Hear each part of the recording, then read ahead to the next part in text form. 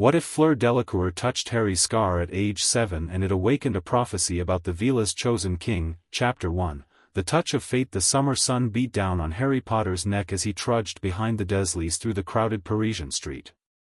His oversized hand-me-down shirt clung to his skinny frame, sweat making the fabric even more uncomfortable than usual. At 7 years old, Harry had never expected to see France, or anywhere beyond Surrey, really.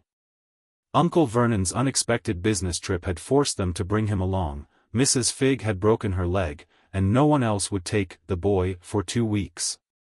"Keep up, boy." Uncle Vernon barked over his shoulder, his face puce from the heat. "And stop your gawking. People are staring." Harry wasn't gawking. He was simply trying to take in everything around him. The ornate buildings with their wrought iron balconies, the melody of French conversations swirling around him, the delicious smells wafting from street cafes. It was the most beautiful place he'd ever seen. Dudley waddled ahead, already on his second ice cream cone of the morning.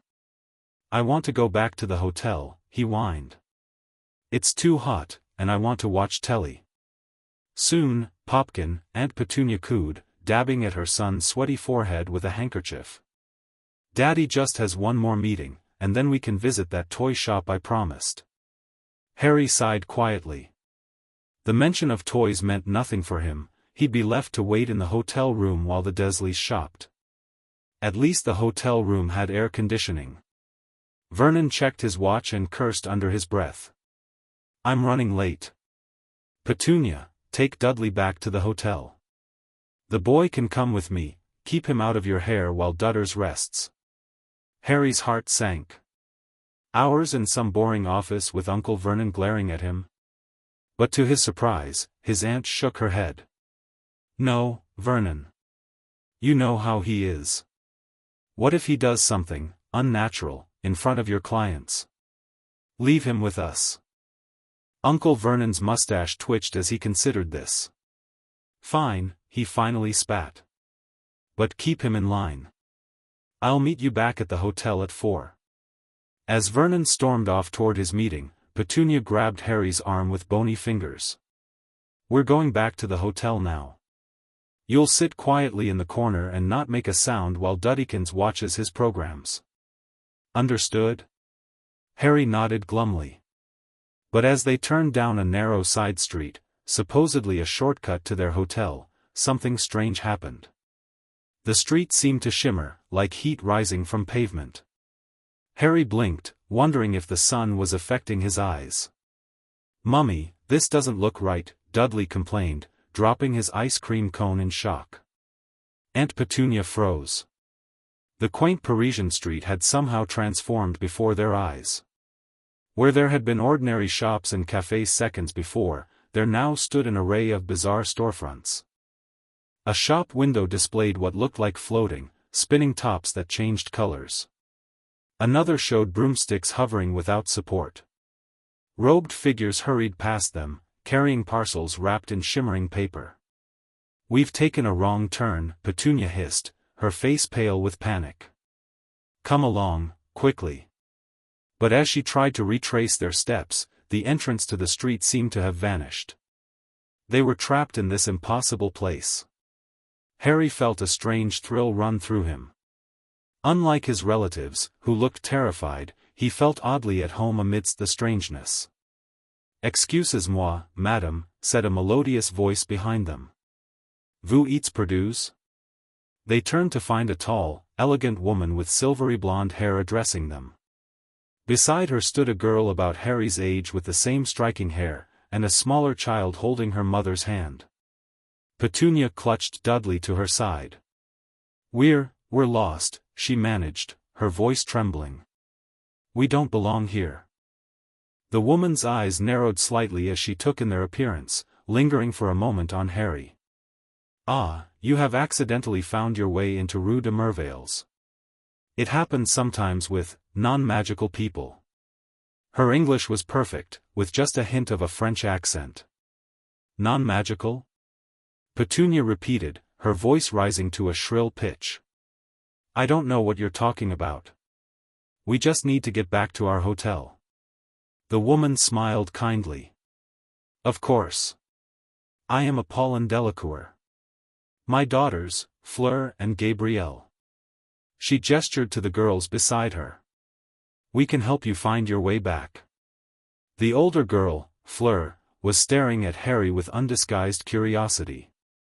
Her eyes, an unusual shade of blue that reminded Harry of the sky after rain, seemed to look straight through him. He fidgeted under her gaze, automatically trying to flatten his unruly hair over his scar. I don't need help from. Petunia sputtered, clearly wanting to say something insulting but too frightened to do so. From witches? Apollon supplied, her smile never faltering though something flashed in her eyes. Perhaps not, but your nephew might. Petunia gasped. How did you? The boy has magic, Apollon said simply. It radiates from him. Quite strongly, in fact. Harry's mouth fell open. Magic? Him? But before he could process this revelation, several things happened at once. Dudley let out a terrified squeal and tried to hide behind his mother, despite being far too wide to successfully disappear. Petunia grabbed Harry's arm so tightly it hurt, trying to pull him away. And Fleur Delacour stepped forward, her hand outstretched toward Harry's face. "Il a la marque," she whispered, her voice carrying despite its softness. "Maman, regard." Fleur, non, her mother began, but too late. The girl's delicate fingers brushed Harry's forehead, pushing aside his fringe to reveal the lightning-shaped scar. The moment her skin made contact with the mark, a blinding white light erupted between them. Harry felt a surge of warmth unlike anything he'd ever experienced, not burning, but like sunlight flowing through his veins. Fleur gasped, her eyes widening as the light enveloped them both. Strange, musical words poured from her lips in a voice that didn't sound entirely her own, deeper, ancient. Le roi choisit viendra quand elle éclaire et la flamme est uniscente. Ne de deux mondes mais appartenant à aucun Illinois unira les separs et élèvera les tombes. The light faded as suddenly as it had appeared, leaving Harry dizzy but somehow stronger than before.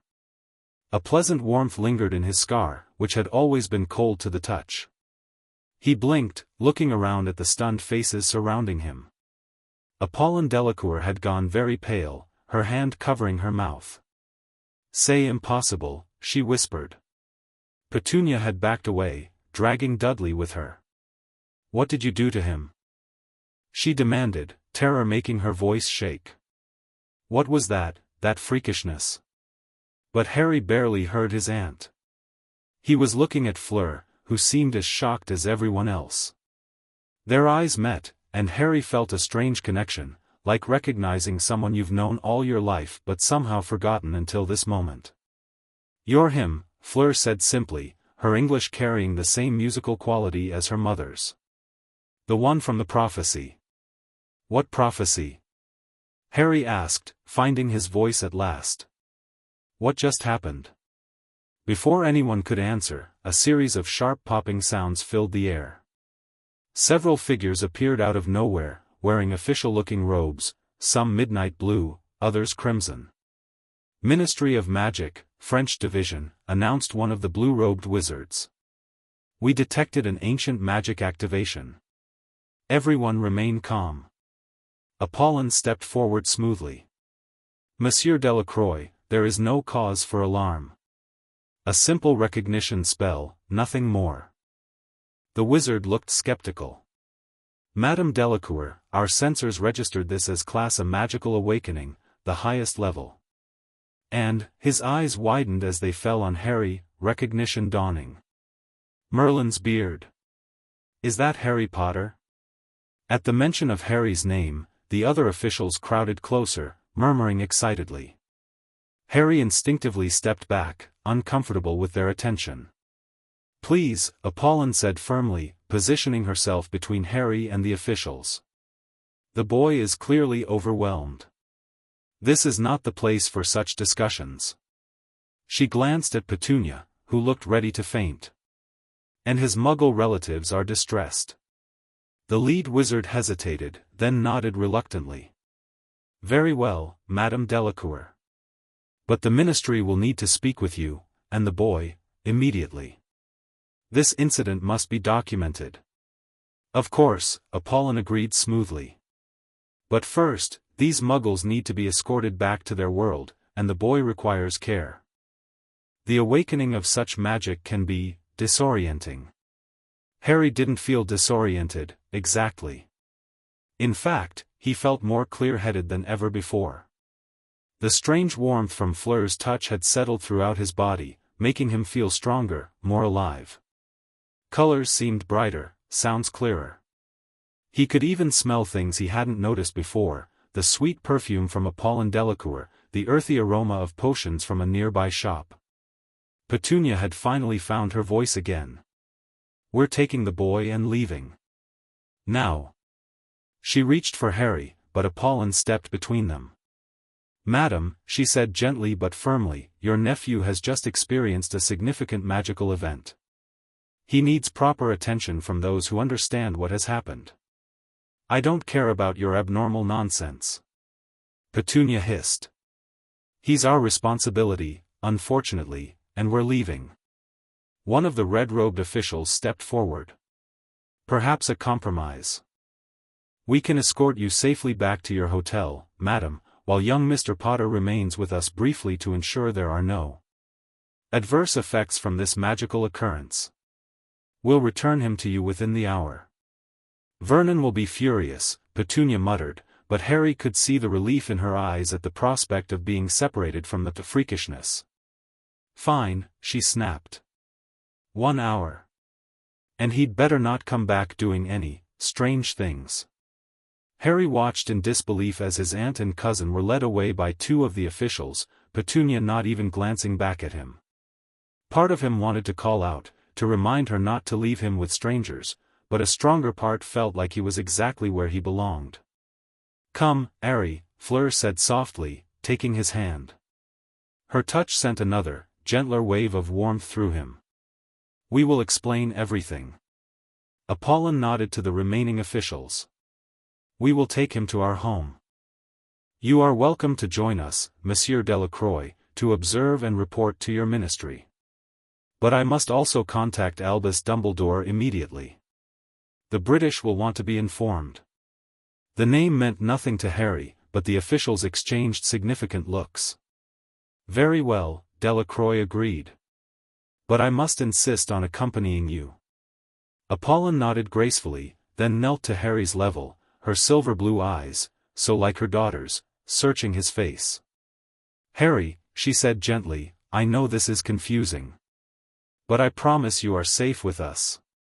What happened today is extraordinary, but not something to fear. Will you trust us for a little while?" Harry hesitated. His whole life, he'd been taught to distrust kindness, it usually preceded a trick or disappointment. But the connection he felt with Fleur, whose small hand still held his, felt more real than anything he'd known before. "Yes," he said finally. "I trust you." The Delacour home was nothing like Harry had ever seen. After traveling through what Apollon called a public flue, stepping into a fireplace and somehow emerging in a different location, they arrived at a sprawling manor house surrounded by lavender fields and olive groves. The Mediterranean sparkled in the distance, confirming they were now far from Paris. "Southern France," Apollon explained, seeing Harry's wide-eyed wonder. "Near the coast. Our family has lived here for generations." The house itself seemed alive somehow, windows opening as they approached, lights brightening, and flowers in vases turning to track their movement. Delacroix, the ministry official, followed close behind, his expression a mixture of suspicion and awe. "My husband will join us shortly," Apollon told Harry as she guided him to a sun-drenched sitting room with comfortable couches and bookshelves that reached the ceiling. "He was in Paris on business but is returning immediately." Harry nodded, feeling suddenly overwhelmed by everything. An hour ago, he'd been a neglected boy on an unwanted holiday with his horrid relatives. Now he was in a magical house in southern France, being told he had powers and was part of some prophecy. Little Gabrielle, who couldn't have been more than 3 or 4, climbed onto the sofa beside Harry and stared at him with unabashed curiosity. Unlike her shyness in the magical street, she now seemed completely comfortable with him, even reaching out to touch his messy hair. "Jolie," she declared, giggling. "She says your hair is pretty," Fleur translated, sitting on Harry's other side. "Even though it's a mess." Despite everything, Harry found himself smiling. No one had ever called any part of him pretty before.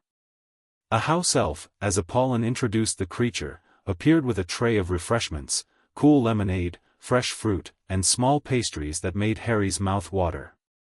After a moment's hesitation, Harry helped himself, suddenly realizing how hungry he was. "Now," Apollon said, once they were all settled, "I'm sure you have questions, Harry." Harry had so many he hardly knew where to begin. "The light," he said finally. "When Fleur touched my scar." "What was it?" Apollon and Delacroix exchanged looks. "It was the awakening of a very old magic," she said carefully. "A recognition." "Recognition of what?" Apollon took a deep breath. "To explain properly, I must first tell you about Veela." For the next half hour, Harry listened in fascination as Apollon explained that she and her daughters were Veela, magical beings with their own unique powers and culture, who had integrated with wizarding society over centuries but maintained their own traditions and magic. "We are known for our beauty," she said matter-of-factly, "and for our connection to elemental magic, particularly fire. But there is much more to Veela than what most wizards understand." She explained how Veela had their own prophecies and seers, separate from wizarding divination. For centuries, there has been a prophecy among our kind about a wizard who would become what is called le roi choisi, the chosen king. "A king?" Harry repeated, incredulous. "But I'm nobody." Fleur made a sound of disagreement beside him. "The prophecy says the king will bear the mark of lightning," she said softly. "And when he is touched by Veela fire, he will be recognized." Harry's hand went automatically to his scar. "But it's just from the car crash that killed my parents." A stunned silence fell over the room. "Car crash?" Delacroix repeated, looking horrified. Apollon's expression shifted to one of careful control. "Harry, who told you your parents died in a car crash?" "My aunt and uncle," Harry replied, suddenly uncertain. "Why? Isn't that what happened?" Apollon's eyes flashed with something that looked like anger, quickly suppressed. "No, Harry. Your parents, Lily and James Potter, were murdered by a dark wizard called Voldemort." Delacroix flinched at the name. "You survived his attack, the only person ever to survive the killing curse. That's how you got that scar, and why you're famous in the wizarding world. They call you the boy who lived." Harry felt as if the floor had dropped away beneath him. His parents were murdered? He was famous? Nothing made sense anymore. But what does that have to do with being a chosen king for the Veela? Apollon leaned forward. "We believe the prophecies are connected. The Veela prophecy speaks of one marked by lightning who will unite the separated and raise the fallen. It says he will bridge the worlds of wizards and magical beings, bringing a new era of cooperation and respect." "How can I do any of that?" Harry asked, his voice small. "I didn't even know magic was real until today." Fleur's hand found his again, squeezing gently. "The prophecy also says the king will not know his power until it is awakened by Veela touch. That is what happened today." "So what happens now?"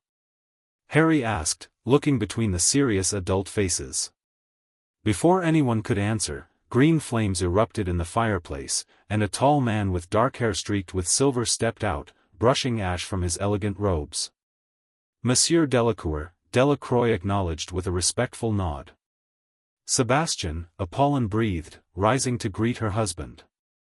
They exchanged rapid French, too quick for Harry to follow even if he'd understood the language. Sebastian Delacour turned to Harry, his expression grave but kind. "Harry Potter," he said, his accent thicker than his wife's. "It seems destiny has brought you to our family." Another flash of green fire interrupted them, and a second figure emerged from the fireplace, an elderly wizard with a long silver beard, half-moon spectacles, and flowing purple robes embroidered with stars. "Ah, I see I am not too late," the newcomer said pleasantly, as if arriving through fireplaces was perfectly ordinary.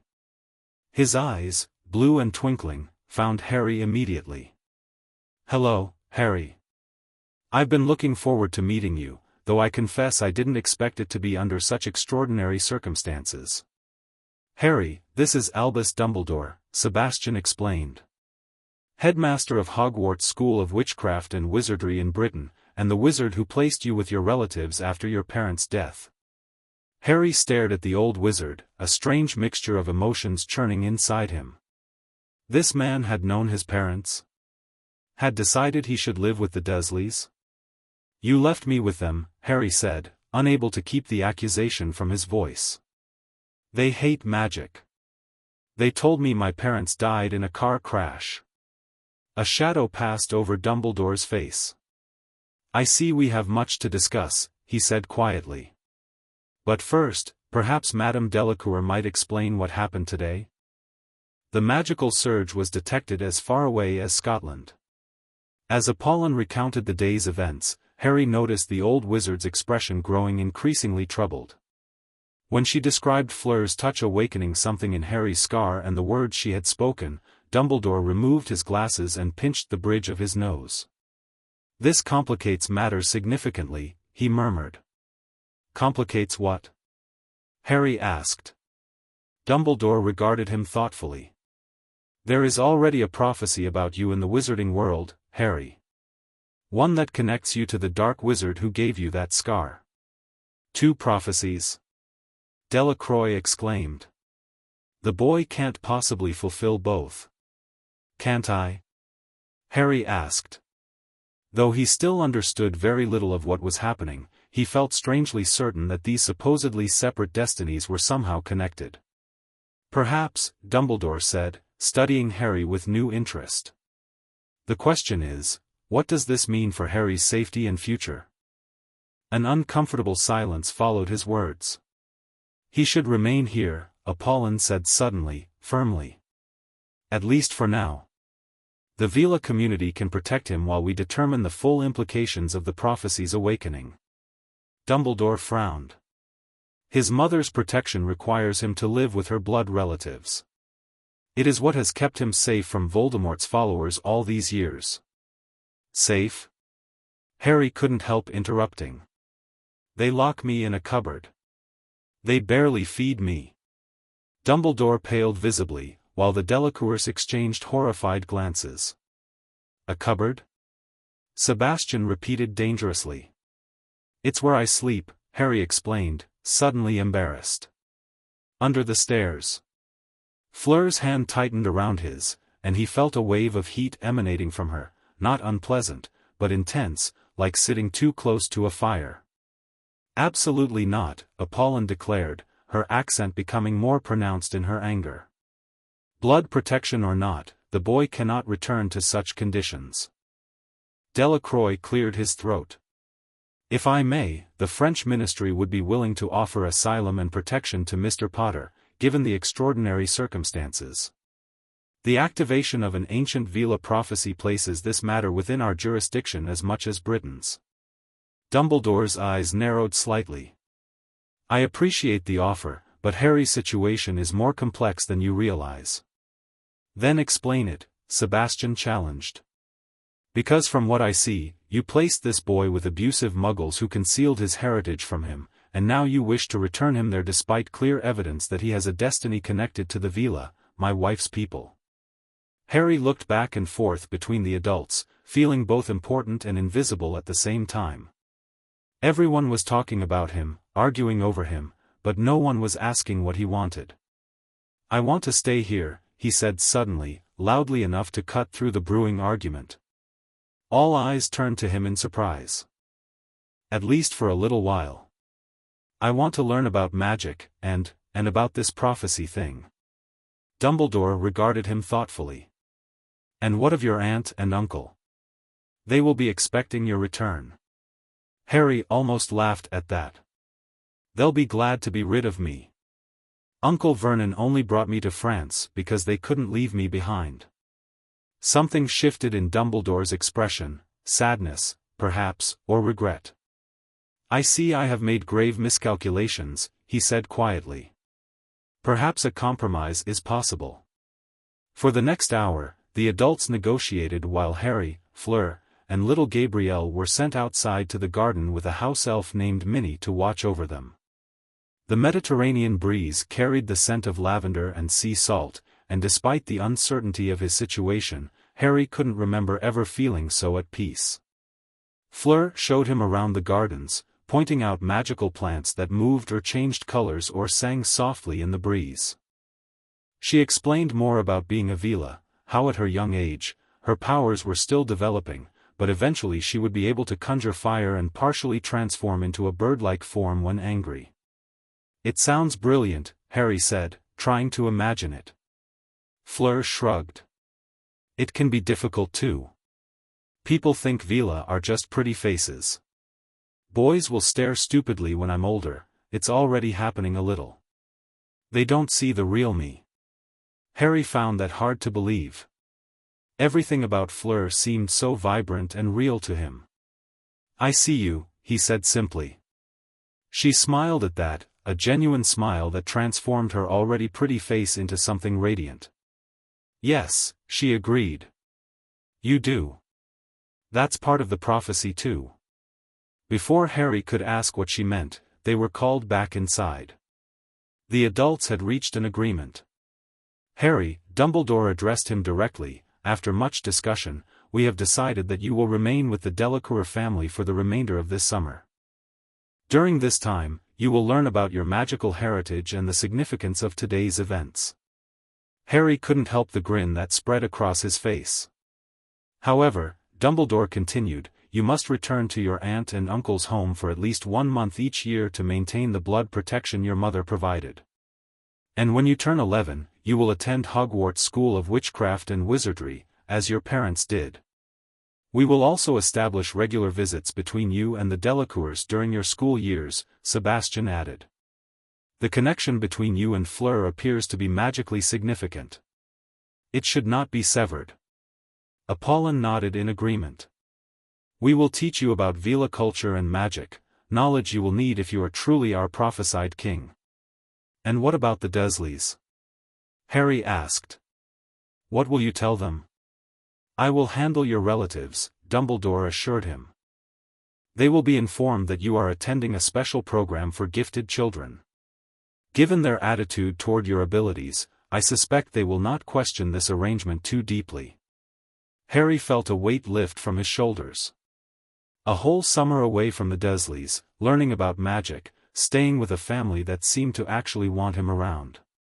It seemed too good to be true. Now, Dumbledore said, rising to his feet, I must return to Britain to make the necessary arrangements. Monsieur Delacroix, perhaps you would accompany me to address the official matters with both our ministries? The French official nodded, though he looked reluctant to leave such an interesting situation. After they departed through the fireplace, Fleur travel, Harry was learning it was called, the atmosphere in the Delacour home immediately relaxed. Well, Sebastian said, clapping his hands together, we should prepare a proper room for our guest. Harry followed the Delacours upstairs, through corridors lined with moving portraits that whispered excitedly as he passed. They showed him to a spacious bedroom with a 4-poster bed, tall windows overlooking the sea, and its own adjoining bathroom. This will be your room whenever you stay with us, Apollon told him. You can decorate it however you like. Harry stared around in wonder. The room was bigger than the Dursleys' entire first floor. Thank you, he whispered, overcome with emotion. For everything. It is we who should thank you, Harry, Sebastian said seriously. Your connection to our daughter and our people is a great honor. But I haven't done anything, Harry protested. Apollon smiled gently. Not yet, perhaps. But the prophecy suggests you will. For now, though, you are simply a boy who needs a safe place to learn and grow. That is what we offer first and foremost." That night, after a delicious dinner unlike anything he'd experienced before, French house elf cooking, it turned out, was exquisite, Harry lay in his new bed, watching moonlight dance across the ceiling. The events of the day swirled through his mind, revelations about his parents, magic, prophecies, and his newfound connection to the Delacours. A soft knock at his door roused him from his thoughts. "Come in," he called quietly. Fleur entered, wearing a silvery dressing gown, her platinum hair gleaming in the moonlight. "I couldn't sleep," she admitted. "Too much has happened." Harry nodded in understanding. "Me too." She sat on the edge of his bed. "Are you afraid?" "Of the prophecy, I mean." Harry considered the question seriously. "I don't know enough to be afraid yet," he answered honestly.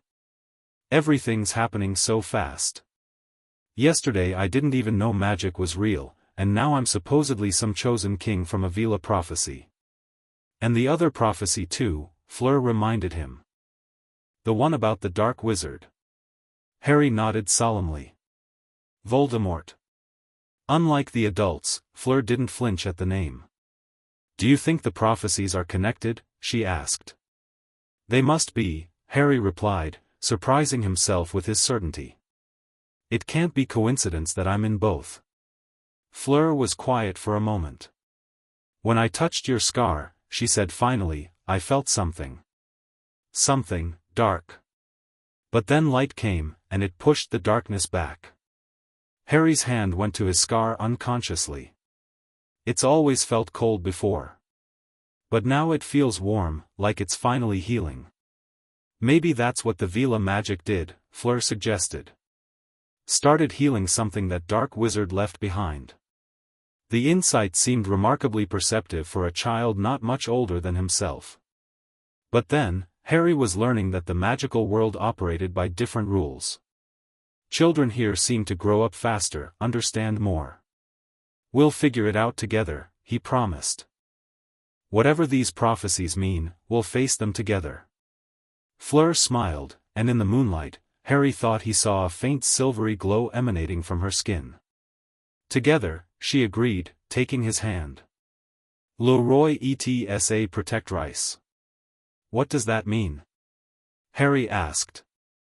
"The king and his protector," Fleur translated. "That's what the old stories say, the chosen king would have a Veela guardian, bound to him by fate. Is that what you are? My guardian?"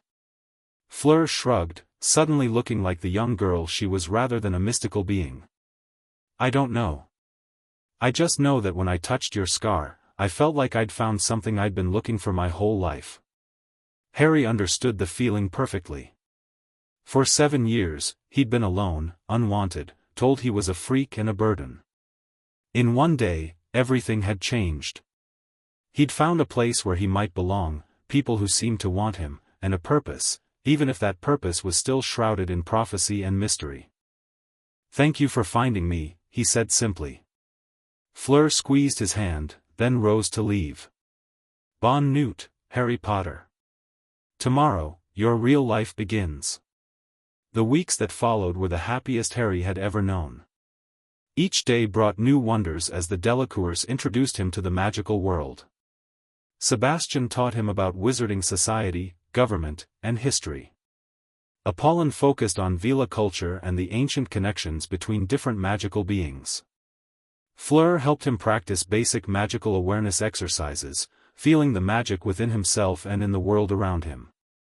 Although he couldn't perform spells without a wand, which he wouldn't receive until he turned 11, Sebastian explained, Harry discovered he had an affinity for wandless magic that surprised even the Delacours. When concentrating hard enough, he could make small objects float or summon breezes. Apollon theorized that the awakening of the Veela magic had enhanced his natural abilities. "Veela magic is more elemental, less structured than wizard magic," she explained one afternoon as they sat in the garden. "It flows from emotion and intent rather than specific incantations. The prophecy suggests you will bridge these different magical traditions." Harry also learned more about his parents. The Delacours had not known Lily and James Potter personally, but they gathered information and even photographs from British wizarding contacts. For the first time, Harry saw his mother's smile, his father's laughing eyes, and recognized pieces of himself in both of them. They were heroes, Sebastian told him seriously. They fought against prejudice and darkness when many others hid in fear. The revelation about Voldemort and his parents' murder had initially filled Harry with anger and grief. But the Delacours helped him process these emotions, never dismissing them or telling him how he should feel. Anger is natural, Apollon said when she found him crying one evening after looking at his parents' photos. The Veela understand anger. It fuels our fire magic. But it can consume you if you let it become hatred. Most evenings, Sebastian would read to the children from ancient Veela texts, translating the passages about the chosen king. The prophecy was complex and often cryptic, but certain elements were consistent. The king would bear a lightning mark, would be recognized through Veela touch, would unite magical beings, and would have power, the Dark One knows not. That last part, Sebastian noted, echoes what Dumbledore told us of the wizarding prophecy about you and Voldemort. Representatives from both the French and British ministries visited regularly, monitoring Harry's progress and the development of his connection with Fleur. This bond was strengthening daily, they could sense each other's emotions, sometimes even share thoughts when in close proximity. It's not typical legilimency, reported a mind magic specialist from the French ministry. It's more like a natural magical resonance between their cores. Is it dangerous? Harry asked, worried about the intensity of the connection. The specialist shook her head. Not dangerous, but unprecedented. We believe it's the prophecy manifesting, the bridge between Veela and wizard magic taking physical form. Meanwhile, Dumbledore sent regular updates about the arrangements he was making with the Dursleys and for Harry's eventual education at Hogwarts. The Delacours had insisted on greater oversight of Harry's Muggle living conditions, and Dumbledore had reluctantly agreed to magical monitoring of the Dursley household during Harry's required monthly stays. As August drew to a close, Harry felt a growing dread at the prospect of returning to Privet Drive, even temporarily. The night before his scheduled departure, he sat on the terrace with Fleur, watching the sunset paint the Mediterranean gold and crimson. "I don't want to leave," he admitted. "It's only for a month," Fleur reminded him. "Then you'll come back for Christmas. And we can write letters. It won't be the same." Fleur turned to face him, her expression unusually serious. "Harry, you are the chosen king. Not just for Veela, but for all magical beings. The prophecy says you will unite the separated. Perhaps that includes living in both worlds for now, magical and Muggle." "I suppose," Harry conceded, though not convinced. "Besides," Fleur continued, a mischievous smile playing at her lips, "we've been practicing. Let's see if it works across greater distances." She was referring to their bond, specifically, their growing ability to send each other mental images and impressions. They'd managed it across the Delacour estate but hadn't tested longer ranges. "I'll try to send you something every day," Harry promised. "And I will answer," Fleur replied. "Distance cannot break what prophecy has joined." Her words carried the cadence of Veela wisdom, something Harry had noticed happened occasionally, as if ancient knowledge sometimes spoke through her.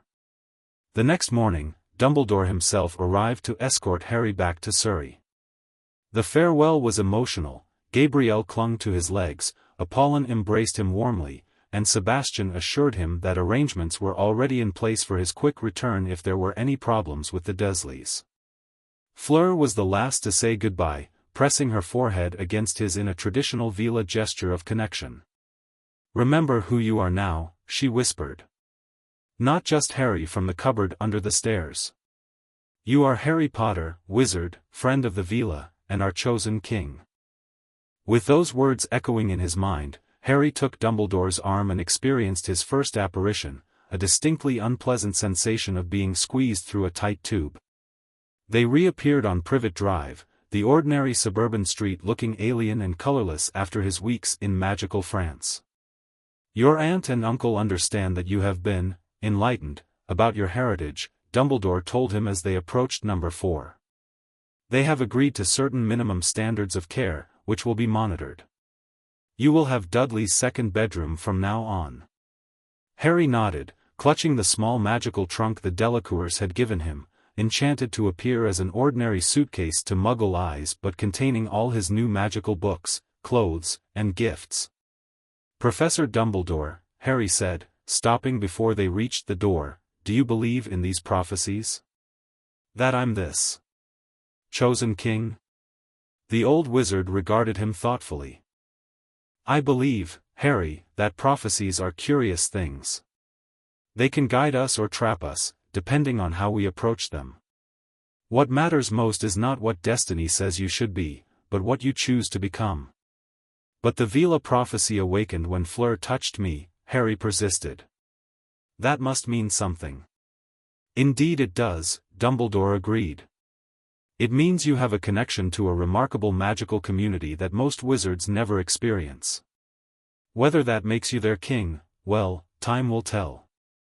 It wasn't the definitive answer Harry had hoped for, but he sensed it was the best he would get for now. As they reached the Dursleys' front door, Dumbledore placed a gentle hand on Harry's shoulder. 1 month, Harry. Then you may return to the Delacours until next summer. And in less than 4 years, you will join us at Hogwarts, where many more answers await you. The door opened to reveal Aunt Petunia, her expression sour but carefully controlled. Behind her, Uncle Vernon lurked with a forced smile that looked physically painful to maintain. Remember, Dumbledore said pleasantly to the Dursleys, though his blue eyes had hardened, we will be checking in regularly. Harry's well-being is paramount. With that reminder hanging in the air, Dumbledore bid Harry farewell and departed, leaving him standing in the doorway of his former prison, now armed with knowledge, connection, and the warm certainty that he was no longer alone. Uncle Vernon waited until Dumbledore was out of sight before dropping his painful smile. So, boy, he grunted, learned all about your freakishness, have you? But the word freakishness didn't sting as it once had. Harry stood straighter, feeling the warm pulse of magic within him, his birthright, his connection to his parents, to Fleur, to a world where he belonged. Yes, he replied calmly. I've learned quite a lot.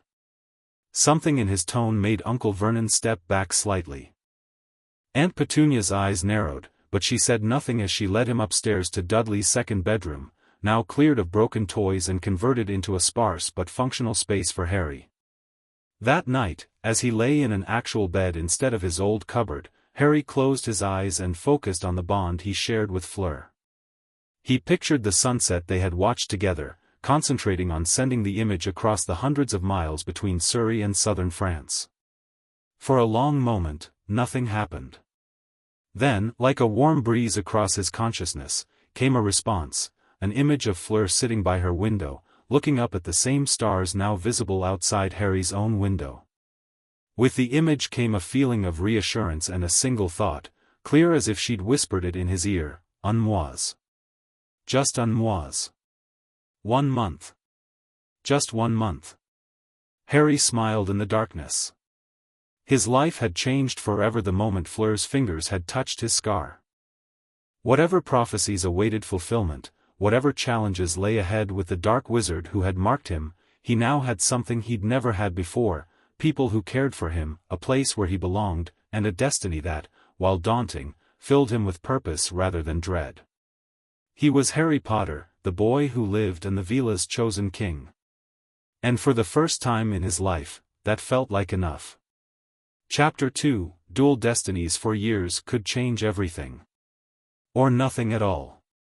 For Harry Potter, standing on platform 9 3/4 amid billowing steam from the Scarlet Hogwarts Express, it had somehow done both.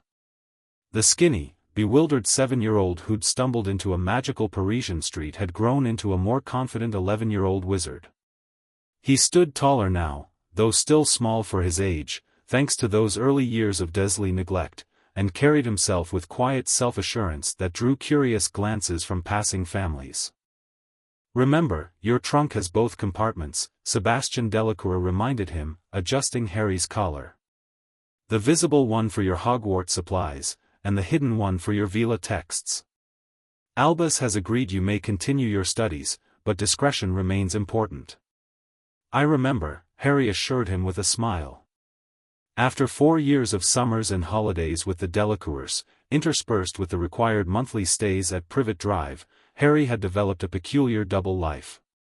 To most of the wizarding world, he was simply Harry Potter, the boy who lived, a curiosity returning to British magical society after years of mysterious seclusion. Only a select few knew about his connection to the Veela and the prophecy that had awakened that summer day in France. "Your pendant," Apollon murmured, touching the silver chain around Harry's neck, hidden beneath his shirt. "Keep it with you always. It will help maintain our connection when you need guidance." The pendant was a small teardrop of silver containing 3 strands of hair, one from Apollon, one from Fleur, and one from little Gabrielle.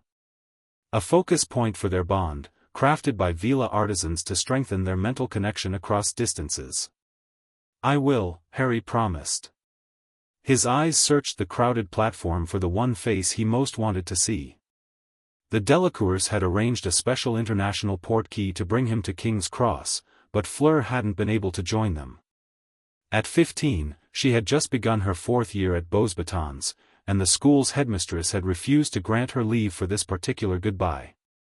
As if sensing his thoughts, and perhaps she was, through their bond, Harry felt a familiar warm presence touch his mind. Not words exactly, but a feeling of reassurance and affection. He smiled, sending back his own wave of gratitude. Over the years, their connection had deepened in ways that amazed even the specialists who occasionally monitored them. They couldn't read each other's thoughts, exactly, but emotions, impressions, and images flowed easily between them, growing stronger with practice. With concentration, they could even share simple messages across the distance between Britain and France. "Harry." The call broke through his reverie. He turned to see a tall, red-haired boy pushing through the crowd, followed by what appeared to be his entire family, all with the same flaming hair. "Ron." Harry grinned, genuinely pleased to see the boy he'd met in Diagon Alley while shopping for school supplies. "Brilliant, you made it," Ron exclaimed, reaching him. "I was telling Fred and George all about meeting you, but they didn't believe me. Said I was having them on." 2 identical older boys appeared behind Ron, eyeing Harry with curious interest. "So it's really him, then?" one asked. "Harry Potter in the flesh," added the other.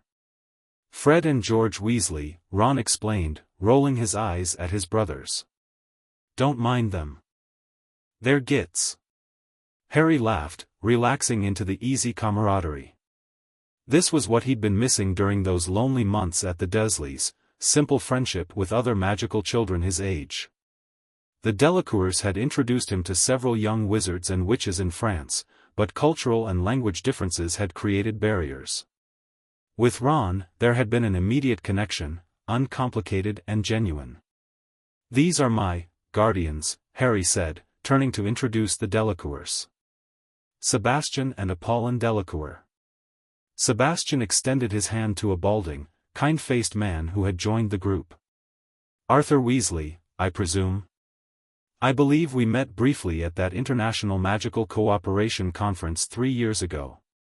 Of course," Mr. Weasley replied enthusiastically, shaking Sebastian's hand. "French delegation, wasn't it? Fascinating discussion on cross-border regulations for magical creatures." While the adults chatted, Harry noticed a plump, motherly woman examining him with warm but undeniably curious eyes. "Hello, dear," she said, stepping forward. "I'm Molly Weasley, Ron's mother.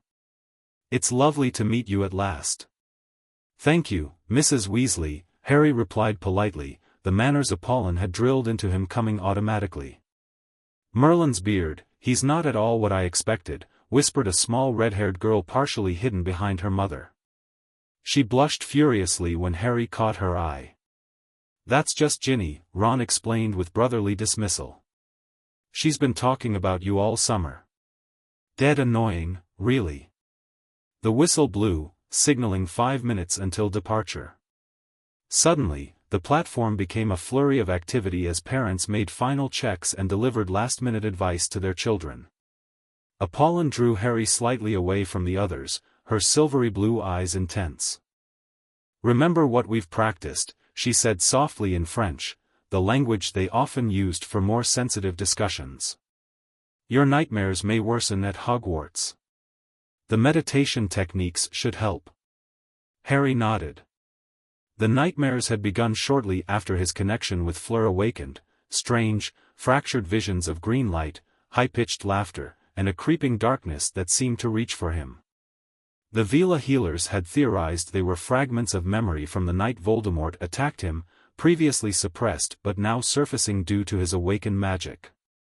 "And Harry," Sebastian added, joining them, "Professor Dumbledore has arranged everything with the faculty.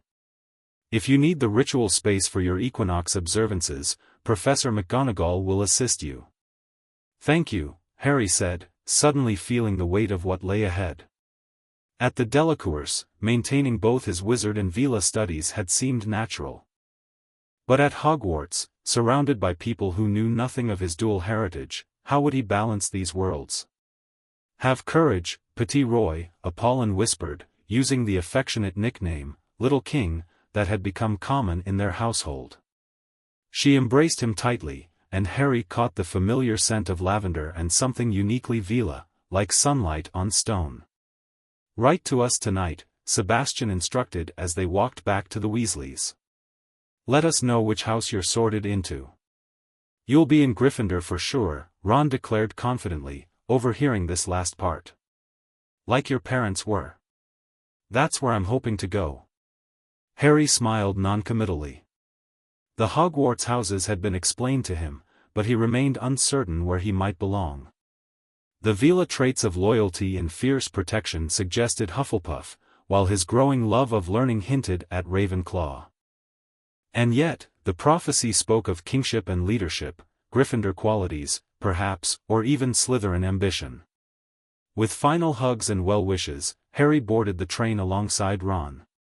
They found an empty compartment near the back, and Harry leaned out the window to wave at the Delacours until the train turned a corner and they disappeared from view. "Your guardians seem nice," Ron commented as they settled into their seats. "Bit posh though, aren't they?" Harry laughed. "Sebastian's from an old French wizarding family. Very traditional. How'd you end up with them anyway? Everyone thought you were living with Muggles." "I was," Harry replied carefully. He and the Delacours had prepared a simplified explanation for curious classmates. "My aunt and uncle raised me, but they didn't know much about magic. When I started showing signs, Dumbledore arranged for me to spend time with the Delacours to learn about wizarding culture. It wasn't entirely false, just incomplete. Nothing about prophecies or Veela magic or mental bonds with a French girl." "Lucky you," Ron said enviously. "Must have been brilliant spending holidays in France instead of stuck at home." "It was," Harry agreed. "But I still had to stay with my aunt and uncle part of each year." "Because of the blood protection, right?" came a new voice from the compartment doorway. Harry looked up to see a girl with bushy brown hair and rather large front teeth standing there. She had already changed into her Hogwarts robes. "I've read all about you," she continued, stepping inside without invitation. "You're Harry Potter. There's a whole chapter about you in modern magical history and the rise and fall of the dark arts. They mention the blood protection your mother left when she sacrificed herself.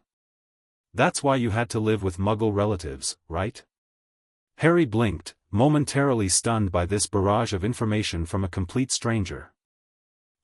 Yes. Some of that is right." The girl didn't seem to notice his discomfort. "I'm Hermione Granger, by the way. No one in my family is magical at all, so it was quite a surprise when I got my letter, but I was ever so pleased." I've learned all our course books by heart, of course. I just hope it will be enough. Bloody hell, Ron muttered. You've memorized the textbooks already? Hermione turned her attention to him. Of course. Haven't you? And you are? Ron Weasley, he answered, looking slightly overwhelmed. Pleasure, she said briskly, then turned back to Harry. But the books don't mention anything about you living in France. That's very interesting. Does it have to do with international magical cooperation? I've read that Britain's relationships with European magical communities have been somewhat strained since the war. Harry felt an instinctive caution. Hermione Granger was clearly observant and well-read, potentially dangerous qualities for someone trying to keep secrets. But there was also something refreshingly direct about her approach. It's complicated, he offered. The Delacours have been helping with my magical education since I was 7. How fascinating! Hermione exclaimed, sitting down opposite them without being asked. I wonder if that means you've been exposed to different magical traditions? Continental approaches to magic often emphasize different theoretical frameworks than British methods. I read about that in comparative magical pedagogies. Ron shot Harry a look that clearly said, "Is she for real?" Harry suppressed a smile. There are some differences, he acknowledged carefully. French magic tends to be more intuitive, I suppose. This was actually true of Veela magic rather than French wizardry generally, but Hermione didn't need to know that distinction. Intuitive how? She pressed, leaning forward with genuine interest. Before Harry could formulate a suitably vague response, the compartment door slid open again to reveal a pale, blond boy flanked by 2 larger students who resembled bodyguards. Harry recognized him immediately from their brief encounter in Madame Malkin's robe shop. They're saying all down the train that Harry Potter's in this compartment, the boy announced, his gaze fixing on Harry's forehead. So it's you, is it? Yes, Harry replied simply. This is Crabbe and Goyle, the boy said carelessly, nodding to his companions. And I'm Malfoy, Draco Malfoy. Ron gave a slight cough that might have been hiding a snigger. Malfoy looked at him sharply. Think my name's funny, do you? No need to ask who you are. My father told me all the Weasleys have red hair, freckles, and more children than they can afford. He turned back to Harry before Ron could respond. You'll soon find out some wizarding families are much better than others, Potter. You don't want to go making friends with the wrong sort. I can help you there. Malfoy extended his hand, but Harry didn't take it. The boy's arrogance reminded him uncomfortably of Dudley, but with a calculating edge his cousin lacked. I think I can tell the wrong sort for myself, thanks, Harry said coolly. A pink tinge appeared in Malfoy's pale cheeks. I'd be careful if I were you, Potter. Unless you're a bit politer, you'll go the same way as your parents. They didn't know what was good for them either. Harry felt a flash of anger, not the ordinary kind, but the deeper, hotter sensation that Apollon had warned him about. Veela influenced emotion, capable of manifesting physically if not controlled. He forced himself to take a deep breath, calling on the meditation techniques he'd practiced. I suggest you leave now, he said, his voice carefully level. Something in his tone made Malfoy hesitate. For just a moment, Harry felt the strange connection to his magic that occurred when his emotions ran high, a warmth behind his eyes, a tingling in his fingertips. Not enough to produce visible signs, but enough that Malfoy seemed to sense something wasn't quite normal. Come on, Malfoy muttered to his companions, backing toward the door. We'll see what tune Potter's singing after he's been at Hogwarts a while. When they'd gone, Ron let out a low whistle. Blimey, Harry. You stared him down like I don't know what. But it was brilliant. Harry relaxed, feeling the dangerous warmth recede. His type is all bluster, he said, trying to sound more confident than he felt. Stand up to them and they fold. Hermione was watching him with unexpected intensity. Your eyes look different just then, she said thoughtfully. Almost reflective, like a cat's. Harry's heart skipped a beat. Had he let his control slip that much? Must have been the light, he said, turning to look out the window. Hermione didn't seem convinced but mercifully changed the subject. Anyway, we'll be arriving soon. You two should change into your robes. The remainder of the journey passed more pleasantly. Ron shared stories about his large family and their life at a place called the Burrow, while Hermione peppered them both with questions about wizarding life. Harry found himself warming to them despite his initial caution.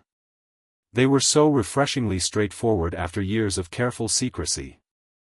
As darkness fell outside, the train finally began to slow. Harry felt his nerves returning, not just about the sorting but about how he would maintain his dual identities. The pendant beneath his robes seemed to warm slightly, and he felt Fleur's reassuring presence at the edge of his mind. They'd practiced maintaining their connection across greater distances, but Hogwarts would be the furthest test yet. Fleur's years. Fleur's years over here, called a booming voice as they stepped onto the platform at Hogsmeade Station. A giant of a man with a wild beard was gathering the smallest students. This must be Hagrid, Harry realized, whom Dumbledore had mentioned in his letters as the gamekeeper who would guide them to the castle. Come on, follow me, any more Fleur's years? Mind your step, now. They followed Hagrid down a steep, narrow path that opened suddenly onto the edge of a great black lake. There, perched atop a high mountain on the other side, stood a vast castle with many turrets and towers, its windows sparkling in the starry sky. No more and four to a boat. Hagrid called, pointing to a fleet of little boats sitting in the water by the shore. Harry, Ron, and Hermione climbed into a boat, joined by a round-faced boy who introduced himself as Neville Longbottom. As the fleet glided across the glassy lake toward the towering castle, Harry found himself unexpectedly moved. This was his parents' school, where they had studied and fallen in love. Now it would be his home too, at least for part of each year. But it was more than that. He felt a strange resonance with the castle itself, as if the ancient magic in its stones recognized something in him. Sebastian had explained that Hogwarts was built on a convergence of magical ley lines, making it one of the most magically potent locations in Britain. Perhaps what Harry felt was simply the castle's ambient magic responding to his unusually awakened sensitivity. When they reached the underground harbor and climbed a passageway up to the castle proper, Harry's anticipation mounted. They were led to a chamber off the entrance hall, where a tall, black-haired witch in emerald green robes awaited them. "Welcome to Hogwarts," she said. "I am Professor McGonagall." Her eyes lingered momentarily on Harry, and he remembered that she was one of the few staff members Dumbledore had informed about his unique situation. There was no recognition in her public manner, however, just the same stern assessment she gave all the first years as she explained the sorting ceremony and house system. As they waited to be called into the great hall, Harry closed his eyes briefly, centering himself the way Apollon had taught him. He reached for the bond with Fleur, finding her presence immediately, awake despite the late hour in France, eagerly awaiting news of his sorting. "What house do you think you'll be in?" Ron whispered beside him. Harry opened his eyes. "I'm not sure," he admitted. "All of them have their appeal in different ways." "Not Slytherin, surely?" Ron looked shocked. "That's where you know who was, and most of his followers." "That doesn't mean everyone in Slytherin is evil," Harry pointed out reasonably. "And ambition itself isn't bad." Ron seemed unconvinced, but before he could argue further, the ghosts arrived, pearlescent, floating figures who drifted through the wall, startling several students. Harry watched them with interest. The Delacours had explained about Hogwarts ghosts, but seeing them was still remarkable. Then Professor McGonagall returned to lead them into the Great Hall, a magnificent space with thousands of floating candles illuminating 4 long tables where the rest of the students sat. At the top of the hall was the high table where the teachers sat, and in the very center, a tall, silver-bearded figure Harry recognized immediately, Albus Dumbledore. The headmaster's blue eyes twinkled as they met Harry's briefly, offering a small nod that no one else would notice. Over the past 4 years, their relationship had been cautiously cordial. Harry remained grateful for Dumbledore's flexibility regarding his arrangement with the Delacours, but he also harbored lingering resentment over the years with the Dursleys and the many secrets he suspected the old wizard still kept. Professor McGonagall placed a 4-legged stool in front of the first years, and upon it, a patched, frayed wizard's hat. To Harry's amazement, a rip near the brim opened wide like a mouth, and the hat began to sing about the 4 houses and their founders. When it finished, the hall burst into applause. Then Professor McGonagall stepped forward with a long roll of parchment. "When I call your name, you will put on the hat and sit on the stool to be sorted," she announced. Harry watched as, one by one, his fellow first years were sorted. Hermione went to Gryffindor after nearly a minute with the hat on her head. Neville Longbottom also went to Gryffindor, while Malfoy was immediately sent to Slytherin, looking smug. "Potter, Harry," McGonagall finally called. As Harry stepped forward, whispers suddenly broke out across the hall. "Potter, did she say? The Harry Potter?" He felt hundreds of eyes on him as he sat on the stool and the hat dropped over his head, mercifully blocking his view of the staring students. Said a small voice in his ear. "Difficult. Very difficult. Plenty of courage, I see. Not a bad mind either. There's talent, oh my goodness, yes, and a thirst to prove yourself, but what's this?" Harry tensed as he felt the hat seemingly probing deeper into his mind. "Fascinating," the hat murmured. "A connection to Veela magic? The awakening of an ancient prophecy? I haven't seen anything like this in, well, ever. You truly do straddle different worlds, Mr. Potter." "Please," Harry thought desperately. "That's private." "Don't worry," the hat assured him. "I don't reveal student secrets. But this does make your sorting exceptionally interesting. Where to put you? You would flourish in any house, with such diverse talents and connections." Harry gripped the edges of the stool, uncertain what to hope for. "Slytherin could help you achieve greatness," the hat continued. "Your ambition isn't ordinary, it's shaped by prophecy itself. Yet Ravenclaw would nurture your thirst for knowledge across magical traditions. Hufflepuff would give you loyal allies for the challenges ahead. And Gryffindor, well, there's that courage to face not one destiny but 2. I just want to belong somewhere," Harry thought. "Ah, but that's the crux of it, isn't it? The Veela's chosen king belongs everywhere and nowhere, a bridge between worlds. Perhaps what you need most is a home that will give you the courage to embrace all aspects of your complex destiny." The hat seemed to take a breath, though of course it didn't actually breathe. "In that case, better be Gryffindor." The hat shouted the last word to the entire hall. Harry removed it with shaky hands and walked toward the Gryffindor table, where the loudest cheering was coming from. He was dimly aware of the Weasley twins yelling, "We got Potter! We got Potter," as relief washed through him. He slid into a seat across from the ghost in the ruff, who patted his arm, giving Harry the strange sensation of being plunged into ice water. Ron soon joined him, having also been sorted into Gryffindor, and they watched as Zabini, Blaise, became the last student to be sorted into Slytherin.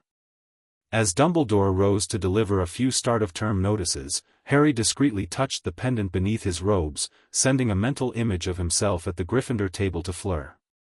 Her response came immediately, a warm feeling of approval and pride. The feast that followed was magnificent.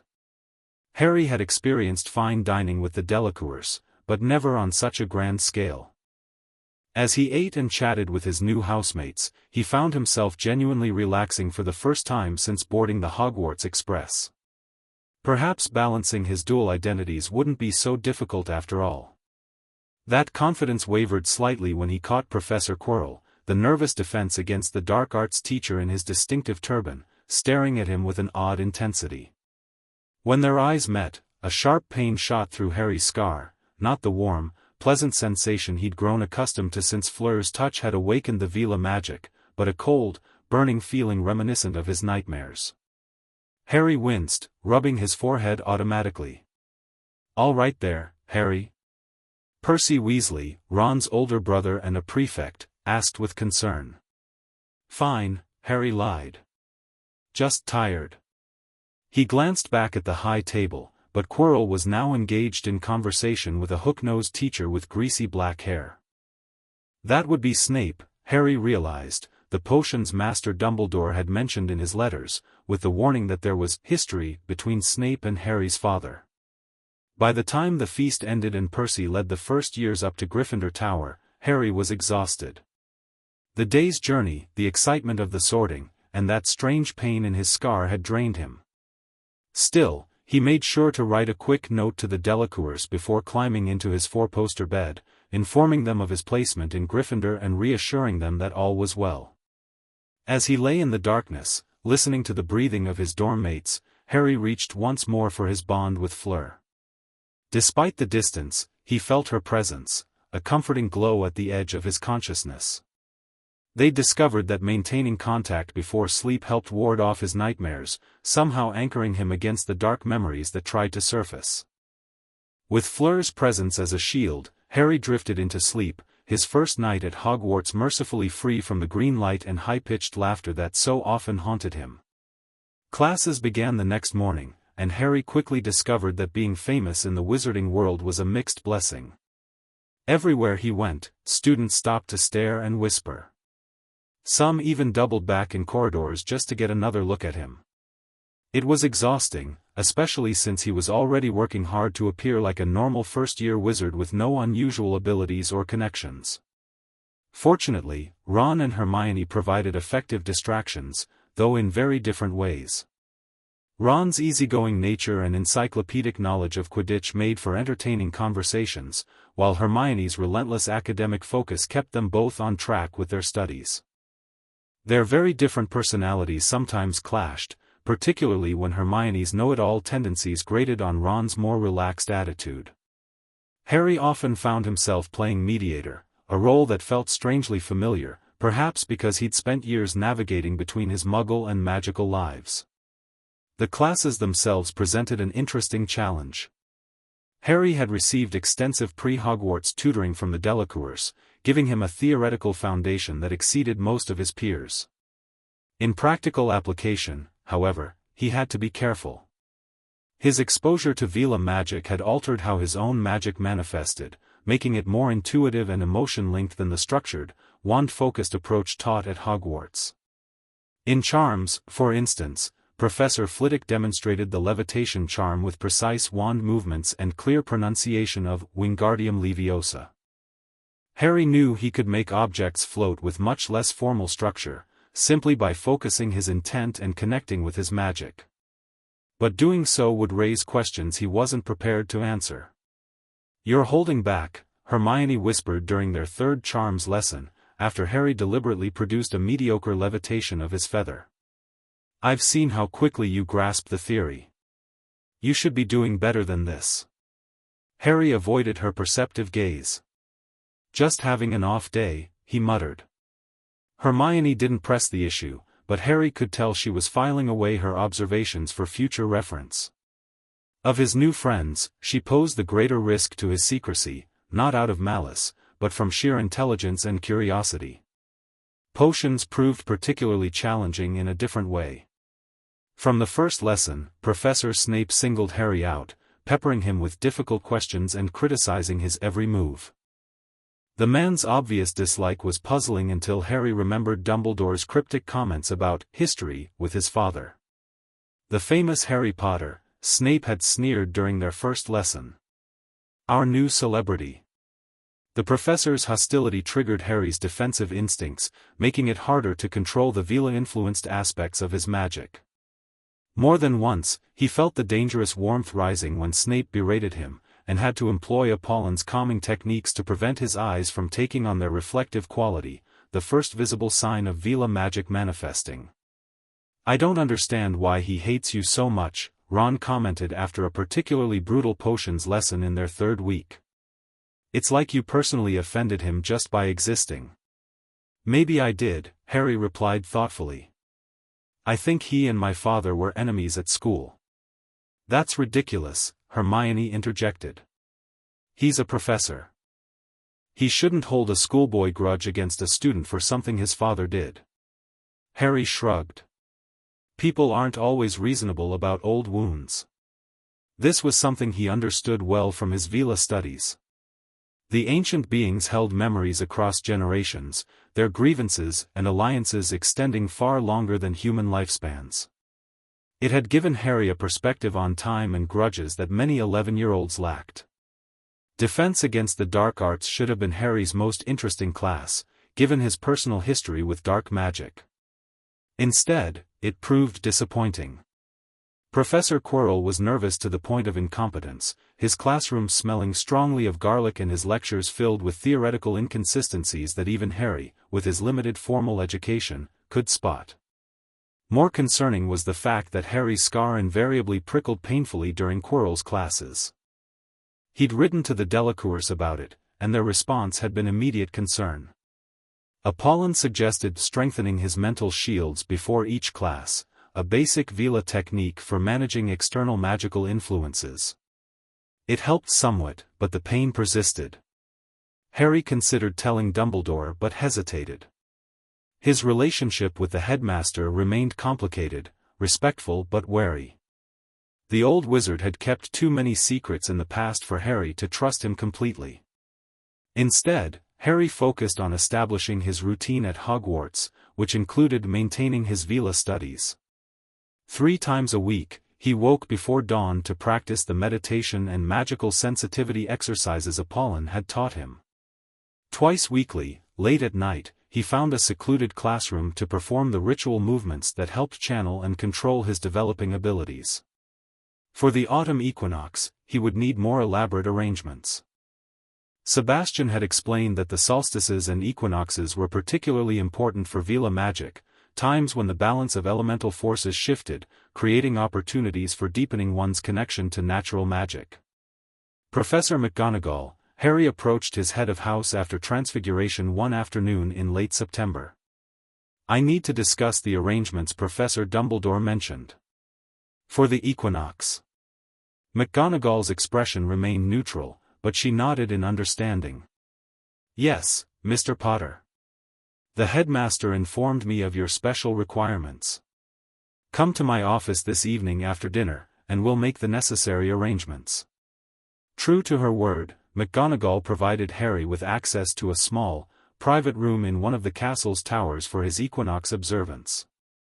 This room has been used for various magical traditions over the centuries, she explained, showing him the circular space with its clear view of the sky through enchanted windows. The castle recognizes the importance of honoring diverse magical practices. Thank you, Professor, Harry said sincerely. I know this isn't standard for Hogwarts students. No, it isn't, she agreed, studying him with shrewd eyes. But your situation is unique, Mr. Potter. The headmaster believes, and I concur, that supporting your connection to all aspects of your heritage is important.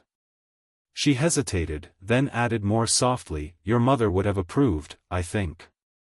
Lily was always fascinated by different magical traditions. The mention of his mother caught Harry by surprise. You knew her well? She was one of my favorite students, McGonagall said, a rare smile softening her stern features. Brilliant at Transfiguration, and endlessly curious about the theoretical underpinnings of magic. She would have been proud to see you honoring all aspects of your magical identity. The conversation left Harry thoughtful. Most of what he knew about his parents came from the Delacour's research and Dumbledore's occasional anecdotes. Hearing about his mother from someone who had taught her daily for 7 years offered a new perspective. The equinox ritual itself proved more challenging than Harry had anticipated. Without Fleur or Apollon physically present to guide him, he had to rely on written instructions and their mental connection, which stretched thin across the distance. Still, as he completed the ritual at the exact moment of the equinox, feeling the balance of light and dark, he experienced a renewal of his connection to the Veela magic, a warmth that spread from his core to his fingertips, briefly making his skin glow with a faint silvery light. Afterward, exhausted but satisfied, Harry returned to Gryffindor Tower under his invisibility cloak, a Christmas gift from Dumbledore the previous year, supposedly his father's. He'd almost reached the portrait hole when he heard hushed voices around a corner and instinctively froze. "Don't trust it, Albus," came Snape's unmistakable silky tone. "The boy is developing abilities that aren't natural for a wizard. The influence of those creatures, Severus," Dumbledore's voice was gentle but firm. "I've explained the situation. The Veela connection is as much a part of Harry's destiny as his confrontation with Voldemort. And if the prophecies conflict? If his divided loyalties prevent him from fulfilling his primary purpose?" "I do not believe they will conflict," Dumbledore replied calmly. "In fact, I suspect they are complementary, two pieces of a larger design we do not yet fully comprehend." "You place too much faith in abstract mysticism," Snape sneered. "The boy needs structure and discipline, not encouragement to explore exotic magics beyond his control." "On the contrary," Dumbledore countered, "Harry's control is remarkable for his age. The Delacours have trained him well." There was a pregnant pause before Snape spoke again, his voice lower. "And what of the Dark Lord's interest? You know as well as I that he isn't truly gone. When he returns, Potter will be his primary target. Will these Veela abilities protect him then? Or make him more vulnerable? That remains to be seen," Dumbledore acknowledged. "But I believe in giving Harry every possible advantage, including connections to magical communities beyond our own. The isolationism of British wizardry has never served us well, Severus." Their voices faded as they moved down the corridor, leaving Harry frozen in place, mind racing. The conversation confirmed several suspicions: Snape's distrust of his Veela connection, Dumbledore's broader agenda, and most disturbingly, the belief that Voldemort would return someday to target him again. When he finally crawled into bed, Harry immediately reached for his bond with Fleur, needing her steadying presence. She responded instantly, her mental touch questioning, concerned. Harry didn't try to send detailed information, their connection wasn't precise enough for that, but he conveyed his unease and confusion through impressions and emotions. Fleur's response came as a wave of reassurance, followed by a clear mental image, the two of them standing together, facing an unseen threat, their magic combining in a powerful shield. The message was clear: whatever came, they would face it together. The bond between them was strength, not weakness. Comforted, Harry drifted to sleep, but his dreams were troubled, fragments of prophecies in languages he didn't fully understand, a chessboard where he was simultaneously a pawn and a king, and always, at the edges, a darkness watching and waiting. October brought crisp autumn weather and flying lessons for the first years. Harry had flown broomsticks before, during summers with the Delacours, but never with formal instruction. To his delight, he discovered a natural talent that went beyond his previous casual experience. "That was bloody brilliant," Ron exclaimed after their first lesson, where Harry had executed a perfect recovery dive to catch Neville's dropped remembrall before Professor McGonagall intervened. "The way you just knew what to do, it was like you were born on a broom." Instead of punishment, Harry's unauthorized flight had led to his appointment as Gryffindor's new seeker, the youngest in a century, according to an unusually animated Professor McGonagall. "Your father would be proud," she told him as she escorted him to meet Oliver Wood, the Gryffindor team captain. James was an exceptional Quidditch player himself. The news spread quickly despite Wood's attempts to keep it secret, bringing Harry another wave of attention. Most of it was positive, though Malfoy and his Slytherin cronies made their displeasure known with snide comments about special treatment for the famous Potter. "Ignore them," Hermione advised as they left the Great Hall after dinner one evening, Malfoy's taunt still echoing behind them. "They're just jealous." "Easy for you to say," Ron muttered. "You're not the one they're calling a celebrity charity case." Harry didn't respond immediately. He was focusing on controlling the angry heat building inside him, another flare of the Veela-influenced emotion that became harder to manage when he was provoked. These emotional surges had been growing stronger over the past weeks, coinciding with the equinox and his deepening connection to his Veela abilities. "Harry?" Hermione's voice cut through his concentration. "Are you all right? You look different." He blinked rapidly, aware that his eyes might have taken on their reflective quality. "I'm fine," he said, deliberately relaxing his facial muscles. "Just tired of Malfoy's nonsense." "Well, you won't have to deal with him during Quidditch practice at least," Ron pointed out. "When does Wood want you to start?" "Tomorrow evening," Harry replied, grateful for the change of subject. But as they climbed the marble staircase, they found their path blocked by the very person they'd been discussing. Malfoy stood on the landing, flanked as usual by Crabbe and Goyle. "Enjoying your last day at Hogwarts, Potter?" he drawled. "I heard first years who break the rules about flying get expelled." "You heard wrong," Harry replied coolly. "Now, if you'll excuse us." He made to step around them, but Malfoy moved to block him again. "You think you're special, don't you?" the Slytherin sneered. "Famous Harry Potter, too important to follow the rules like everyone else. I wonder what other rules you break when no one's watching." There was something in Malfoy's tone, a hint that he knew or suspected something about Harry's activities. Had he noticed Harry's pre-dawn rituals or late-night practice sessions? Or was he simply fishing? "I follow the rules that matter," Harry said carefully. "Now move aside." "Or what?" Malfoy challenged, stepping closer. "You'll call your foreign friends to help? My father says it's disgraceful how much time you spend with those French half-breeds." Harry felt a dangerous surge of heat at the slur, directed not just at the Delacours but specifically at their Veela heritage. The pendant against his chest seemed to burn, and he felt Fleur's distant presence flare in response to his anger. "Take that back," he said quietly, his voice taking on a slight resonance that made Hermione look at him sharply.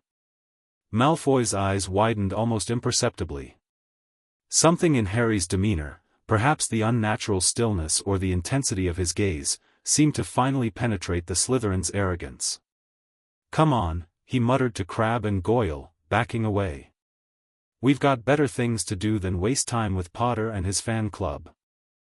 As they retreated down a side corridor, Harry exhaled slowly, feeling the heat gradually recede.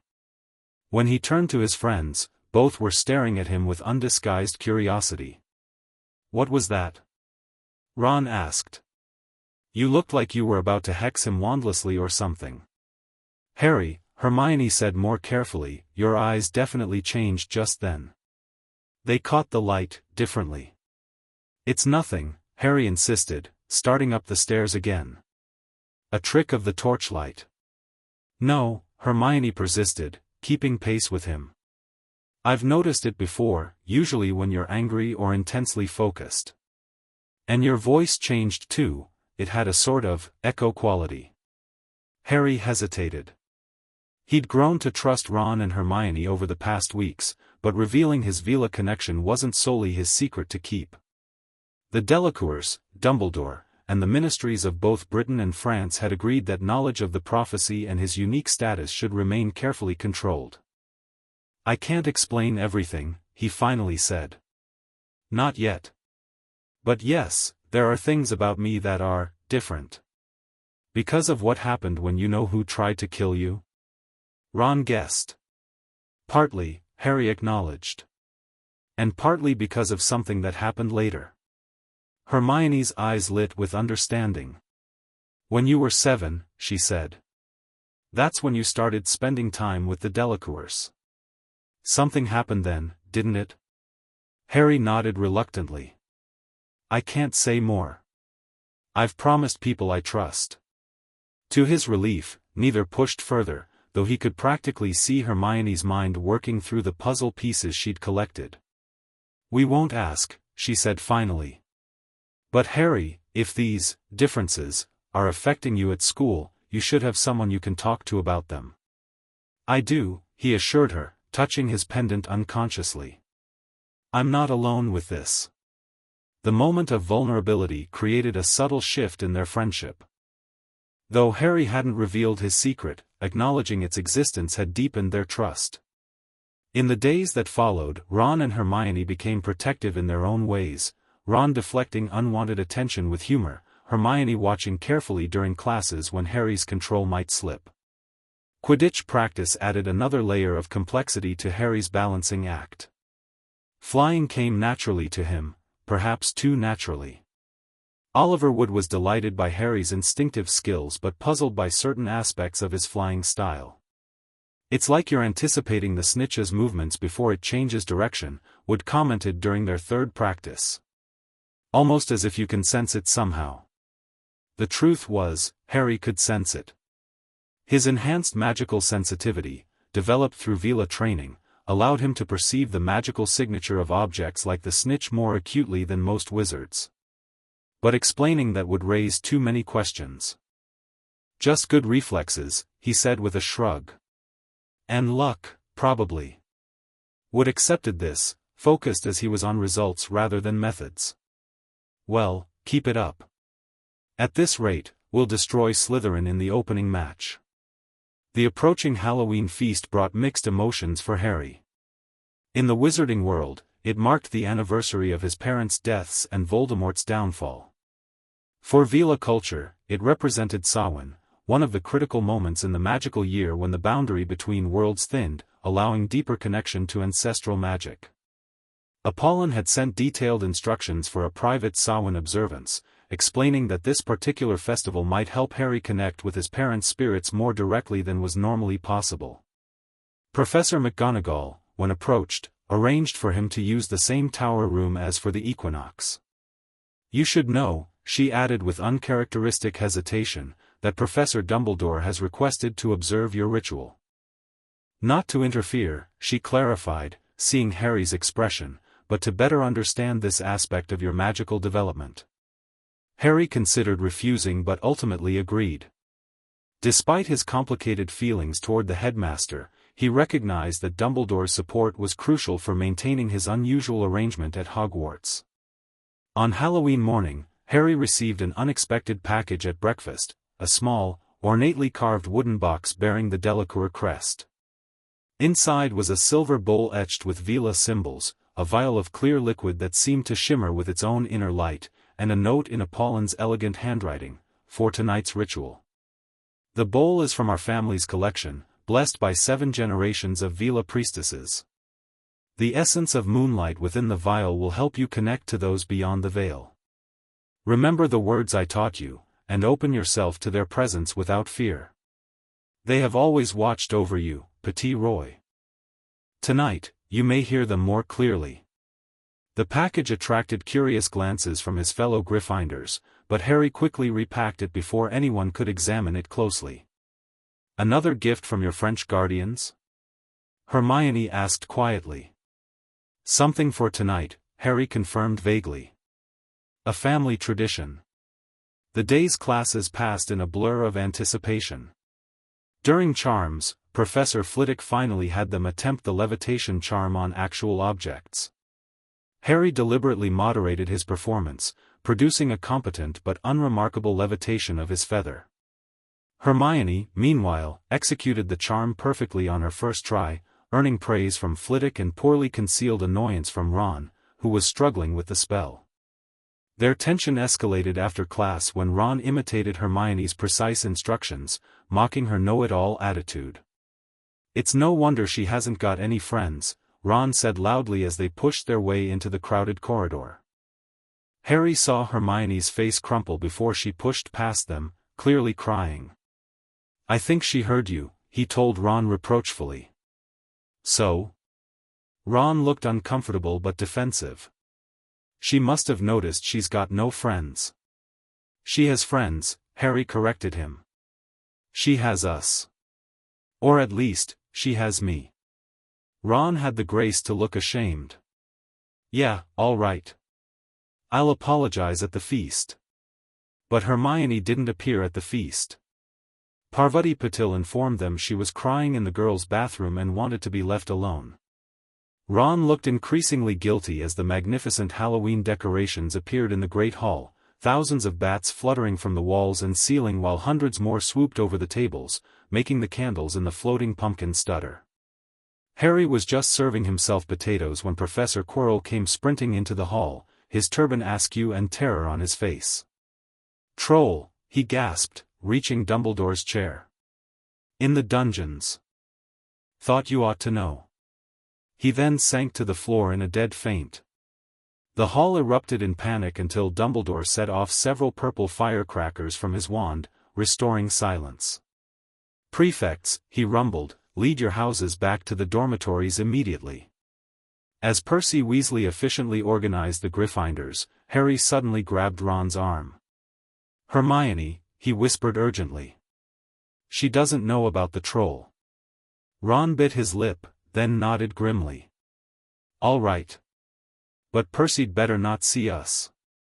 They slipped away from the Gryffindors, joining a group of hurrying Hufflepuffs before ducking down a deserted side corridor toward the girls' bathroom. As they turned a corner, they heard quick footsteps behind them and ducked behind a large stone griffin. To their surprise, it was Snape, crossing the corridor and disappearing from view. "What's he doing?" Harry whispered. "Why isn't he down in the dungeons with the rest of the teachers?" "No idea," Ron replied, looking puzzled.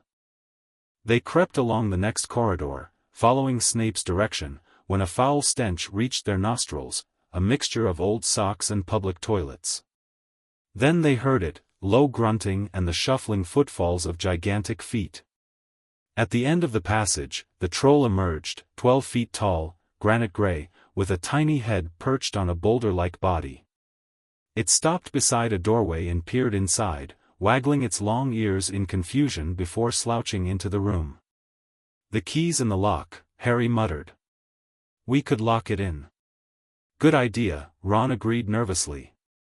They edged toward the open door, mouths dry with fear. With a great leap, Harry managed to grab the key, slam the door, and turn the lock. Flushed with their success, they started to run back toward their dormitory, until a high, petrified scream came from the chamber they'd just locked.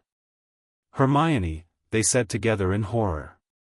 Harry turned back immediately, fumbling with the key in his haste. As they burst into the bathroom, they saw Hermione shrinking against the wall, looking as if she was about to faint. The troll was advancing on her, knocking sinks off the walls as it went.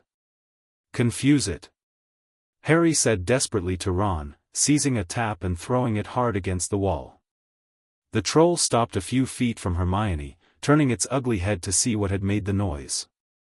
It lumbered toward Harry instead, giving Ron the opportunity to run around it to Hermione. "Come on, run!" Ron yelled, trying to pull her toward the door, but she couldn't move, still pressed against the wall in terror. The shouting and echoes seemed to be driving the troll berserk. It roared and started toward Ron, who was nearest and had no way to escape. Harry felt a surge of fear for his friend, and with it, the familiar heat of his Veela-influenced magic rising uncontrollably. Without thinking, he took a running jump and managed to fasten his arms around the troll's neck from behind. The troll didn't seem to notice Harry hanging there, but it definitely noticed when Harry's wand, still in his hand when he jumped, went straight up one of its nostrils. Howling in pain, the troll twisted and flailed, with Harry clinging for dear life. Any second, the troll would either rip him off or smash him with its club. In that moment of extreme danger, Harry felt his control slip entirely. The heat that had been building exploded through him in a wave of raw power. His vision sharpened dramatically, the world suddenly crystal clear despite the loss of his glasses in the struggle. His skin glowed with a faint silvery light, and when he opened his mouth to shout instructions to Ron, his voice carried a harmonic resonance that wasn't entirely human. "Wingardium Leviosa!" Ron cried, executing the charm perfectly in the crisis. The troll's club floated out of its hand, rose high into the air, then dropped with a sickening crack onto its owner's head. The troll swayed, then fell flat on its face with a thud that made the whole room tremble. Harry got unsteadily to his feet, his magic still surging uncontrollably. He was shaking all over, breathing hard, the silvery glow fading only gradually from his skin. Hermione was the first to speak, her voice very small. "Harry, your eyes." Before he could respond, the bathroom door slammed open. Professors McGonagall, Snape, and Quirrell rushed in, taking in the scene with varying degrees of shock. Quirrell took one look at the troll, let out a faint whimper, and sat quickly down on a toilet, clutching his heart. Snape bent over the troll, while McGonagall was looking at Harry, Ron, and Hermione with the coldest fury they had yet seen. Her eyes widened briefly when they fell on Harry, who knew he hadn't fully regained control of his appearance. "What on earth were you thinking?" she demanded, cold rage in her voice. "You're lucky you weren't killed. Why aren't you in your dormitory?" Then Hermione did something unexpected. She lied to a teacher. "Please, Professor McGonagall, they were looking for me. I went looking for the troll because I thought I could deal with it on my own, you know, because I've read all about them." While Ron looked stunned at this fabrication, Harry used the distraction to focus on controlling his magic, drawing on Apollin's techniques to suppress the Veela manifestations. By the time McGonagall turned back to him, he had mostly succeeded, though he suspected his eyes still retained some of their unnatural reflectiveness. After assigning them each 5 points, Hermione losing 5 for her supposed foolishness, Harry and Ron gaining 5 each for their sheer dumb luck, McGonagall dismissed them to their dormitory, where the feast was being finished. As they walked in silence, Hermione finally spoke. "Thank you," she said quietly. "Both of you." "No problem," Ron replied awkwardly. "Though, blimey, Harry, what happened back there? You were glowing." Harry glanced around to ensure they were alone in the corridor. "It happens sometimes," he admitted. "When I'm in danger or very emotional. I can usually control it, but not when you're hanging off a mountain troll's neck," Hermione finished for him, her scientific curiosity overtaking her shock. "That glow. And your eyes changed completely. They looked like a Veela's," Harry supplied quietly. Both Ron and Hermione stopped walking, staring at him in amazement. "A Veela?" Ron repeated. "But you're not. I mean, Veela are female, aren't they? And they have that silvery hair and—" "I'm not a Veela," Harry confirmed. "But I have a connection to them. That's all I can say right now." "The Delacours," Hermione whispered, pieces clicking into place. "Are they?" Harry neither confirmed nor denied it, simply continuing toward Gryffindor Tower. "I need to go to my room," he said. "I have something important to do tonight." His friends exchanged glances but asked no more questions. As they climbed through the portrait hole into the common room, the noise and bustle of the Halloween feast in progress greeted them. Ron and Hermione headed for the food, but Harry slipped away to his dormitory. There, he found an owl waiting with a note from Dumbledore, changing their meeting location for the Samhain ritual from the tower room to the headmaster's office, in light of the troll incident. Harry changed quickly, gathering the ritual items Apollon had sent. Despite the excitement and danger of the evening, he felt a strange calm settling over him. Tonight, he would honor both sides of his heritage, the Veela connection that gave him unique abilities, and the parents whose sacrifice had saved his life. When he reached the stone gargoyle guarding Dumbledore's office, it sprang aside without a password, as if expecting him. At the top of the spiral staircase, the headmaster himself opened the door before Harry could knock. "Ah, Harry." "Right on time," Dumbledore said, his blue eyes twinkling behind half-moon spectacles. "I've taken the liberty of preparing the space according to Madame Delacour's specifications." The office had been transformed. Dumbledore's usual trinkets and instruments had been moved aside to create an open circular area in the center of the room. Silver candles burned at the cardinal points, and the windows had been spelled to show the night sky clearly, moonlight streaming in to illuminate the ritual space. "I hope you don't mind my presence," Dumbledore continued, gesturing to a comfortable chair he'd positioned discreetly to one side. "I find myself increasingly fascinated by the intersection of different magical traditions." "It's fine, Professor," Harry replied, setting down his ritual supplies. "But the ritual itself is personal. I'll be trying to connect with my parents." Dumbledore's expression softened. "Of course. I shall merely observe, not intrude." As Harry arranged the silver bowl and vial of moonlight essence, he felt a familiar presence touch his mind, Fleur, reaching out across the distance. The Samhain connection would be stronger for her too, making their bond easier to maintain. Her mental touch conveyed support and guidance, helping him center himself for the ritual ahead. When all was prepared, Harry sat cross-legged before the bowl, pouring the shimmering liquid into it. The moonlight essence caught the candlelight, reflecting it in hypnotic patterns. Taking a deep breath, Harry began the Veela invocation Apollon had taught him, the words flowing naturally in a language that was neither French nor any human tongue, but the ancient speech of Veela. As he spoke, the liquid in the bowl began to glow, illuminating his face from below. Harry felt the familiar warmth of his Veela connection flowing through him, but now joined by something else, a sensation like a cool breeze against his skin, bringing with it whispers just beyond hearing. He closed his eyes, focusing on the presences gathering around him. The boundary between worlds was thinning, just as Apollon had promised. When he opened his eyes again, the room seemed filled with shimmering lights, not ghosts exactly, but impressions of those who had passed beyond. And there, strongest among them, were two figures that made his heart constrict with emotion. They weren't fully visible, more like impressions made of light and shadow, but Harry knew them instantly. "Mom? Dad?" he whispered, his voice catching. No audible response came, but he felt their presence intensify, drawing closer. The silver bowl's glow strengthened, and within its depths, images began to form, fleeting glimpses of memories. His mother's laugh. His father's hand ruffling his hair. The three of them together, whole and happy. Tears slid down Harry's cheeks as he watched these fragments of a life he couldn't remember. But there was more. The images shifted, showing him things he hadn't expected, his mother poring over ancient books, studying magical theories beyond standard Hogwarts curriculum. His father standing protectively beside friends during what appeared to be the previous war. And then, most surprising of all, his mother kneeling in a circle not unlike his own, communing with magic that didn't look like standard wizardry.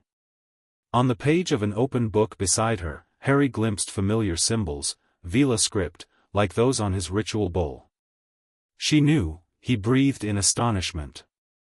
She was studying Veela magic too. The revelation struck him like a physical force. His connection to the Veela wasn't just random chance or prophecy, his mother had been researching their magic before he was born. Had she somehow sensed what was to come? Had she been preparing, in her way, for his dual destiny?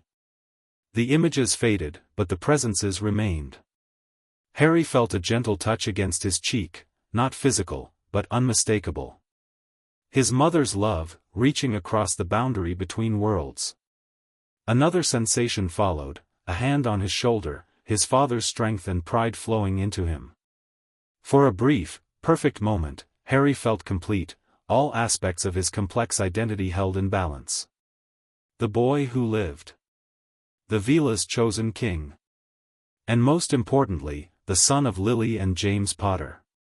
"I miss you," he whispered. "I'm trying to understand it all, the prophecies, what I'm meant to do." No words came in response, but he felt a surge of confidence and reassurance from the presences. They believed in him. They approved of his path, complicated as it was. And they would be watching over him, even when he couldn't sense them. Gradually, the presences began to fade as the boundary between worlds thickened once more. The last image Harry saw in the silver bowl was his parents standing hand in hand, smiling at him with infinite love, before they dissolved into light.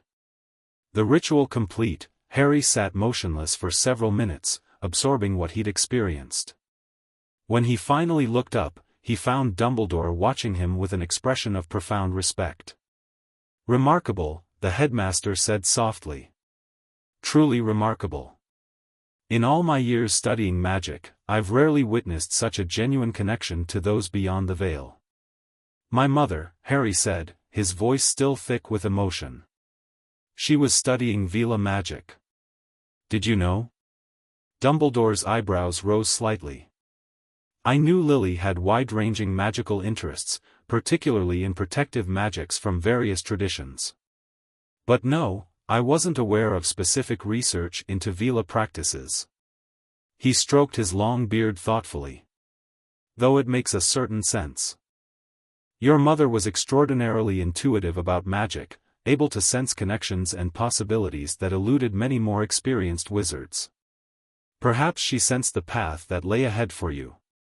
Or helped create it," Harry suggested. "What if her study of Veela magic somehow influenced what happened that night? What if it helped shape the protection she gave me?" "A fascinating possibility," Dumbledore acknowledged. "One which might explain why your connection with young Miss Delacour awakened so powerfully. Perhaps the foundation was already laid in your magical core, waiting only for the right touch to activate it." Harry carefully emptied the silver bowl, the moonlight essence having returned to ordinary water now that the ritual was complete. As he packed away his supplies, he felt strangely light-hearted despite the emotional intensity of the experience. The connection with his parents had brought clarity rather than sorrow. "Professor," he said as he prepared to leave, "do you think the wizarding prophecy about me and Voldemort, and the Veela prophecy about the chosen king, are connected?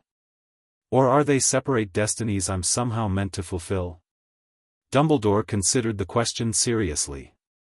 "I believe, Harry, that magic, particularly prophetic magic, is rarely coincidental. The fact that both prophecies center on you suggests a common purpose, though perhaps not in ways we yet understand." He moved to his desk, retrieving a small, ancient-looking book bound in pale leather. "This arrived yesterday from an acquaintance at the International Confederation of Wizards, a scholar of comparative magical prophecy. It contains an interesting theory that might relate to your situation." Harry accepted the book curiously.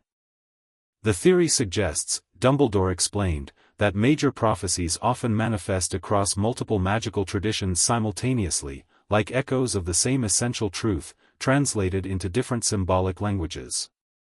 What wizard seers perceive one way, Veela seers might perceive another, yet both point to the same destined events. So I might not have two separate destinies at all," Harry realized. "Just two perspectives on the same one." "Precisely," Dumbledore nodded approvingly. "And if that is the case, then your connection to both wizarding and Veela magic may be exactly what you need to fulfill that singular destiny completely." The idea was both comforting and daunting. As Harry made his way back to Gryffindor Tower under his invisibility cloak, he reflected on how his path had transformed since that summer day in Paris. From an unwanted child in a cupboard to a boy with not one but two prophecies shaping his future. Yet tonight, for the first time, those dual paths seemed less like a burden and more like a gift. His parents had shown him that. And whatever challenges lay ahead, whether from Voldemort's eventual return, as Snape and Dumbledore believed inevitable, or from those who feared his connection to non-human magic, Harry felt more prepared to face them. In Gryffindor Tower, he found the common room nearly empty, the Halloween feast having ended. Ron and Hermione sat waiting by the fire, their worried expressions giving way to relief when he appeared. "You're all right," Hermione said, standing quickly. "We were concerned when you disappeared after everything." "I'm fine," Harry assured them, feeling the truth of it deep in his bones. "Better than fine, actually." "Did you do your thing?"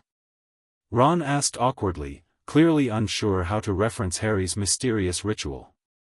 "Yes," Harry said, sitting down beside them. "And I saw my parents. Not like ghosts, but I felt them. They were there." Hermione looked skeptical but kept her doubts to herself, respecting the emotion in Harry's voice. "That's wonderful, Harry." "There's something else," Harry continued, making a decision. "Something I think you both should know, after what happened with the troll. I can't tell you everything yet, but you deserve to know why I'm sometimes different." His friends leaned forward attentively as Harry explained, in carefully measured terms, his connection to Veela magic, activated when he was 7, giving him abilities beyond ordinary wizardry but requiring strict control and practice to manage. "So that's why you hold back in classes," Hermione realized. "You're using a different kind of magic than what we're being taught." "And why your eyes go all weird when you're angry," Ron added. "Blimey, Harry. That's actually pretty cool." Harry smiled, relieved by their acceptance. "It's not all cool. It's dangerous if I lose control. And there are people who wouldn't understand, who'd fear it or try to use it. Like Malfoy's father," Ron guessed. "That comment about half-breeds, he knows something, doesn't he?" "He suspects, at least," Harry confirmed. "The Malfoys have connections in the Ministry. But only a few people know the full truth." "We won't tell anyone," Hermione promised solemnly. "But Harry, if you ever need help practicing control or researching aspects of this magic, I know exactly who to ask," Harry finished, smiling gratefully at her. "Though fair warning, some of the books are in ancient Veela script. A new language to learn?" Hermione's eyes lit up with academic excitement. "That sounds fascinating." Ron rolled his eyes good-naturedly. "Only you would think extra studying sounds fun, Hermione." Their friendly bickering continued, but Harry only half listened, feeling a contentment he'd rarely experienced. Tonight had brought him closer to his parents, to his friends, and to an understanding of his complex destiny. The dual paths before him seemed less contradictory now, not the boy who lived versus the Veela's chosen king, but simply Harry Potter, embracing all aspects of his magical heritage. As he finally headed up to bed, he reached once more for his bond with Fleur. Her presence came immediately, warm and curious about his experience. He sent her an impression of what he'd learned about his mother's studies, feeling her surprise and delight in response. Then came a clearer message, almost words in his mind: destiny entrelacée. Pas séparé. Entwined destiny. Not separate. Harry smiled as he drifted toward sleep. Even across the distance between Hogwarts and Beauxbatons, Fleur understood. Their connection, the prophecies, his parents' legacy, all threads in a single tapestry, weaving together to create a future neither of them could yet fully envision. But whatever that future held, Harry would face it with the strength of both his worlds behind him. Chapter 3, Crowns of Fire and Lightning. 3 years had changed everything. Harry Potter stood at the edge of the Black Lake, watching as the massive Beauxbatons carriage descended from the twilight sky, pulled by enormous winged palominos. The giant powder-blue conveyance gleamed in the last rays of sunset as it landed with surprising grace on the Hogwarts grounds. He could feel her. After 3 years of connection across vast distances, mental touches, shared emotions, occasional clear messages, Fleur was finally here, physically present. Their bond hummed with a vibrancy he'd never experienced before, like a musical note finally finding its perfect resonance. "Blimey," Ron whispered beside him, eyes fixed on the ornate carriage door that had just opened. "Is that the largest woman you've ever seen?" Harry barely registered the emergence of Madame Maxime, the towering headmistress of Beauxbatons. His attention was fixed on the students filing out behind her, specifically, a slender figure with silvery blonde hair that seemed to catch and hold the fading light. Fleur. Even from this distance, she looked different from the memories he held of their summers together. At 17, she had grown into her Veela heritage more fully, carrying herself with a graceful confidence that drew every eye. The connection between them pulsed stronger as her gaze swept the crowd of Hogwarts students, searching. When her eyes found his, Harry felt a jolt like gentle lightning through his entire body. A smile bloomed across her face, not the polite, slightly aloof expression she wore for others, but something genuine and warm that transformed her features. "Harry?" Hermione nudged him, noticing his intense focus. "Is that her?" "Yes," he answered quietly. "That's Fleur." His friends knew more now. After the troll incident in first year, Harry had gradually shared more details about his connection to the Veela and his summers with the Delacours. Never the full prophecy, that remained too sensitive, but enough that Ron and Hermione understood the significance of this moment.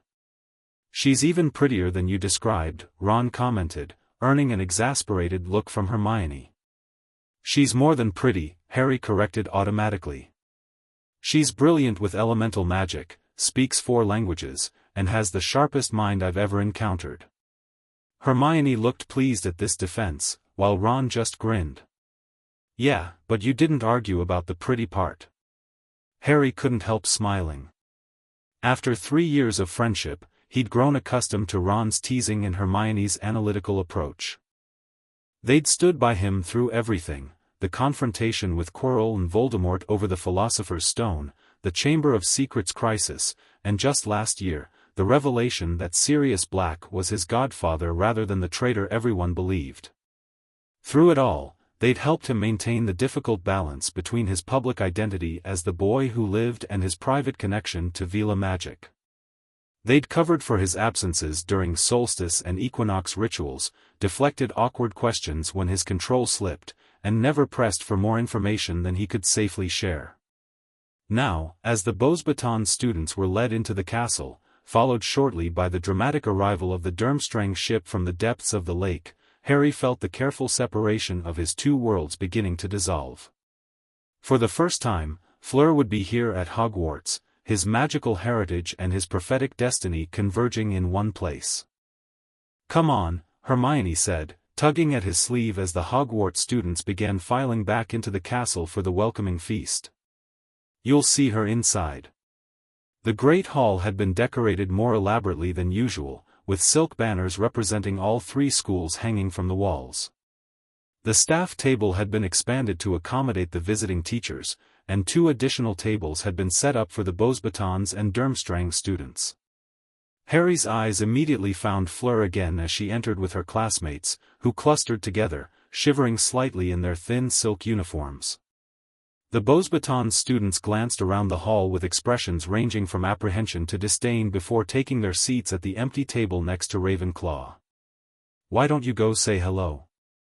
Hermione suggested quietly as they sat at the Gryffindor table. "Before the feast starts?" Harry shook his head slightly. "Not yet. Too public. We've arranged to meet properly after the feast." Through their mental connection, he and Fleur had already communicated their plan, a private reunion away from curious eyes. After 3 years of careful secrecy regarding the true nature of their bond, neither wanted their first meeting to become a spectacle. The feast began with Dumbledore's welcome to the visiting schools and the dramatic entrance of the Goblet of Fire, the impartial selector that would choose the champions for the Triwizard Tournament. As the headmaster explained the rules and the age restriction, no one under 17 could enter, Harry felt a curious mixture of relief and disappointment. "At least you can't get involved this year," Ron commented, echoing his thoughts. "First peaceful year at Hogwarts for you, mate." Harry smiled wryly. The past 3 years had indeed established an unfortunate pattern, each school year bringing some new danger or mystery that inevitably placed him at the center of trouble. From Quirrell's attempted theft of the Philosopher's Stone to the opening of the Chamber of Secrets to Sirius's supposed threat, Harry had found himself repeatedly in harm's way. "Don't jinx it," he replied, only half joking. Throughout the meal, he was acutely aware of Fleur's presence across the hall. Occasionally their eyes would meet briefly, and he would feel a warm pulse through their connection, her anticipation matching his own. They'd maintained their bond across countries for years, but being in the same room without being able to properly speak was a unique kind of torture. The feast seemed to last forever, but finally Dumbledore dismissed everyone for the night. In the general exodus, Harry slipped away from the main flow of students, heading toward the prearranged meeting place, a secluded courtyard on the castle's eastern side. "Want us to come with you?" Hermione asked as he prepared to separate from their group. "No," Harry replied with a smile. "This should be just us. I'll see you back in the common room." The courtyard was quiet when Harry arrived, moonlight spilling over ancient stones and a central fountain that burbled softly in the night air. He waited only moments before sensing her approach, feeling her presence through their connection before hearing her footsteps. Fleur appeared at the archway, her silvery hair gleaming in the moonlight. For a moment they simply looked at each other, taking in the changes that 4 years had brought. She was taller now, her features more defined, her bearing more confident. At 17, she stood on the cusp of adulthood, her Veela heritage evident in the ethereal quality of her beauty.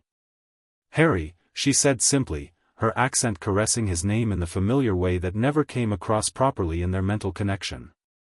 Then they were moving toward each other, closing the distance in quick steps.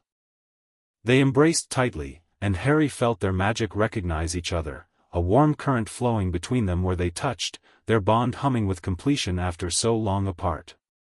"I can't believe you're actually here," Harry said when they finally separated enough to see each other's faces. Fleur smiled, her eyes, that remarkable blue that had first captured his attention as a child, bright with emotion. "It has been too long since we were together properly. The mental connection is wonderful, but it's not the same," Harry finished for her. "Non, it is not."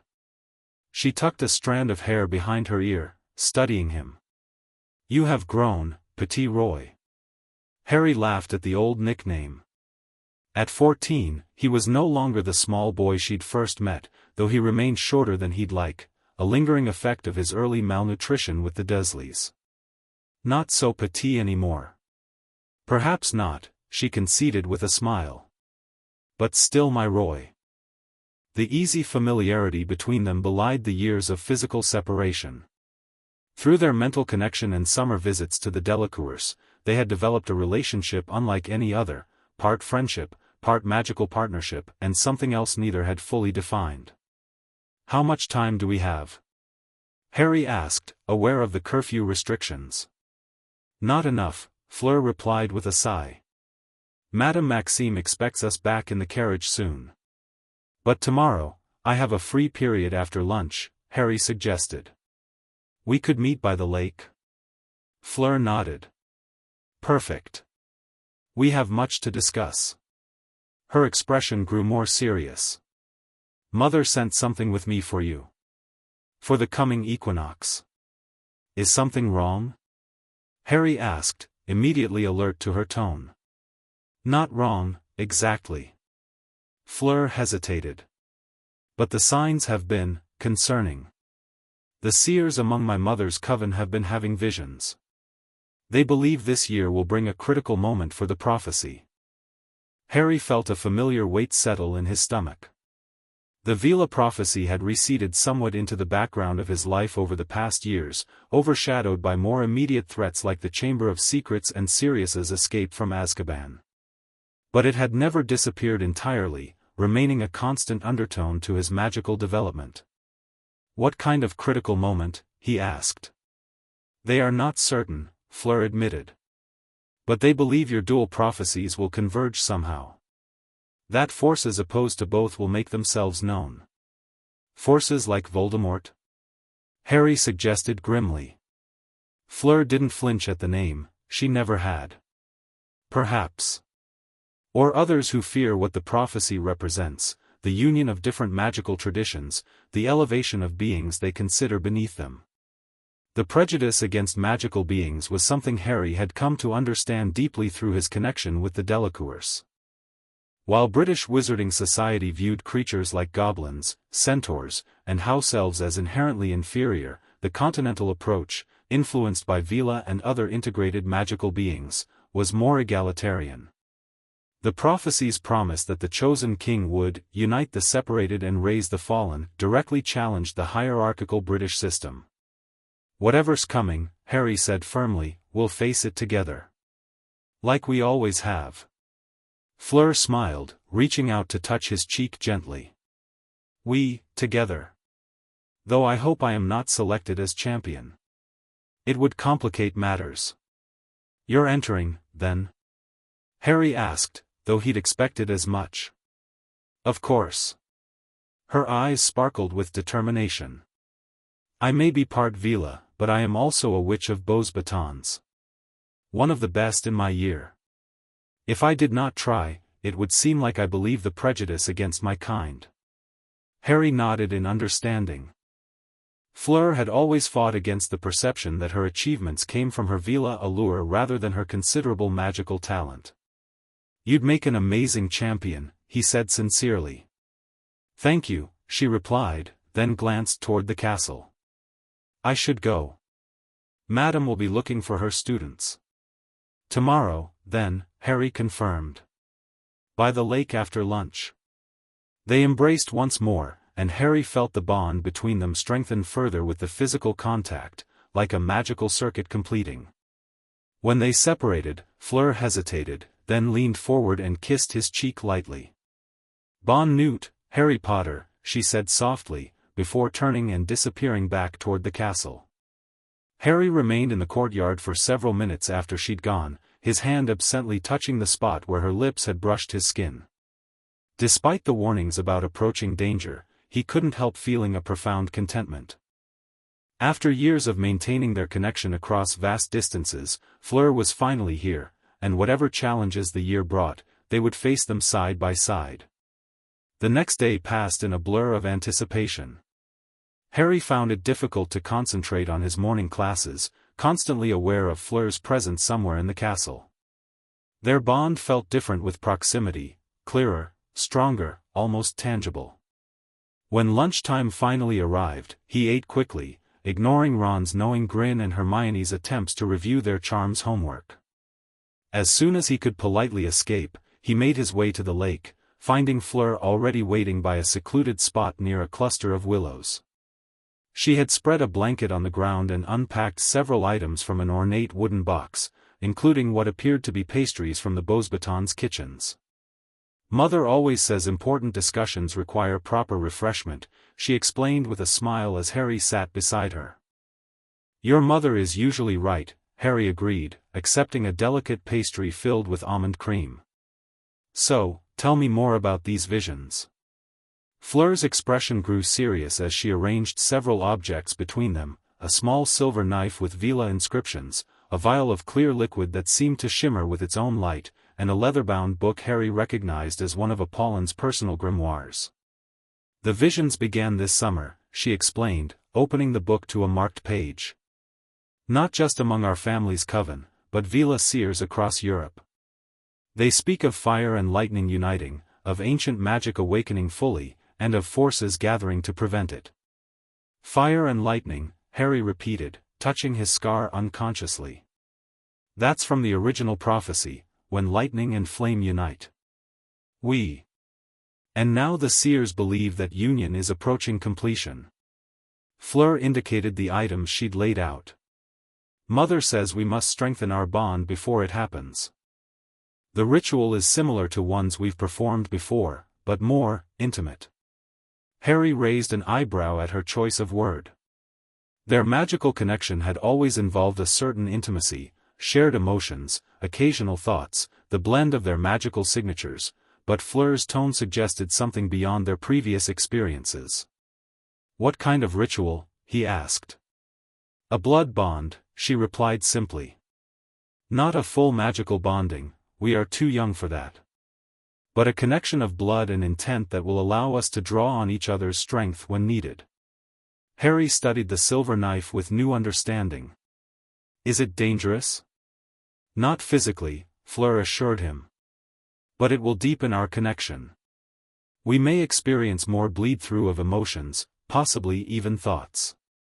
Mother wanted me to ensure you understand what you're agreeing to. The idea should have given Harry pause. His life was complicated enough without an even deeper magical connection. Yet he found himself nodding without hesitation. When do we do it? He asked. Fleur looked surprised at his ready agreement. You are certain? Without more consideration? Harry smiled ruefully. Fleur, you've been in my head since I was 7 years old. If I was going to worry about magical intimacy with you, that ship sailed a long time ago. She laughed, the sound like silver bells in the autumn air. True enough. The ritual should be performed at dawn on the equinox, which is next Tuesday. We'll need to meet before sunrise. I'll arrange it with Professor McGonagall, Harry promised. She's been helping me find space for my observances since first year. They spent the remainder of Harry's free period reviewing the ritual requirements and catching up on personal matters too complex to share through their mental connection. Fleur told him about her final year studies at Beauxbatons, her growing mastery of elemental magic, and her youngest sister Gabrielle's budding Veela abilities. She asks about you constantly, Fleur said with a fond smile. Her hero who plays with her whenever he visits. I think she has developed what the English call a crush. Harry laughed, remembering the precocious 8-year-old who had indeed attached herself to him during his summer visits. Tell her I miss her too. And that I expect her to keep practicing her English. As they packed up the ritual items, their conversation turned to the tournament and the champion selection scheduled for Halloween night. Will you be disappointed if you're not chosen? Harry asked. Fleur considered the question seriously. Yes, she admitted. Though not for personal glory. It would be significant for a part Veela to represent Beauxbatons, to show that we are more than our appearance or heritage. Harry nodded in understanding. Well, I'll be cheering for you regardless of what that goblet decides. And I will enjoy a year of watching you without mortal peril, Fleur teased, referencing their many conversations about his previous school year's dangers. Harry smiled, though something in his expression must have betrayed his unease, because Fleur tilted her head questioningly. You are worried, she observed. Just a feeling, Harry admitted. Every time I think I might have a normal year at Hogwarts, something happens. And now with these visions your mother mentioned. We will be vigilant, Fleur assured him, squeezing his hand briefly. But do not borrow trouble before it arrives. With reluctance, they finally separated for their afternoon classes. As Harry walked back to the castle, he felt lighter than he had in months. Despite the ominous warnings and the uncertainty of the tournament, having Fleur physically present gave him a sense of completeness he'd missed during their long separations. The next few days fell into a pleasant pattern. Harry divided his time between classes, his friends, and stolen moments with Fleur, walks by the lake, quiet conversations in the library, and preparations for their equinox ritual. Each meeting strengthened their connection, making their mental bond clearer and more vibrant than it had ever been across distances. Ron and Hermione had different reactions to Fleur's presence. Ron, despite his initial awe at her Veela beauty, had quickly adjusted to treat her as Harry's other best friend, complete with the good-natured teasing he normally reserved for people he liked. Hermione was more cautious initially, perhaps intimidated by Fleur's combination of beauty and intelligence, but soon warmed to her when they discovered shared interests in ancient runes and magical theory. She's nothing like I expected, Hermione confessed to Harry after they'd spent an afternoon studying together in the library. From the way you described your connection, I thought she'd be more. More what? Harry prompted when she hesitated. I don't know. Mysterious? Otherworldly? Hermione shrugged. But she's just a person. A brilliant witch who happens to be part Veela. Harry smiled, appreciating that Hermione had seen beyond Fleur's heritage to the individual beneath. That's what most people miss about her. They see the Veela first and never bother looking deeper. The evening before the equinox, Harry met with Professor McGonagall to arrange access to the astronomy tower before dawn, the location they'd agreed would best serve the ritual's requirements. Mr. Potter, McGonagall said after confirming the arrangements, Professor Dumbledore has asked me to remind you that while we support your observances, discretion remains advisable. The arrival of the Beauxbatons delegation has already drawn attention to your connection with Miss Delacour. We're being careful, Professor, Harry assured her. Most people just think we're friends from my summers in France. McGonagall's expression suggested she wasn't entirely convinced. Perhaps. But I've noticed the way some observe your interactions, particularly certain students from traditional families. They see more than you might realize. Harry knew immediately who she meant. Draco Malfoy had been watching him with increased interest since the foreign student's arrival, his pale eyes narrowing whenever Harry and Fleur were seen together.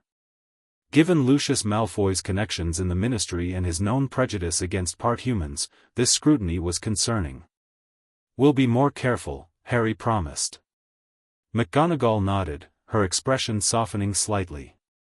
"For what it's worth, Potter, I believe Professor Dumbledore is right to support your dual heritage. Your mother would have approved." The mention of his mother reminded Harry of what he'd learned during that Samhain ritual 3 years ago, that Lily Potter had studied Veela magic herself. "Professor, do you know why my mother was researching Veela traditions before I was born?" McGonagall looked surprised by the question. "I wasn't aware that she was. But Lily was always drawn to branches of magic overlooked by traditional wizarding education. She believed our insularity weakened us as a magical community." This aligned with what Harry had pieced together over the years, that his mother had been unusually open-minded about magical beings and their unique forms of magic. It made him wonder, not for the first time, whether his connection to the Veela was truly coincidence or something his mother had somehow anticipated or even arranged. The next morning, Harry slipped out of Gryffindor Tower well before dawn, his invisibility cloak concealing him as he made his way to the astronomy tower. Fleur was already there when he arrived, having set up the ritual space according to Apollin's instructions, a circle marked with silver powder, candles at the cardinal points, and the ritual tools arranged precisely in the center. "You're late," she teased softly as he removed his cloak. "The sun waits for no wizard, not even the famous Harry Potter." "Peeves," Harry explained with a grimace. "Floating outside the fat lady's portrait singing rude songs. I had to take the long way around." They settled cross-legged within the circle, facing each other as the eastern sky began to lighten almost imperceptibly. The autumn air was crisp, their breath fogging slightly as they prepared themselves for the ritual. "Are you nervous?" Fleur asked, noticing Harry's slight tension. "A little," he admitted. "Blood magic is serious." Fleur nodded, her expression solemn. "Very serious. But also very old, older than the Ministry restrictions on it. This is the magic of kinship and choice, not dark arts." She handed him the silver knife first. Following the instructions they'd reviewed, Harry made a small cut across his palm, then passed the knife to Fleur, who did the same. Their blood welled dark in the pre-dawn light. With blood freely given, Harry began the ritual words, "I offer connection." With blood freely taken, Fleur responded, "I accept your offering and return my own." They clasped hands, their blood mingling as Fleur continued the ancient Veela invocation. The words weren't in French but in the older language Harry had been learning, the tongue of Veela that came to him more naturally with each passing year. As they spoke the ritual words together, Harry felt the familiar warmth of their connection intensifying, spreading from their joined hands up his arms and throughout his body. The sensation was similar to their first touch years ago, when Fleur had awakened the prophecy by touching his scar, but more controlled now, a deliberate joining rather than an unexpected explosion of magic. The sky lightened further, the moment of perfect balance between night and day approaching. Fleur added 3 drops from the crystal vial to their joined hands, the same moonlight essence Harry had used in his Samhain ritual years before. The liquid seemed to absorb their blood, shimmering with newfound power. At the pivot point between light and dark, they recited together, "We join what was separated. By fire and lightning, by blood and choice, by ancient word and present will." The exact moment of the equinox arrived with a tangible shift in the magical atmosphere around them. Their joined hands glowed briefly, not with visible light but with a magical aura that both could perceive. Harry felt something new form between them, a channel of sorts, deeper and more stable than their previous connection. Through this enhanced bond, he suddenly perceived Fleur with extraordinary clarity, not just her thoughts or emotions, but her very essence. Her courage and determination, her insecurities carefully hidden beneath confidence, her fierce loyalty to family and heritage, and most surprisingly, her profound affection for him that went beyond their prophetic connection. From her widened eyes, Harry knew she was experiencing something similar, a direct perception of his inner self, stripped of pretense or protection. It should have felt intrusive, even frightening, but instead brought a profound sense of recognition and belonging. "Jete voice," Fleur whispered, using the Veela expression that meant far more than simply, "I see you." It acknowledged the complete recognition of another's true self. "Jete voice Aussie," Harry responded, the words coming naturally. They remained connected as the sun's first rays touched the tower, completing the equinox observance. Slowly, the intensity of the bond receded to a manageable level, though Harry could still feel Fleur's presence in his mind far more clearly than before. When they finally released hands, the cuts had healed completely, leaving matching silver lines across their palms, physical manifestations of their magical connection. "How do you feel?" Fleur asked softly as they began clearing away the ritual items. "Different," Harry admitted. "But good different. Like, something that was fuzzy is now in focus." She nodded in understanding. "The bond will settle over the next few days. Mother says we should expect occasional surprises as we adjust, shared dreams, spontaneous awareness of each other's location, perhaps even unintentional sharing of magical abilities in moments of stress. So if I suddenly start throwing fireballs in potions class, I'll know who to blame," Harry joked. Fleur laughed. "That would certainly make Professor Snape's day interesting." They finished cleaning the ritual space, removing all evidence of their activities before other students would access the tower for morning astronomy classes. As they prepared to separate, Fleur returning to the Beauxbatons carriage and Harry to Gryffindor Tower, she hesitated, then leaned forward to embrace him. The physical contact sent a ripple of warmth through their enhanced bond, like sunlight spreading across water. When they separated, Harry noticed a faint silvery glow briefly emanating from Fleur's skin, a manifestation of her Veela nature responding to emotional intensity. "This year will change everything," she said softly, an uncharacteristic uncertainty in her voice. "I can feel it." Harry nodded, understanding her premonition. Their enhanced connection seemed to carry echoes of the future, shadows of events not yet realized but approaching inexorably. "Whatever comes," he promised, "we face it together." The effects of the blood bond manifested in subtle ways over the following days. Harry found he could sense Fleur's location within the castle without effort, like a compass needle always oriented toward magnetic north. Their emotional connection deepened as well. He could distinguish her feelings from his own, but they colored his perceptions nonetheless, creating a harmonic resonance between them. Most notably, Harry discovered that his control over his own Veela-influenced abilities had improved dramatically. The meditation exercises that once required intense concentration now came naturally, and the occasional flares of power that had sometimes betrayed him in moments of strong emotion seemed better integrated with his wizarding magic. "Your casting looks different," Hermione observed during charms practice a week after the equinox. "More fluid somehow." Harry hadn't realized the change was visible to others, but looking critically at his wand work, he noticed what she meant. His movements had become more graceful, less rigid than the prescribed patterns taught at Hogwarts, incorporating elements of the more intuitive Veela approach to magic without consciously intending to. Just trying something new, he deflected casually, making a mental note to be more careful about maintaining the expected form in class.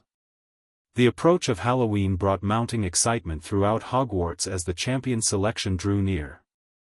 Students of age from all three schools had been submitting their names to the Goblet of Fire, creating a festive, competitive atmosphere. Harry watched with mixed emotions as Fleur formally entered her name, the goblet's blue flames briefly turning silver as they accepted her parchment. Their enhanced bond let him feel her combination of determination, nervousness, and pride as she rejoined her Beauxbatons classmates.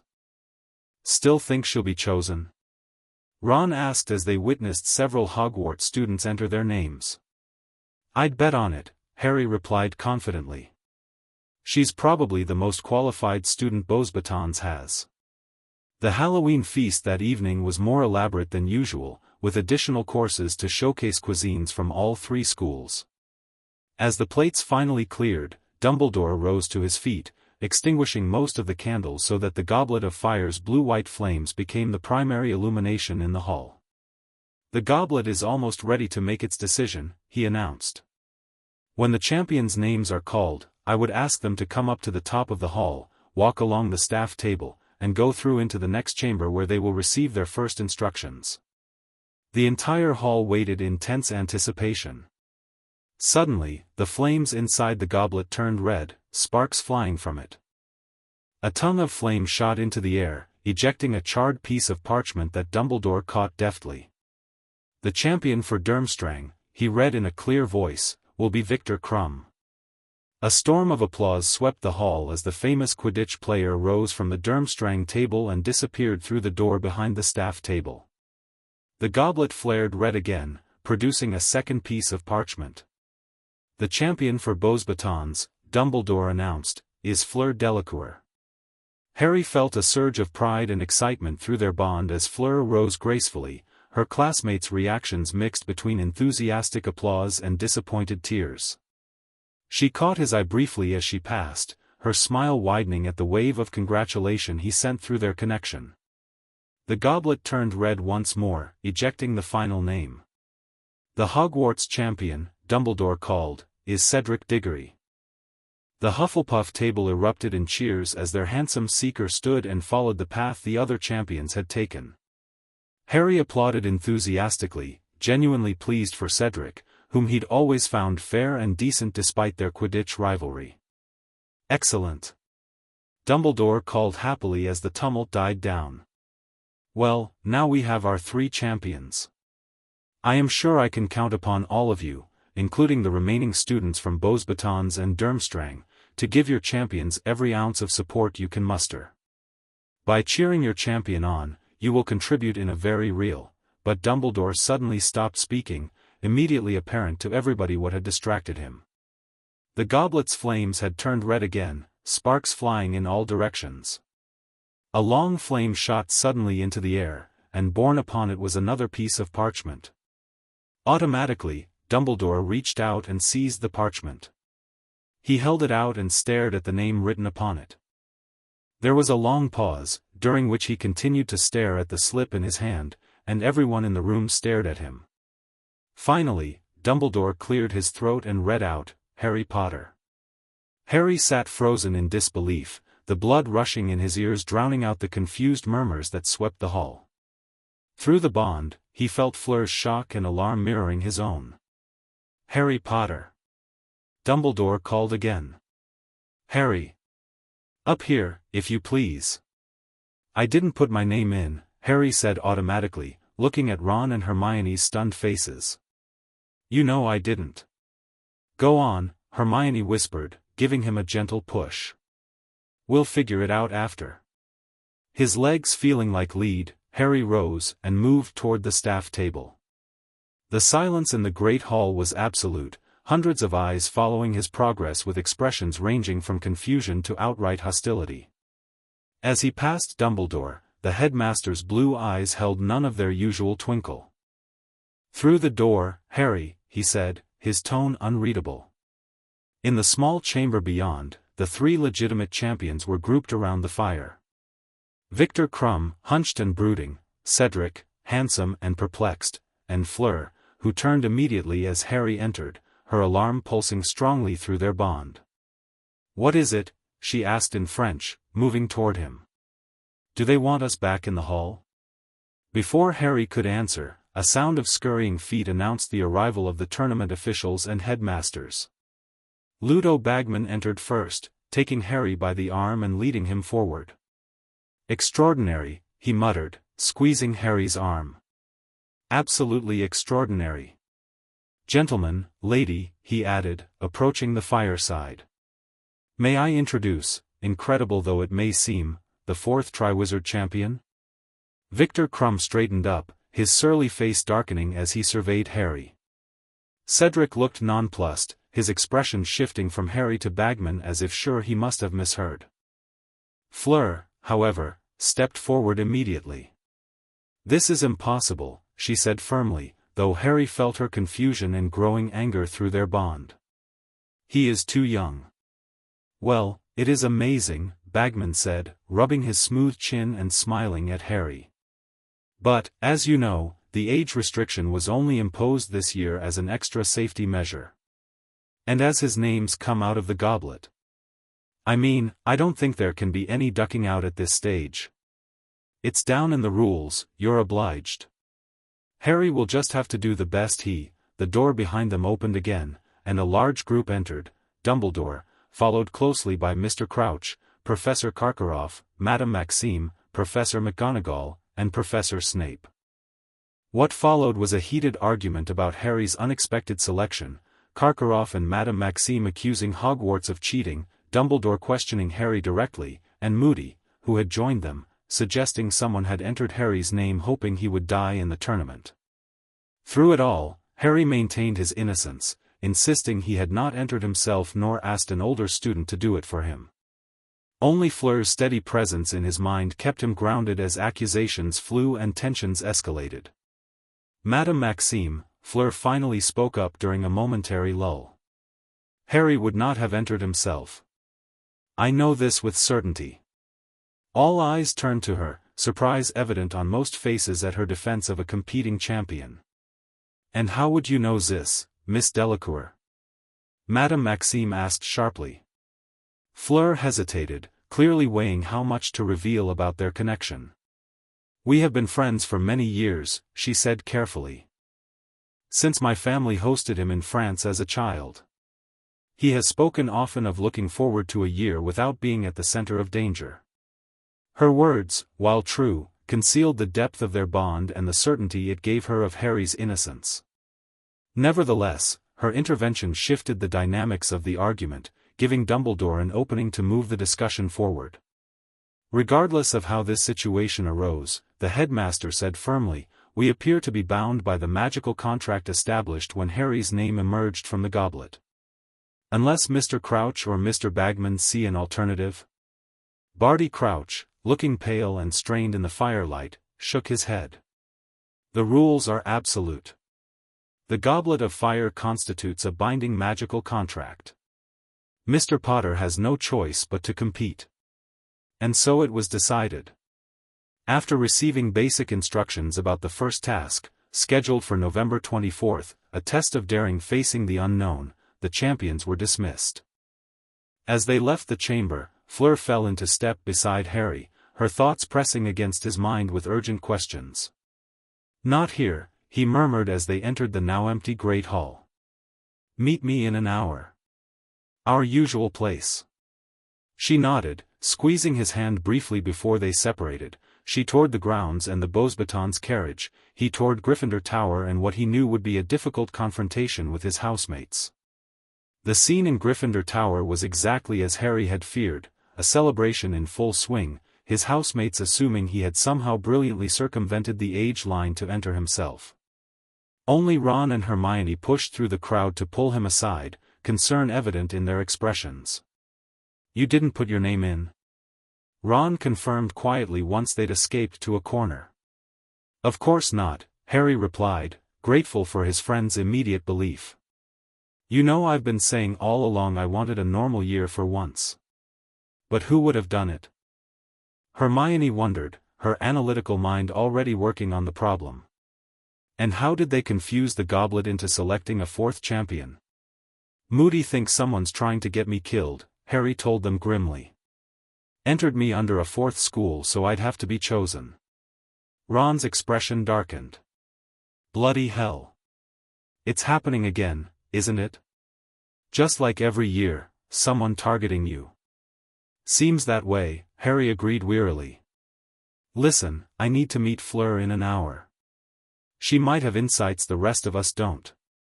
"Because of your connection?" Hermione asked carefully, mindful of potential eavesdroppers. Harry nodded. "It's stronger now.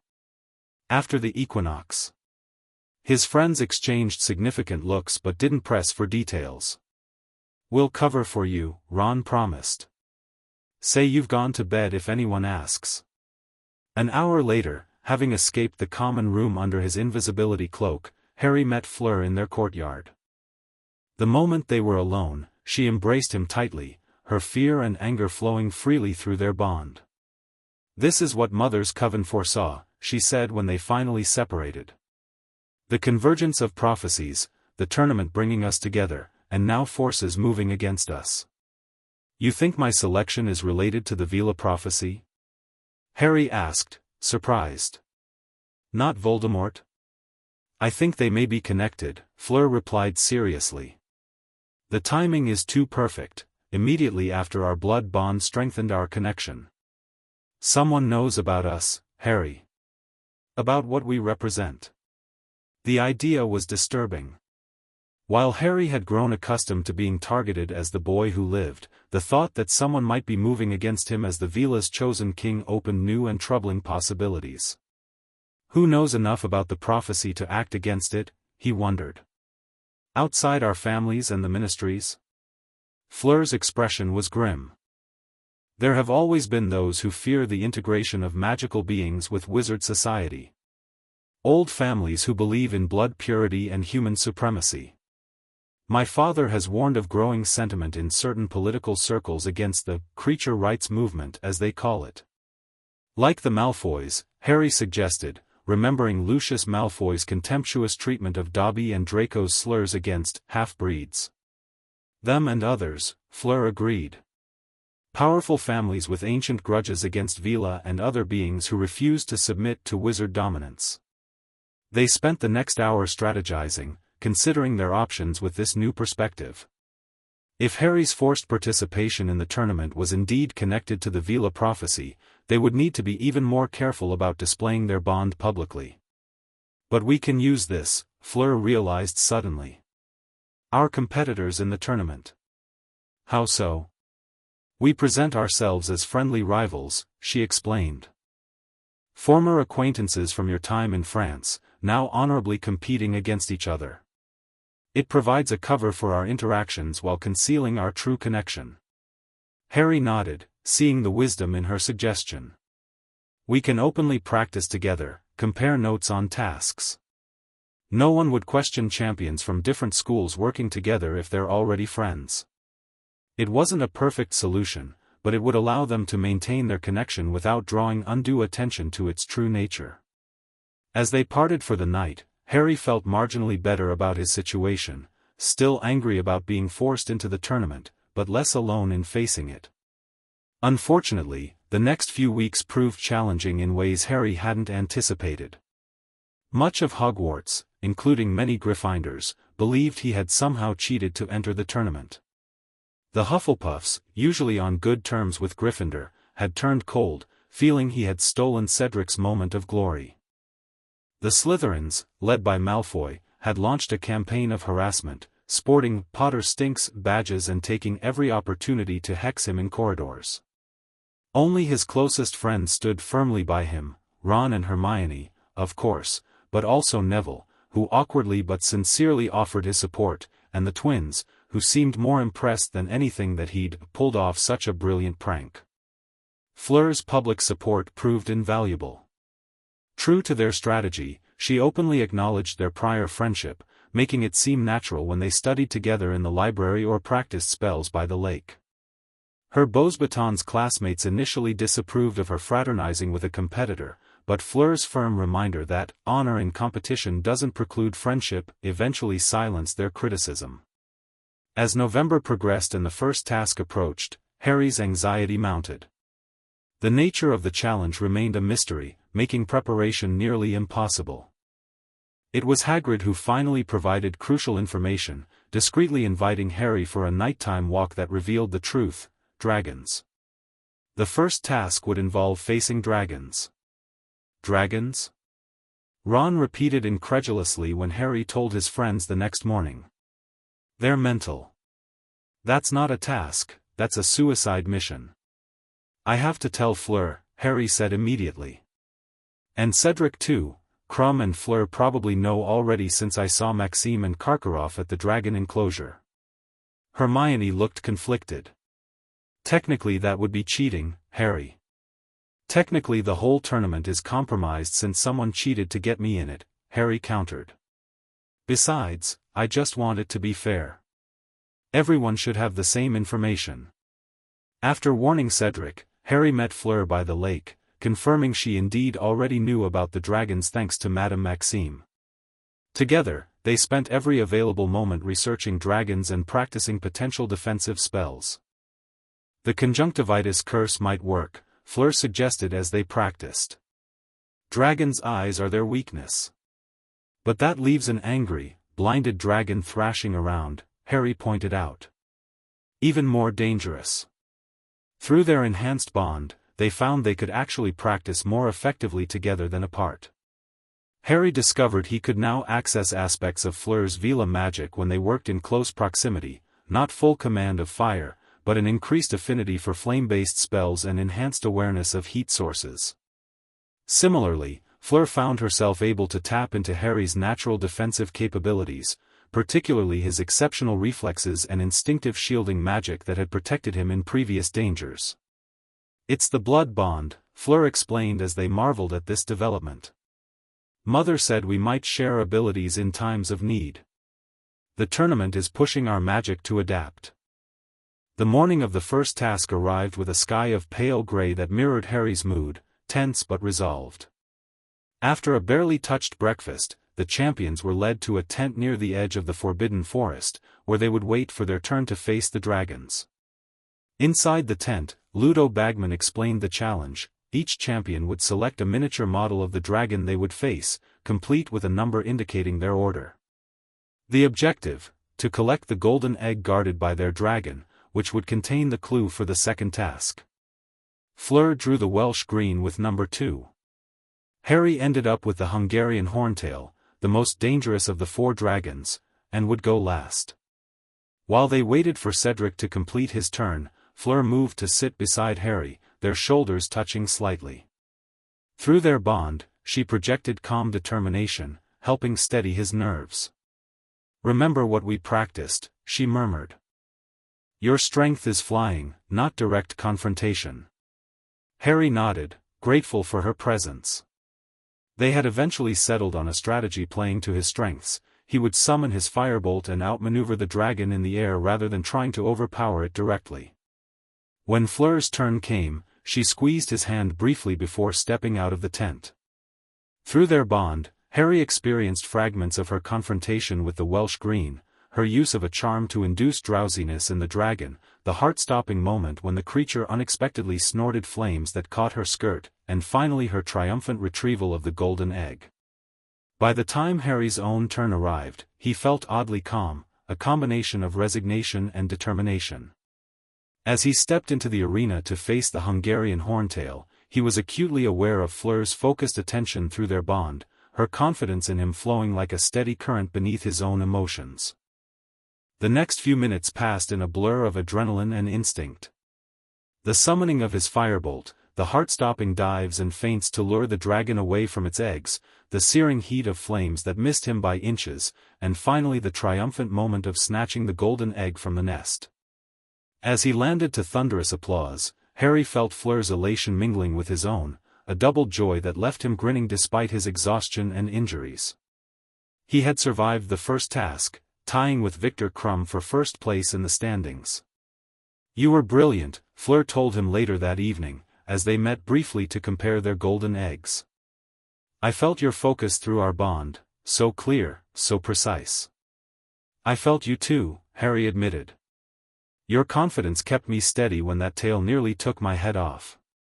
They discovered quickly that the eggs contained nothing but a horrible screeching when opened, a clue that would apparently make sense later. For now, though, both were content to have survived their dragons and earned a reprieve until the second task in February. The weeks following the first task brought a welcome improvement in Harry's standing at Hogwarts. Most students, impressed by his performance against the Horntail, had decided he deserved to be a champion regardless of how his name entered the goblet. The "Potter Stinks" badges disappeared, and even the Hufflepuffs thawed somewhat, especially after Cedric publicly praised Harry's flying. December arrived with another surprise, the announcement of the Yule Ball, a traditional part of the Triwizard Tournament to be held on Christmas night. As champions, Harry and Fleur would be required to open the dancing with their partners. "I suppose this complicates things," Harry said when they discussed it during one of their study sessions. "I mean, you'll have dozens of invitations."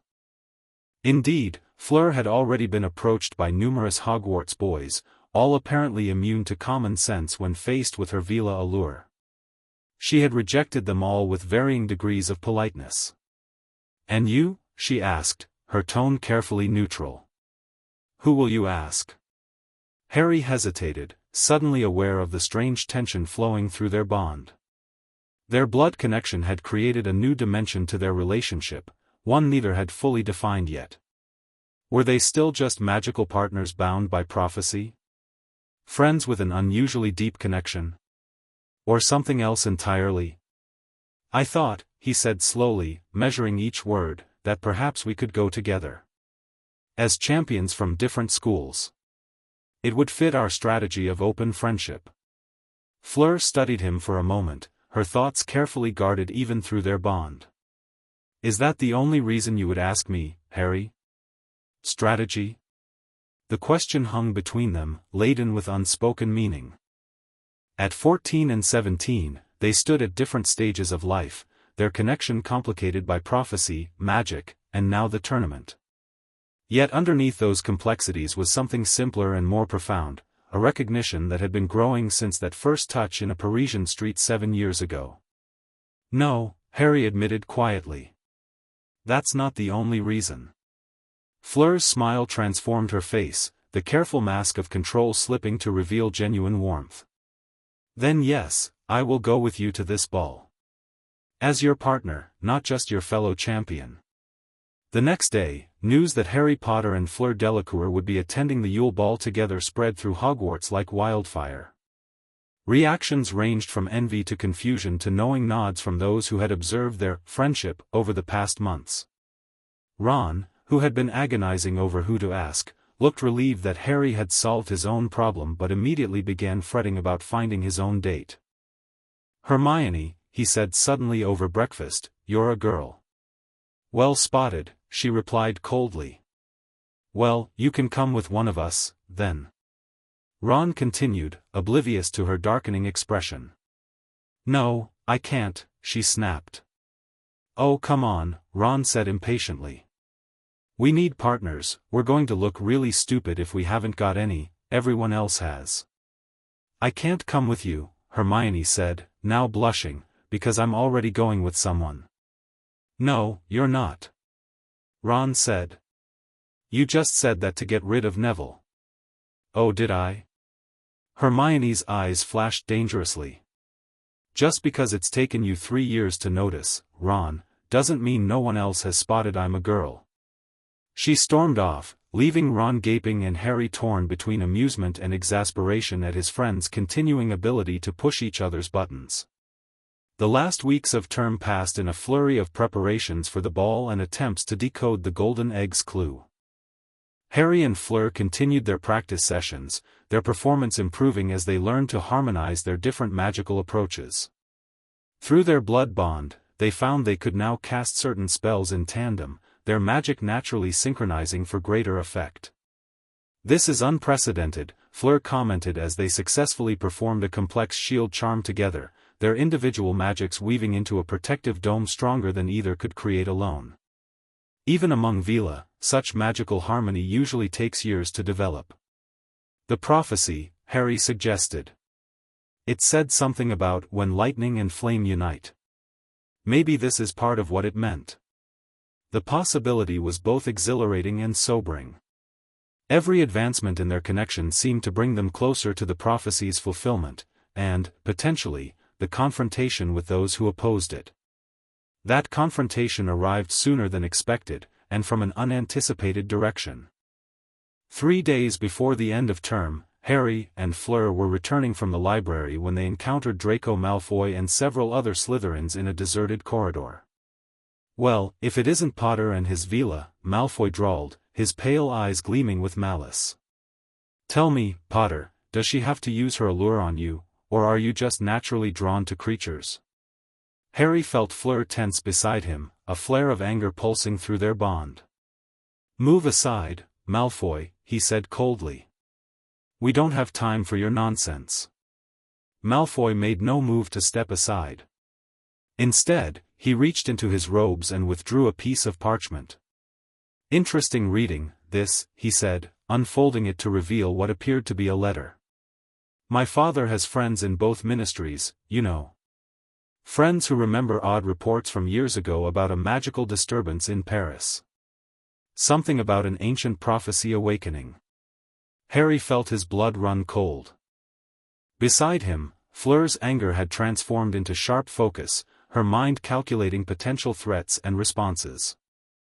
I have no idea what you're talking about, Harry replied, struggling to keep his voice steady. No? Malfoy's smile widened.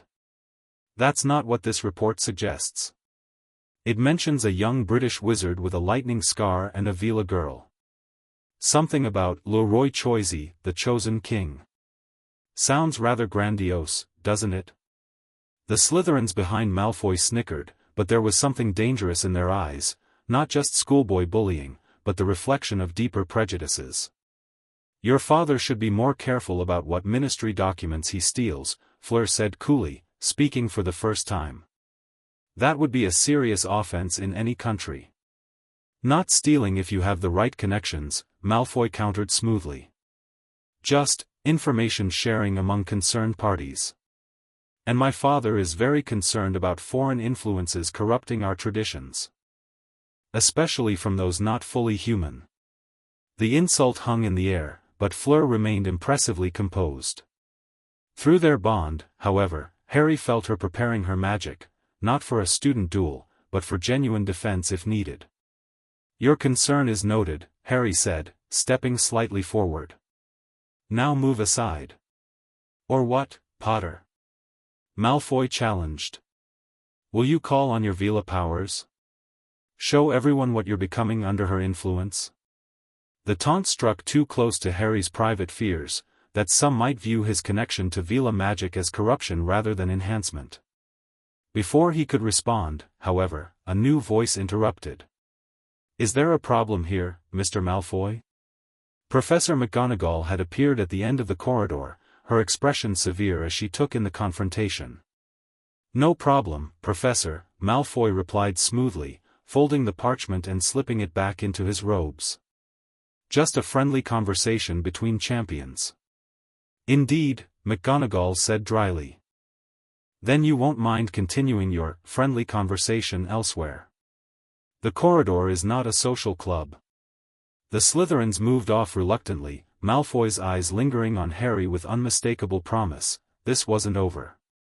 When they were alone, McGonagall turned to Harry and Fleur with concern. What was that about, Potter?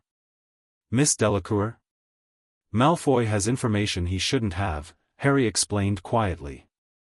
About the Veela prophecy. He says his father got reports from both ministries. McGonagall's lips thinned to a barely visible line. I see. This is concerning indeed. The headmaster should be informed immediately. The meeting in Dumbledore's office that evening included not only Harry, Fleur, and McGonagall, but also Madame Maxime, who had been summoned as Fleur's headmistress. The atmosphere was tense as Harry recounted Malfoy's words. This represents a significant breach of confidentiality, Dumbledore said gravely when Harry finished. The information about your connection was classified at the highest levels in both British and French ministries. Which suggests a high-level leak, McGonagall noted. Or multiple leaks. My concern, Madame Maxime interjected, is for Miss Delacour's safety. If those with anti-Veela prejudice know of this prophecy. And mine as well, presumably, Harry added. Malfoy made it pretty clear his father views the prophecy as a threat to their traditions. Dumbledore steepled his fingers, his expression unusually serious. I believe we must assume that Lucius Malfoy is not acting alone in this matter. His connections extend to various traditional pure-blood families who share his views on magical beings. What exactly does this mean for us? Fleur asked directly. Are we in immediate danger? I do not believe Mr. Malfoy's son would risk direct action on school grounds, Dumbledore replied. However, the tournament provides multiple opportunities for interference. The tasks themselves, while dangerous by design, could be made more so with subtle sabotage. And the Yule Ball?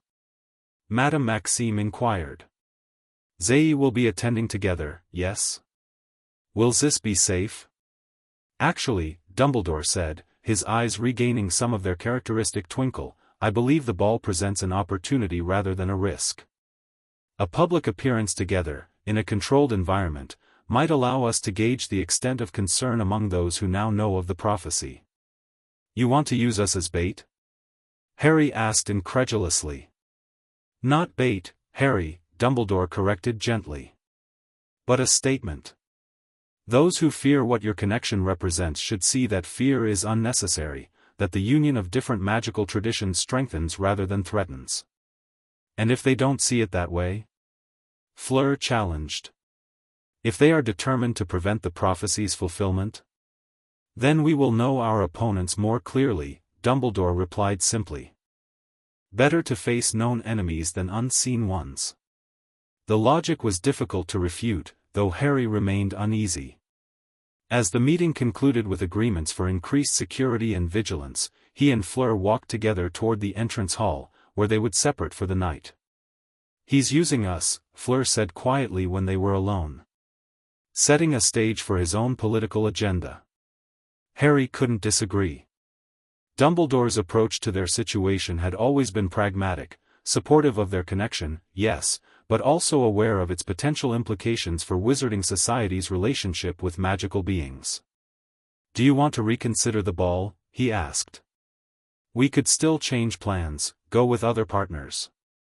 Fleur stopped walking, turning to face him fully. In the dim light of the corridor, her eyes held a determined fire. No, she said firmly. I will not hide what I am or what we represent. If they fear us, let them see us clearly. The prophecy speaks of uniting the separated and raising the fallen, that cannot happen in shadows. Her conviction resonated through their bond, strengthening Harry's own resolve. Together, then, he agreed. Whatever comes. The night of the Yule Ball arrived clear and cold, stars glittering above the enchanted ceiling of the Great Hall as students and staff gathered for the celebration. Harry waited at the foot of the marble staircase, dressed in bottle-green formal robes that Mrs. Weasley had selected for him, his stomach fluttering with anticipation. When Fleur appeared at the top of the stairs, a hush fell over the entrance hall. She wore robes of silver-gray silk that seemed to flow like water with her movements, her platinum hair arranged in an elegant twist with small diamond clips that caught the light. But it wasn't just her appearance that drew attention, it was the subtle aura of power that surrounded her. The Veela heritage she normally kept carefully restrained now permitted a controlled expression. As she descended toward him, Harry felt their bond pulse with shared emotion, her pleasure at his admiration, his pride in being her chosen partner. When she reached him and took his offered arm, several nearby students audibly gasped as a brief, silvery light seemed to shimmer where their skin touched, a visible manifestation of their magical connection. You look beautiful, Harry said simply, the words inadequate but sincere. And you look very handsome, she replied with a smile. Ready to make our statement, Monroy? The champions and their partners were called to form a procession into the Great Hall, where they would open the ball with the first dance. As Harry and Fleur entered together, he was acutely aware of the many eyes upon them, curious, admiring, suspicious, calculating. Among the staff, he noticed Dumbledore watching with particular interest, while at one of the student tables, Draco Malfoy's face had twisted into an expression of disgust. The first dance was a nerve-wracking experience for Harry, who had never formally danced before. But Fleur guided him subtly, their connection allowing her to anticipate his movements and respond seamlessly. By the end of the song, they were moving together with surprising grace, their magic naturally harmonizing as it had during their practice sessions. "May I cut in?" came a voice as the second dance began. Harry turned to find Cedric Diggory standing beside them, looking handsome in grey robes with Cho Chang on his arm. "Of course," Harry replied, stepping back to allow Cedric to dance with Fleur while he partnered with Cho.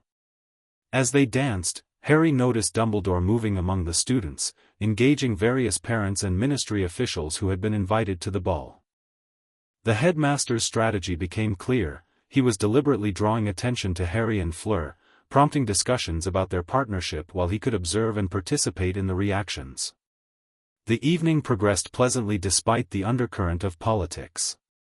Harry and Fleur danced with various partners. Harry even managed a dance with Hermione, who looked stunning in periwinkle blue robes and was attending with Victor Crumb to Ron's evident dismay. But they always returned to each other, their connection drawing them together like magnets realigning. During a break in the dancing, as they sipped punch near one of the ice sculptures, Harry became aware of a conversation nearby, Lucius Malfoy speaking with several other parents, their voices low but carrying in the momentary lull in music. "Disturbing implications," Malfoy was saying.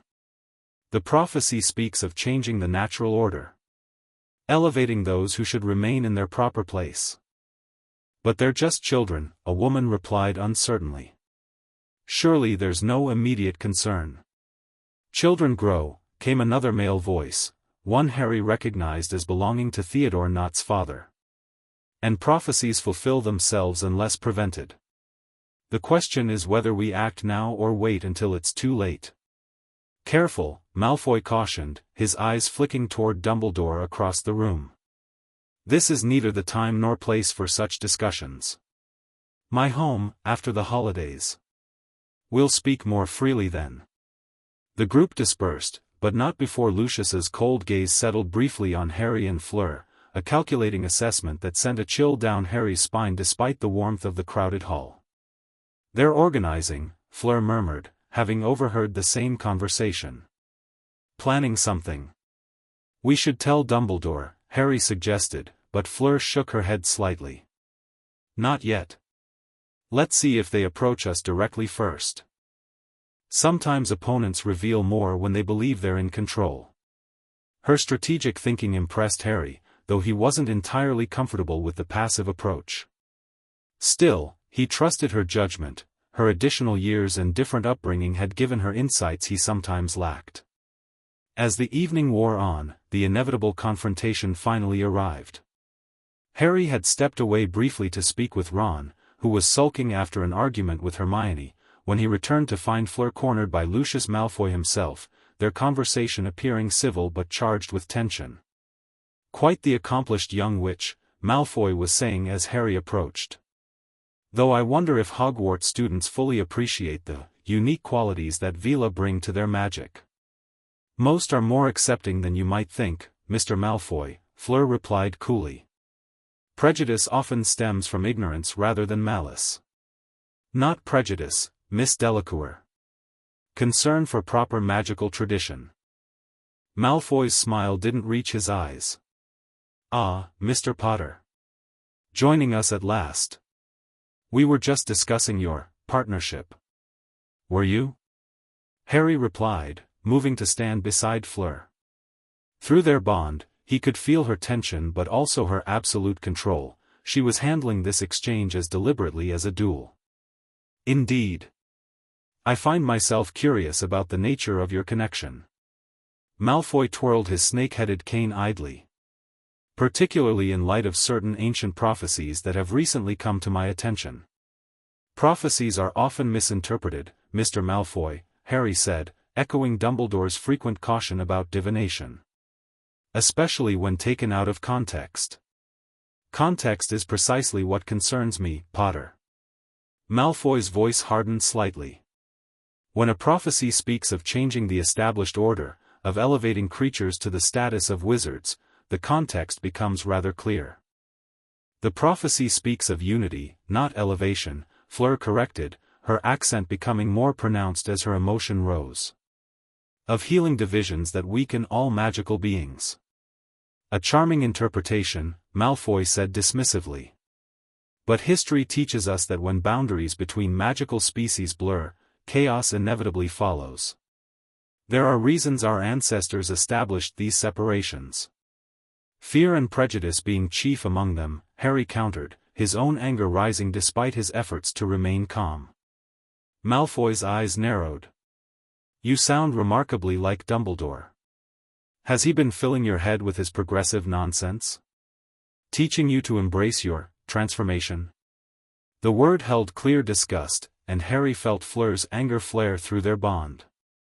Before either could respond, however, another voice joined the conversation. Lucius, I trust you're enjoying the festivities? Dumbledore had appeared beside them, his pleasant expression belying the sharpness in his blue eyes. Headmaster, Malfoy acknowledged stiffly. Indeed. A charming event. I was just becoming better acquainted with the champions. Splendid, Dumbledore beamed. Though perhaps Mr. Potter and Miss Delacour might prefer to return to the dancing? Young people rarely enjoy being detained by political discussions at celebrations. The dismissal was polite but unmistakable. With a terse nod, Malfoy stepped back. Another time, then, he said to Harry and Fleur. Our conversation has been illuminating. As he walked away, Dumbledore turned to them with a more serious expression. I observed your exchange from across the hall. It seems Lucius is more directly involved than we anticipated. He all but threatened us, Harry said quietly. Talking about preventing the prophecy. And gathering supporters, Fleur added. We overheard him arranging a meeting at his home after the holidays. Dumbledore nodded gravely. As I feared. Lucius represents a faction that has always opposed greater rights for magical beings. Your connection, and the prophecy it awakened, threatens their worldview on a fundamental level. So what do we do? Harry asked. For tonight, you dance, Dumbledore replied, his eyes regaining some of their twinkle. Show everyone a partnership based on respect and choice, not coercion or fear. The political machinations can wait until tomorrow. It was sensible advice, and as the music swelled again, Harry led Fleur back to the dance floor. As they moved together through a slow waltz, their magic naturally synchronizing, Harry was acutely aware of the many eyes upon them, some curious, some approving, some hostile. He's right, you know, Fleur said softly as they turned. This is its own kind of statement. And it was.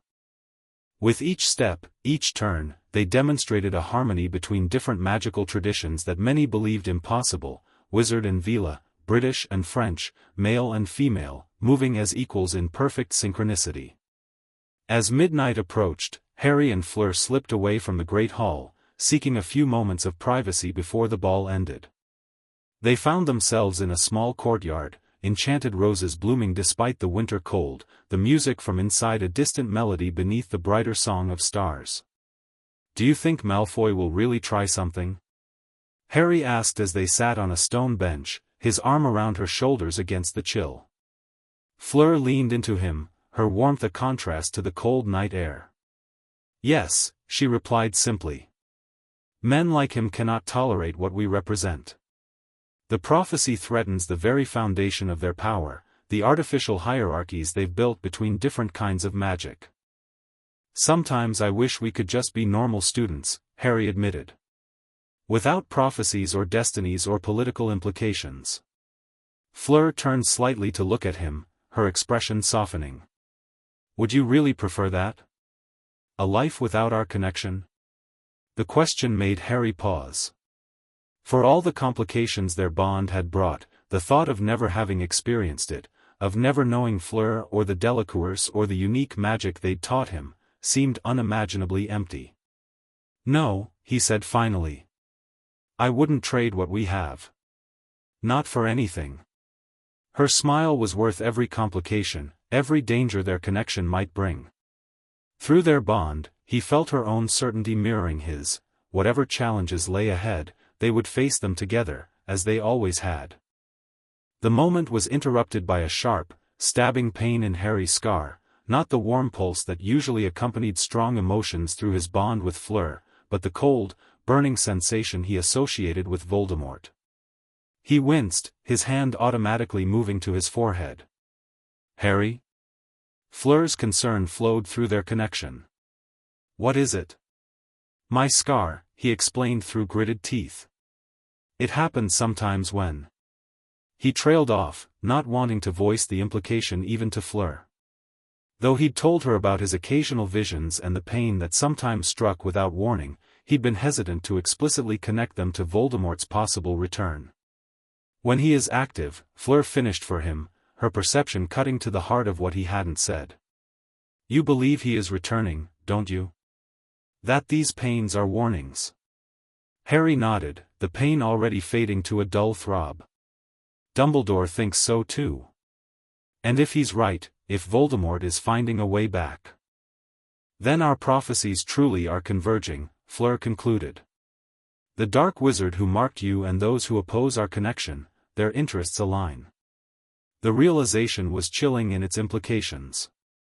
If Voldemort returned and allied with those who feared the Veela prophecy, they would face enemies on multiple fronts, not just the dark wizard who had already tried to kill Harry once, but an organized faction of powerful wizarding families determined to prevent their prophesied union. "We should go back inside," Harry said finally, standing and offering Fleur his hand. "Before we're missed." As they returned to the Great Hall for the final dances of the evening, Harry couldn't shake the sense that the Yule Ball had marked a turning point. They had made their public statement, as Dumbledore suggested, but in doing so had also drawn their opponents into the open. The game was now in motion, the pieces aligned. And as Harry held Fleur close during the last dance, their magic humming in harmony, he knew that their time of preparation was ending. Soon, perhaps sooner than either of them was ready for, they would face the full implications of being the boy who lived and the Veela's chosen king. January brought heavy snow to Hogwarts and renewed focus on the Triwizard Tournament's second task. Harry and Fleur had made little progress deciphering their golden egg's screeching message until Cedric, repaying Harry's dragon warning, suggested taking the egg into the bath. "The prefect's bathroom," he told Harry quietly after transfiguration one day. "Fourth door to the left of that statue of Boris the Bewildered on the 5th floor. Passwords, Pine Fresh. Take your egg and, well, have a bath with it." The advice proved transformative. Underwater, the egg's screeching became a hauntingly beautiful merpeople song, revealing that the champions would have to retrieve what they would sorely miss from the bottom of the Black Lake within 1 hour.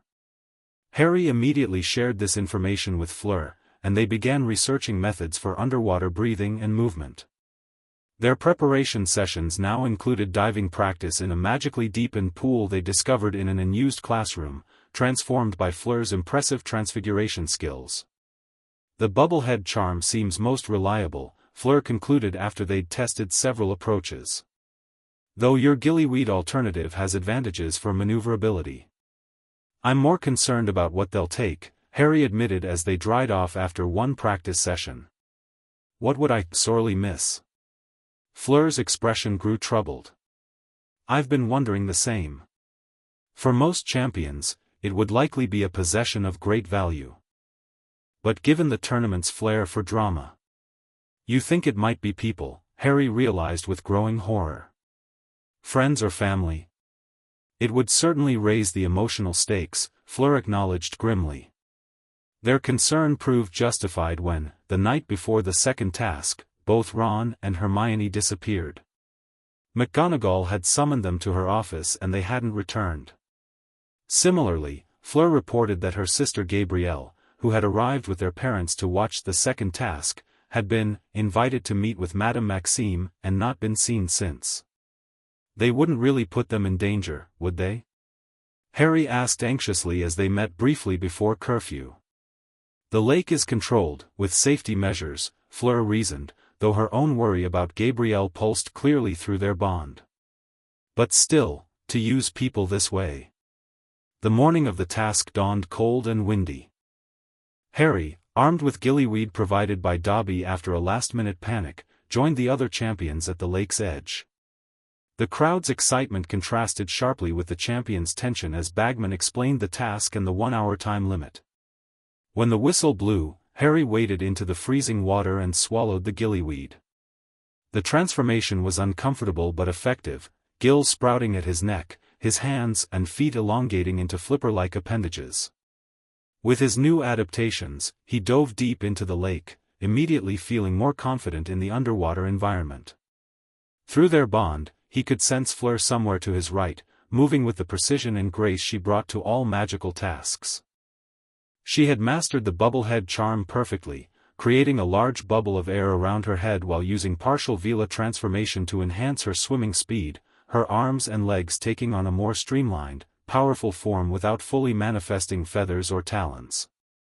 Harry focused on following the merpeople's song, swimming deeper into the darkening waters. Occasionally he glimpsed other competitors, Cedric also using the bubblehead charm, Krum with a partial shark transfiguration. But his primary awareness remained fixed on Fleur, their bond providing reassuring confirmation of her continued safety. Until suddenly, that connection spiked with alarm and pain. Harry stopped swimming immediately, turning toward the source of Fleur's distress. Through their enhanced bond, he received fragmented impressions, a swarm of Grindylows attacking, their small but strong fingers gripping her arms and legs, their teeth sharp against her skin. She was fighting back with Veela fire magic, which worked poorly underwater, while trying to maintain her bubblehead charm. Without hesitation, Harry changed course, swimming rapidly toward her location. The blood bond they'd formed at the equinox pulsed with urgency, guiding him unerringly through the murky water. As he approached, he saw Fleur surrounded by dozens of Grindylows, far more than would normally attack at once, as if they had been deliberately set against her. Drawing his wand, Harry cast a powerful relatio spell that sent several of the creatures flying backward. He followed with a series of stunning spells, creating enough space to reach Fleur's side. Together, they fought more effectively, Harry's water-adapted magic complementing Fleur's partially suppressed fire abilities. When the last Grindylow retreated, Fleur turned to him, her eyes wide behind her bubble of air. She gestured urgently toward the surface, then toward the merpeople village they could dimly perceive in the distance. Time was passing, and they both had hostages to rescue. But something felt wrong. The Grindylow attack had been too coordinated, too targeted.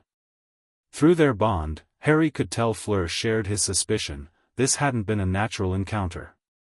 "Go," she mouthed inside her bubble, gesturing again toward the village. "I'll follow."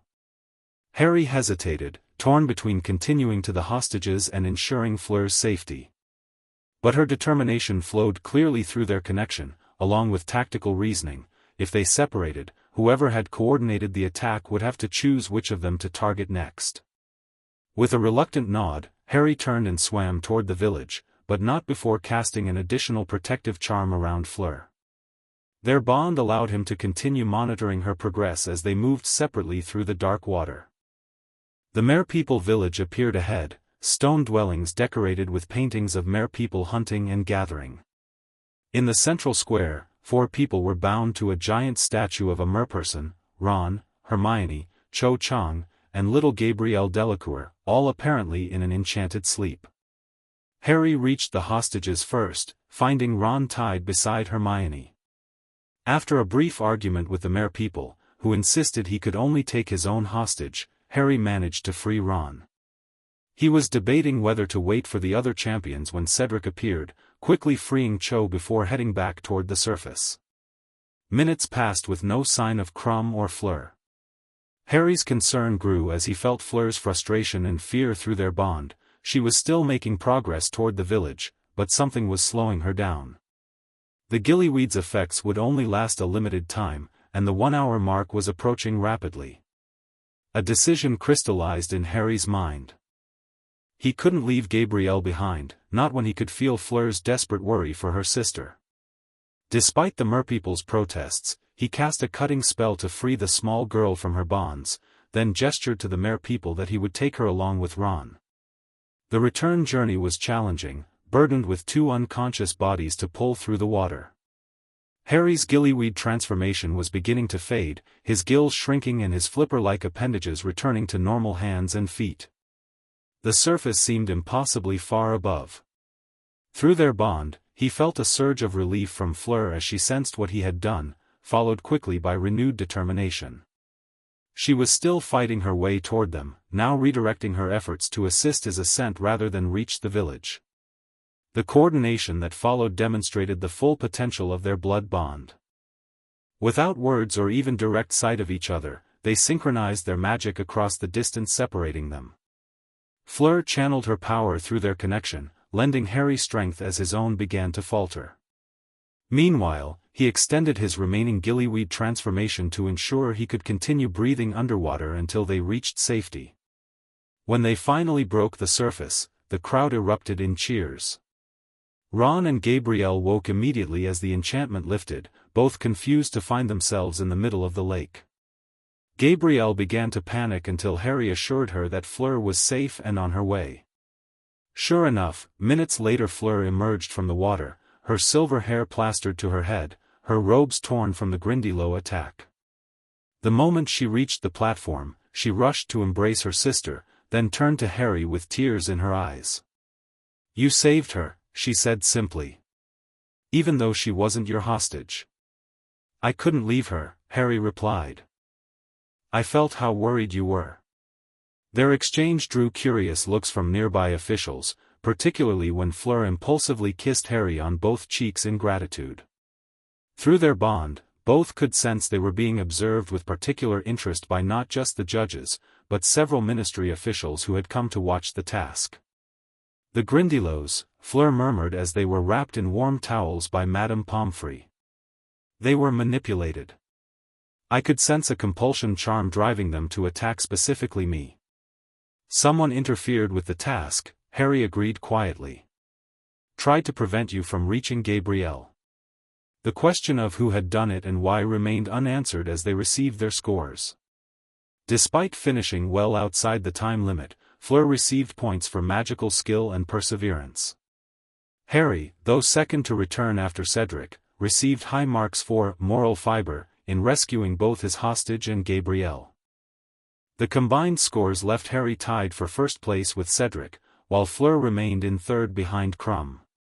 But the ranking seemed secondary to the realization that someone had actively interfered with the task, potentially putting Fleur and Gabrielle in genuine danger.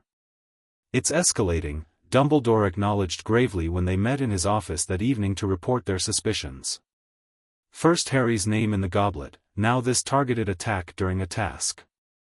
"The question is whether these incidents share the same source," Madame Maxime added, having joined the meeting due to the threat against her students. "Is it those who oppose the Veela prophecy? Or those who wish harm to Mr. Potter specifically? Or both?" Fleur suggested. "The interests align too perfectly to be coincidence." Harry had been thinking along similar lines.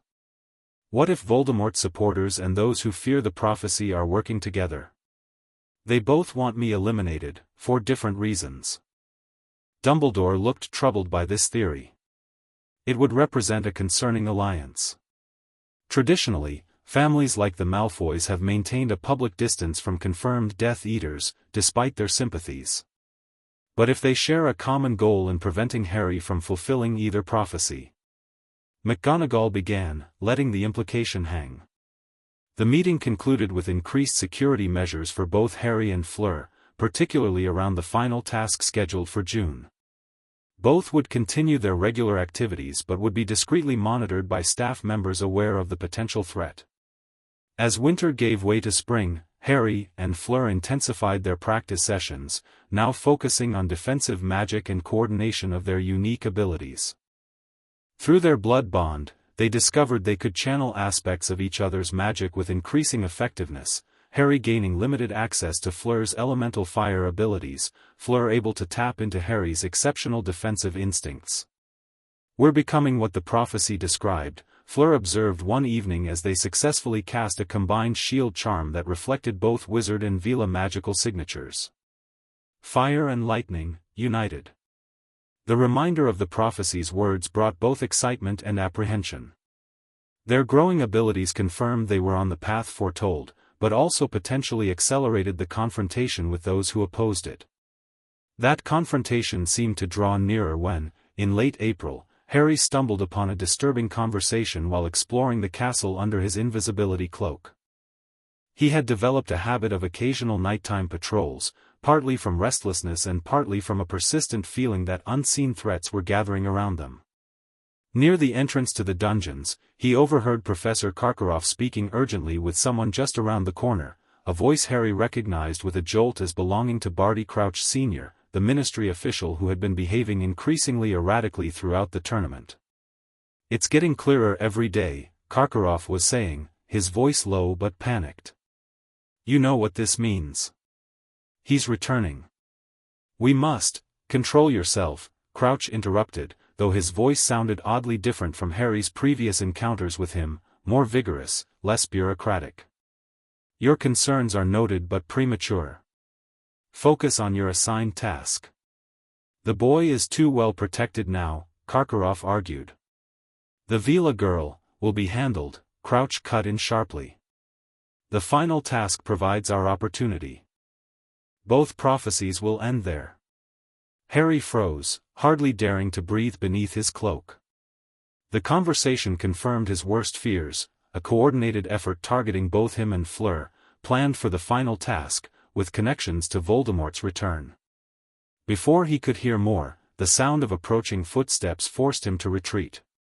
He immediately sought out Fleur through their bond, finding her still awake in the Beauxbatons carriage. Their mental connection had strengthened to the point where he could send not just emotions but clear mental images across short distances. By morning, they had arranged to meet Dumbledore together, reporting what Harry had overheard. The headmaster's reaction was grave but not surprised. "I have suspected for some time that there is more to Barty Crouch's behavior than simple eccentricity," he acknowledged. "And Igor Karkaroff's anxiety has been increasingly visible." As a former Death Eater who avoided Azkaban by providing names, he would indeed have reason to fear Voldemort's return. But what did Crouch mean about handling Fleur? Harry pressed. "And ending both prophecies during the final task?" Dumbledore sighed heavily. "I believe we must anticipate an attempt to either remove you both from the tournament through disqualification or injury, or something far worse.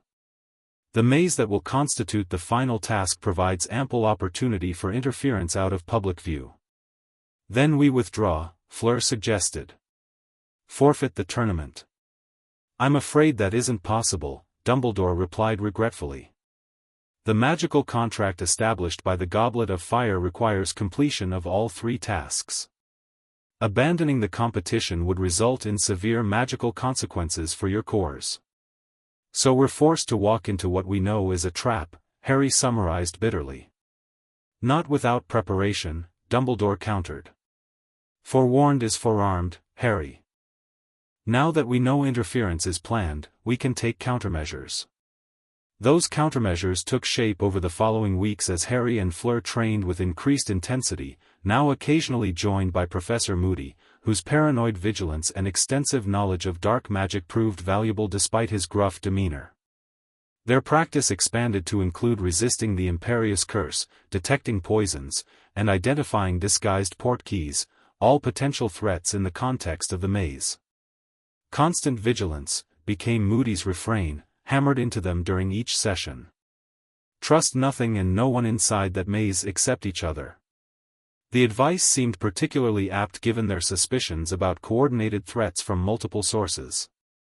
Yet as May turned to June and the final task approached, Harry couldn't shake the feeling that they were still missing something crucial about the danger awaiting them. That feeling intensified when, a week before the 3rd task, Harry experienced a vivid dream vision of Voldemort in a dilapidated house, discussing plans with Wormtail and another figure whose face remained in shadow. Their conversation referenced the boy and the tournament and both prophecies in one stroke, fragments that aligned disturbingly with what he'd overheard between Karkaroff and Crouch. When he reported the dream to Dumbledore, the headmaster's concern was palpable. "These visions have proven accurate before," he acknowledged, referencing Harry's previous dream about Wormtail rejoining Voldemort. We must assume Voldemort's plans are advancing in parallel with those who oppose the Veela prophecy. But how are they connected? Harry pressed. What links Voldemort to people like Malfoy in this specific instance?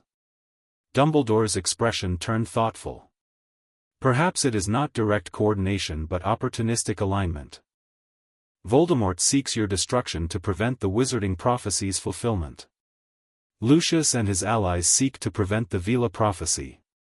Their methods and timing coincide not from collaboration but from shared interest in the tournament as an opportunity. The theory made sense, yet Harry remained troubled. Something about the situation felt too coordinated, too precisely targeted at both aspects of his prophesied identity to be mere coincidence. The night before the final task, Harry and Fleur met in their courtyard for a final strategy session.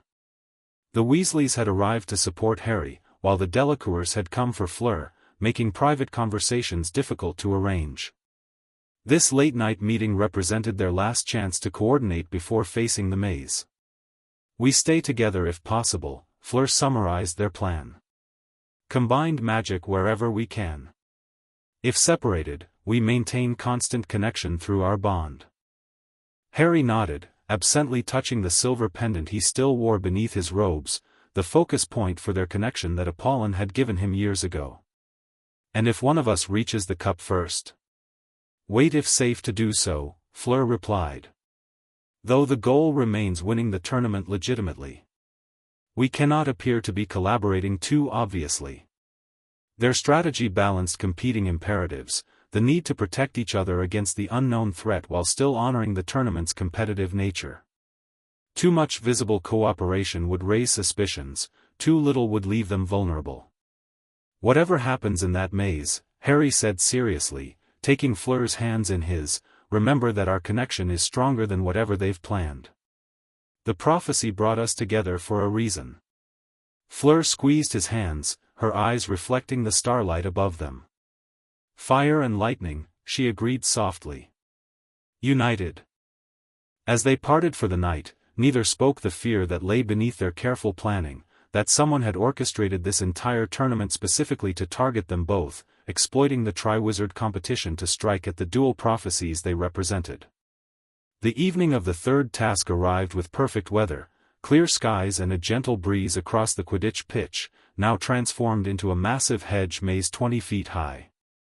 The stands were packed with spectators, including ministry officials, foreign dignitaries, and family members of the champions. In the champions' tent, the atmosphere was tense as Bagman explained the final instructions. The 4 competitors would enter the maze according to their current point standings, Harry and Cedric first, followed by Krum, then Fleur. Their objective was simple: reach the Triwizard Cup placed at the center of the maze. The first to touch it would be declared winner. "There will be obstacles," Bagman warned cheerfully. "Magical creatures, enchantments, and the maze itself, which, well, has a mind of its own, you might say. If you get into difficulty and wish to be rescued, send red sparks into the air, and one of our patrolling staff will come to get you." As the champions prepared to enter, Harry and Fleur exchanged a final glance, their bond humming with shared determination and caution. They had discussed whether to deliberately enter the maze together, but ultimately decided to follow the official starting order to avoid drawing undue attention. "Champions, take your positions," Bagman announced as the crowd roared with excitement. The whistle blew, and Harry and Cedric entered the maze simultaneously, immediately facing a fork in the path. With a nod to each other, they separated, Cedric taking the left path, Harry the right. The second whistle sounded minutes later, signaling Krum's entrance, followed finally by Fleur's. The moment Fleur entered the maze, Harry felt their connection strengthen through proximity. They had discovered that their blood bond worked most effectively when they were in the same general area, even if not in direct sight of each other. Now, he could sense her location and basic emotional state as she navigated the early passages of the maze. Harry's path quickly presented challenges: a boggart disguised as a Dementor, which he dispatched with a Patronus charm, a golden mist that turned the world upside down until he had the courage to step forward, and a blast-ended Skrut that required all his agility to evade. Through their bond, he sensed Fleur facing her own obstacles, her determination tinged with occasional flares of alarm and the distinctive magical signature of her Veela fire abilities being employed defensively. For the first 20 minutes, everything proceeded as expected for a challenging but legitimate tournament task. Then Harry felt a sharp spike of fear through the bond, followed by confusion and a sensation he recognized immediately, the fuzzy disorientation of the Imperious Curse. Someone had attacked Fleur. Abandoning his careful progress toward the center, Harry turned and began running toward her location, guided by their connection. The maze seemed to resist his change of direction, hedges shifting to block his path, forcing him to blast through them with cutting spells that left him increasingly drained. As he fought through the obstacles, Harry felt Fleur struggling against the Imperious Curse, her mind clouded but resistant, her Veela heritage providing some natural protection against mental manipulation. He pushed supportive energy through their bond, trying to help her fight off the influence. Suddenly, red sparks shot into the sky somewhere ahead, the signal for a champion in distress. Harry's heart sank, fearing Fleur had been overcome, but through their bond, he could still sense her consciousness, confused but active. Someone else had sent up sparks, or perhaps they had been triggered automatically. Pressing forward with renewed urgency, Harry rounded a corner and came face to face with Viktor Krum. The Bulgarian's eyes looked glazed and unfocused, his wand raised aggressively. Before Harry could speak, Krum fired a stunning spell that Harry barely deflected with a hasty shield charm. "Viktor! Stop!" Harry called, realizing the Durmstrang champion was also under the Imperious Curse. "Someone's controlling you." His words had no effect as Krum advanced, casting increasingly dangerous spells that forced Harry to defend rather than attempt to subdue him. Through the bond, Harry could feel Fleur drawing closer, her mind clearing as she fought off her own compulsion.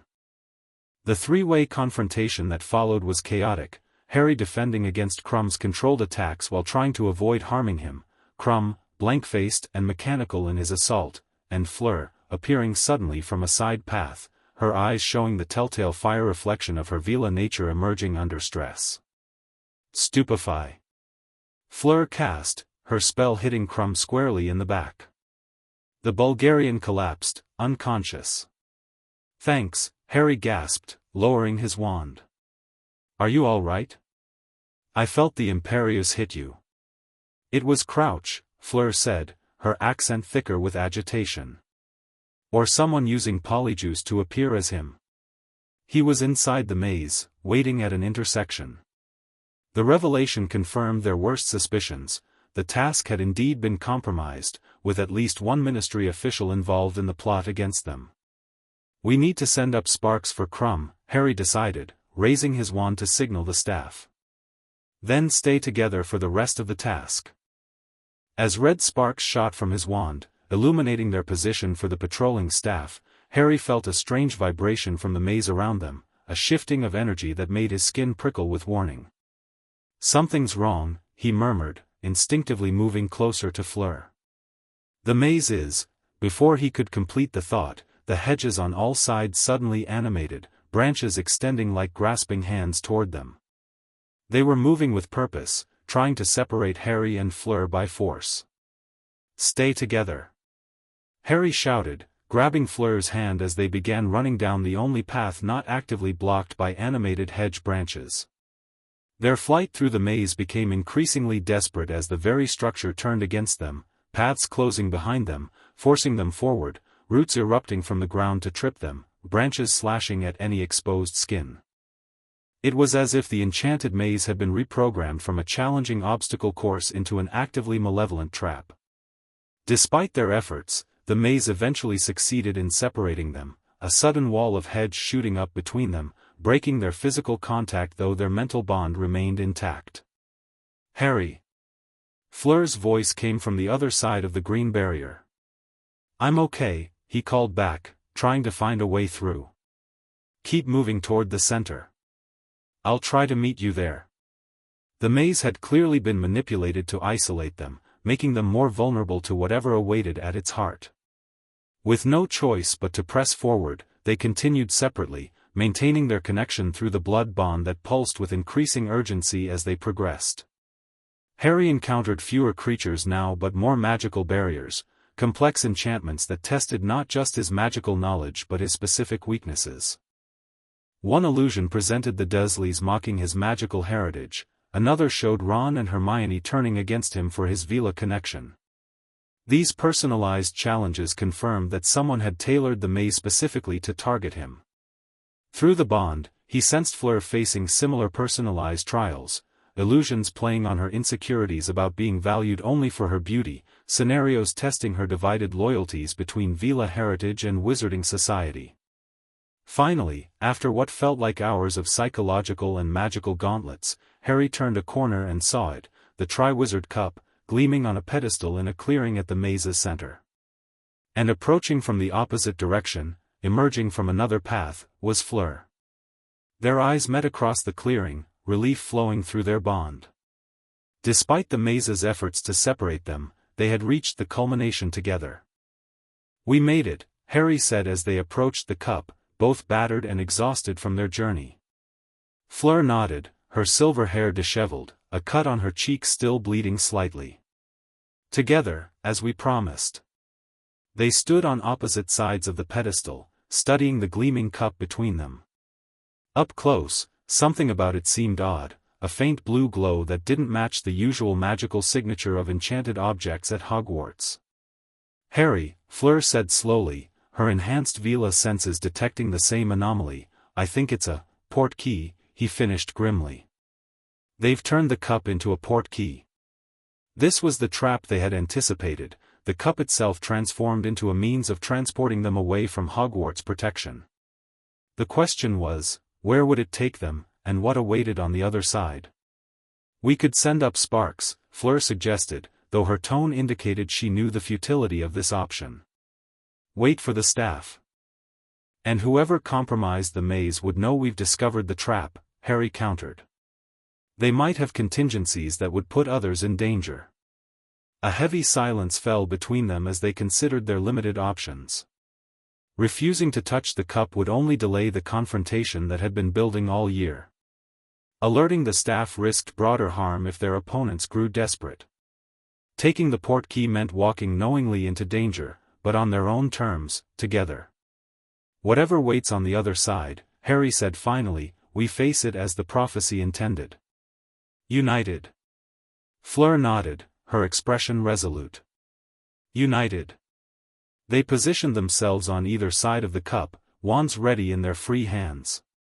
Through their bond flowed absolute clarity and coordination. Whatever trap had been set, they would meet it with the full strength of their combined magic. "On three," Harry said. 1, 2, 3. They grasped the handles of the cup simultaneously.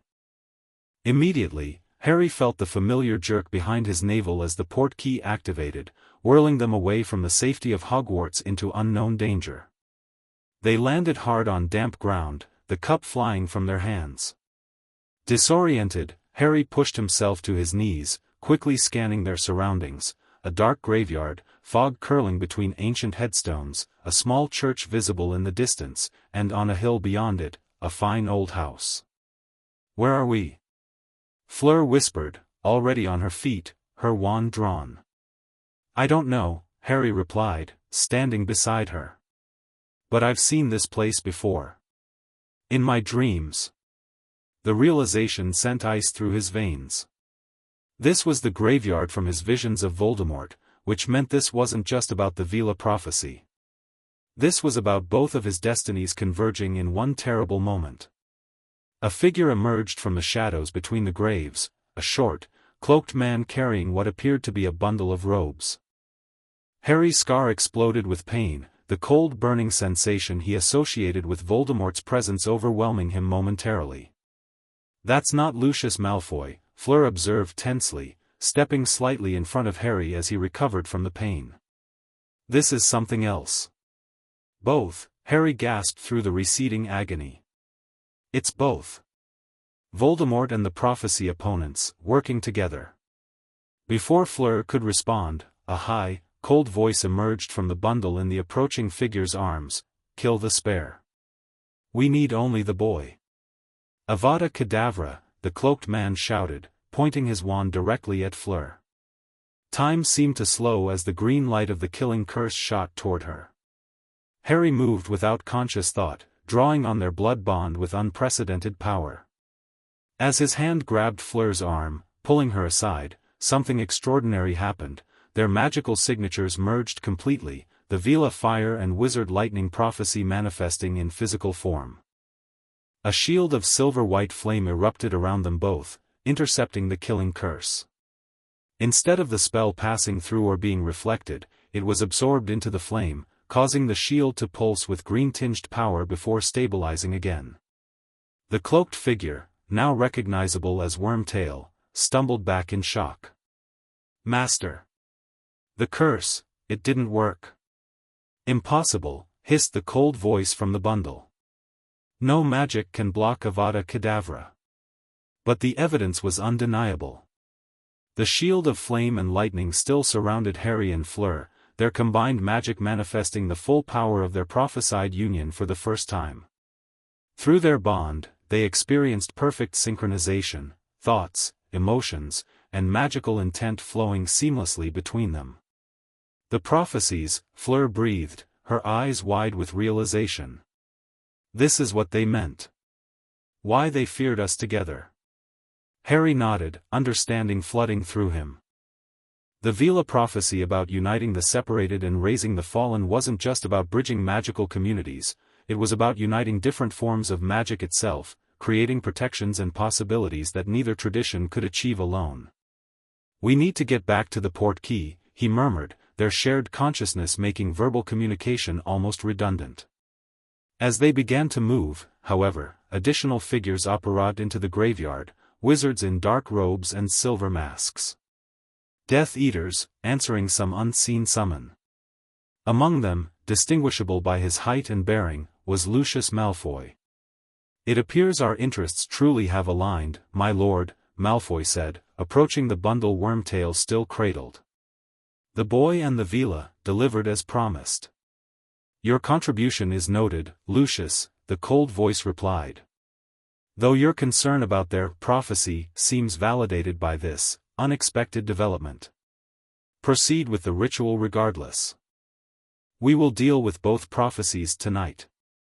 While the Death Eaters prepared some kind of ritual, Wormtail moving toward a large cauldron that Harry hadn't noticed before, Harry and Fleur remained within their protective shield, strategizing through their bond. The portkey cup lay some 20 yards away, between several headstones. To reach it, they would need to move from their defensive position into the open, vulnerable to attacks from multiple directions. Yet remaining stationary only gave their opponents more time to execute whatever ritual they were preparing, something involving that cauldron, which now bubbled with an ominous liquid. "We need to disrupt the ritual," Fleur's thoughts came clearly through their connection. "Before it's complete." Harry agreed, remembering his vision. If his dreams were accurate, that bundle contained some temporary form of Voldemort, waiting to be restored to a proper body. Preventing that restoration took priority over immediate escape. With wordless coordination, they began moving, not toward the portkey as the Death Eaters might expect, but toward the cauldron. Their shield of combined magic moved with them, still protecting against direct spells but requiring intense concentration to maintain. The Death Eaters reacted immediately, firing curses that splashed against their shield in bursts of colored light. None penetrated, but each impact drained their energy, making progress slow and difficult. "The girl is sustaining his defense," one Death Eater shouted. "Separate them." A new strategy emerged among their attackers. Instead of targeting them directly with spells, the Death Eaters began using the environment against them. Headstones were blasted into their path, the ground beneath them transfigured into quicksand, tangible darkness conjured to blind them. These indirect attacks proved more challenging to counter with their shield, forcing Harry and Fleur to split their magical focus between maintaining protection and navigating obstacles. Their progress toward the cauldron slowed further as Wormtail hastened the ritual preparations. "Bone of the Father, unknowingly given," Wormtail intoned, dropping something white into the cauldron. Flesh of the servant, willingly sacrificed. To their horror, he then cut off his own hand over the cauldron, his scream piercing the night air. We need to move faster, Harry urged through their bond. Before he completes it. With renewed determination, they pushed forward, their shield fluctuating as they directed more energy into offensive magic, blasting obstacles from their path, stunning Death Eaters who ventured too close. But they were still too far when Wormtail approached Harry with a silver dagger, clearly intending to take his blood for the ritual. Blood of the enemy, forcibly taken, he began reciting. In that moment of crisis, Harry and Fleur executed the most complex coordination of their magic yet. While maintaining a thinner version of their shield, Fleur channeled her Veela fire through Harry's wand as he cast a powerful cutting curse aimed not at Wormtail but at the cauldron itself. The spell, enhanced by their combined magic, struck with extraordinary force. The cauldron cracked but didn't shatter completely, its contents hissing dangerously as they began to spill. The bundle Wormtail had placed at the cauldron's edge emitted an inhuman shriek of rage. "Restrain them," commanded the high, cold voice with renewed urgency. "The ritual must be completed." The Death Eaters redoubled their efforts, now coordinating their attacks with greater precision. Multiple spells hit their shields simultaneously from different angles, creating strain points that threatened to collapse their protection. "We can't hold this much longer," Fleur acknowledged, sweat beading on her forehead from the magical exertion. "We need to reach the port key."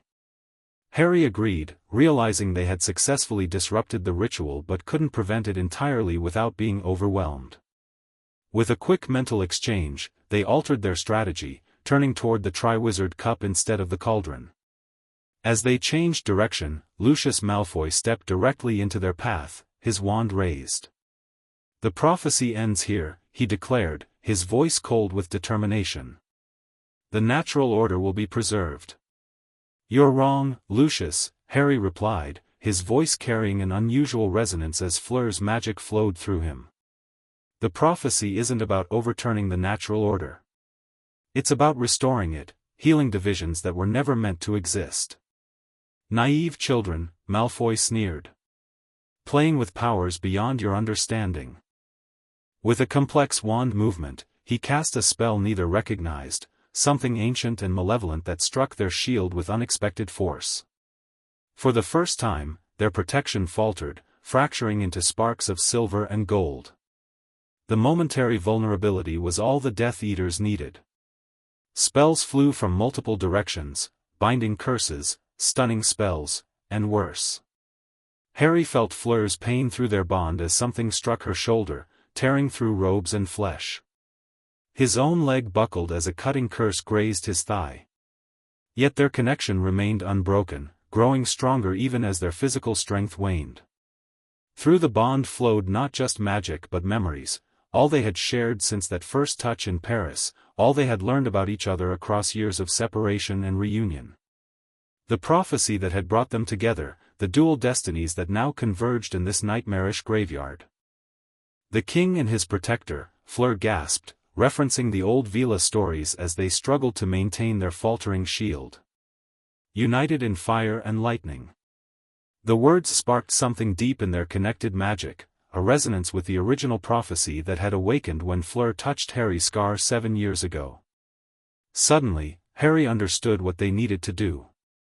"Your scar," he said urgently. "Touch my scar again, like the first time." Fleur didn't question the instruction, instantly comprehending his insight through their bond. As Death Eaters closed in from all sides and Wormtail hurriedly attempted to salvage the ritual with the damaged cauldron, Fleur raised her hand to Harry's forehead, pressing her fingers directly against the lightning bolt scar. The effect was immediate and extraordinary, a blinding white light erupted between them, reminiscent of their first connection but magnitudes more powerful. The light expanded outward in a concussive wave, knocking the approaching Death Eaters off their feet and extinguishing the cauldron's fire. Within the light, Harry and Fleur experienced a profound transformation. Their magic, already connected through the blood bond, now merged completely, not just temporarily as with their shield, but in a fundamental realignment that fulfilled the prophecy's promise. Fire and lightning became a single power, flowing between them without boundary or limitation. When the light finally receded, they stood transformed, their appearances subtly altered to reflect their magical union. Harry's green eyes now held flecks of Fleur's blue, while her silvery hair was streaked with raven black. More significantly, both now emanated a visible aura of power, silver-white flames dancing with electric blue lightning across their skin. "What magic is this?" Malfoy demanded, his composure finally broken as he scrambled to his feet, backing away. "The magic of unity," Fleur replied, her voice carrying the same harmonic resonance that now characterized Harry's. "What your kind has feared for centuries." With synchronized movement, they raised their wands, now crackling with combined power. The spell they cast wasn't one taught at either Hogwarts or Beauxbatons, it was older magic, intuitive and elemental, drawing on both Veela tradition and wizard craft. A dome of silver-blue energy expanded from them, pushing back the Death Eaters and containing the dark magic of Voldemort's partially completed ritual. Within the cauldron, the damaged homunculus that had been Voldemort's temporary form writhed and shrieked as its connection to the ritual was severed. "This isn't over," the high, cold voice seethed, somehow maintaining its presence despite the ritual's disruption. "Neither prophecy can save you from what comes next, Potter." "Perhaps not," Harry acknowledged. "But we'll face it together, as we were meant to." With their combined magic maintaining the containment dome, Harry and Fleur backed toward the Triwizard Cup, never taking their eyes off their opponents. The Death Eaters tested the boundary repeatedly, their spells dissipating against the silver-blue energy. When they finally reached the portkey, they released the containment dome with a final surge of power that temporarily blinded their adversaries. In that moment of confusion, they grasped the cup handles simultaneously, feeling the familiar pull as the portkey activated once more. They landed hard on the grass at the entrance to the maze, the sounds of the cheering crowd a jarring contrast to the deadly silence of the graveyard. As they struggled to their feet, still glowing with the visible evidence of their magical transformation, the spectators fell silent in collective shock. Professor Dumbledore reached them first, his expression shifting from relief to astonishment as he took in their altered appearances and the tangible power still flowing between them. "It has happened, then," he said quietly. "Both prophecies, converging." "Voldemort," Harry gasped, the exertion of their escape finally catching up with him. "The graveyard, they were performing a ritual to restore him. We disrupted it, but he will try again," Fleur finished. "And Malfoy was there. Death Eaters working with those who oppose the Veela prophecy." Their revelation caused immediate uproar among the staff and ministry officials who had gathered around them. Cornelius Fudge, the Minister of Magic, pushed forward with an expression of disbelief and anger. "Preposterous," he spluttered. "You know who returned? Lucius Malfoy involved? These are serious accusations based on what appears to be some kind of magical accident." "No accident, Minister," Fleur replied calmly, still holding Harry's hand, their combined aura pulsing with each word. "The fulfillment of prophecies your ministry has tried to suppress for years." The statement caused further commotion, with various officials exchanging alarmed glances. Among them, Harry noticed Barty Crouch Sr. slipping away from the crowd, though something about his movement seemed wrong, almost mechanical. "Dumbledore," Harry said urgently, pointing toward the retreating figure. "Crouch, he's involved." In the maze, he attacked Fleur with the Imperious Curse. Before anyone could react, Mad-Eye Moody pushed through the crowd, his magical eye spinning wildly. "I've got him," he growled, limping rapidly after Crouch. But as Moody reached the fleeing official, something unexpected happened. Instead of apprehending Crouch, Moody stumbled, clutching his flask and appearing suddenly disoriented. Simultaneously, Crouch turned with unnatural speed, firing a stunning spell at Moody that sent the Exorer crashing to the ground. "That's not Crouch," Fleur realized, their enhanced perception cutting through the chaos. "And I don't think that's the real Moody either." Drawing on their still-united magic, Harry and Fleur raised their wands in perfect synchronization, casting twin stunning spells that struck both the false Crouch and the fallen Moody before either could react further. The double capture created fresh pandemonium, with students screaming and ministry officials shouting contradictory orders. Through it all, Dumbledore maintained remarkable calm, directing staff to secure both unconscious figures. "We will need Veritaserum immediately," he instructed Professor Snape, who nodded curtly before hurrying toward the castle. "And secure containment for what I suspect will be revealed as imposters." Within an hour, the truth had been extracted and verified through multiple means. The man they had known all year as Alastor Moody was actually Barty Crouch Jr., a Death Eater presumed to have died in Azkaban years before. He had been impersonating the real Moody using Polyjuice Potion while keeping the actual Exora imprisoned in his own magical trunk.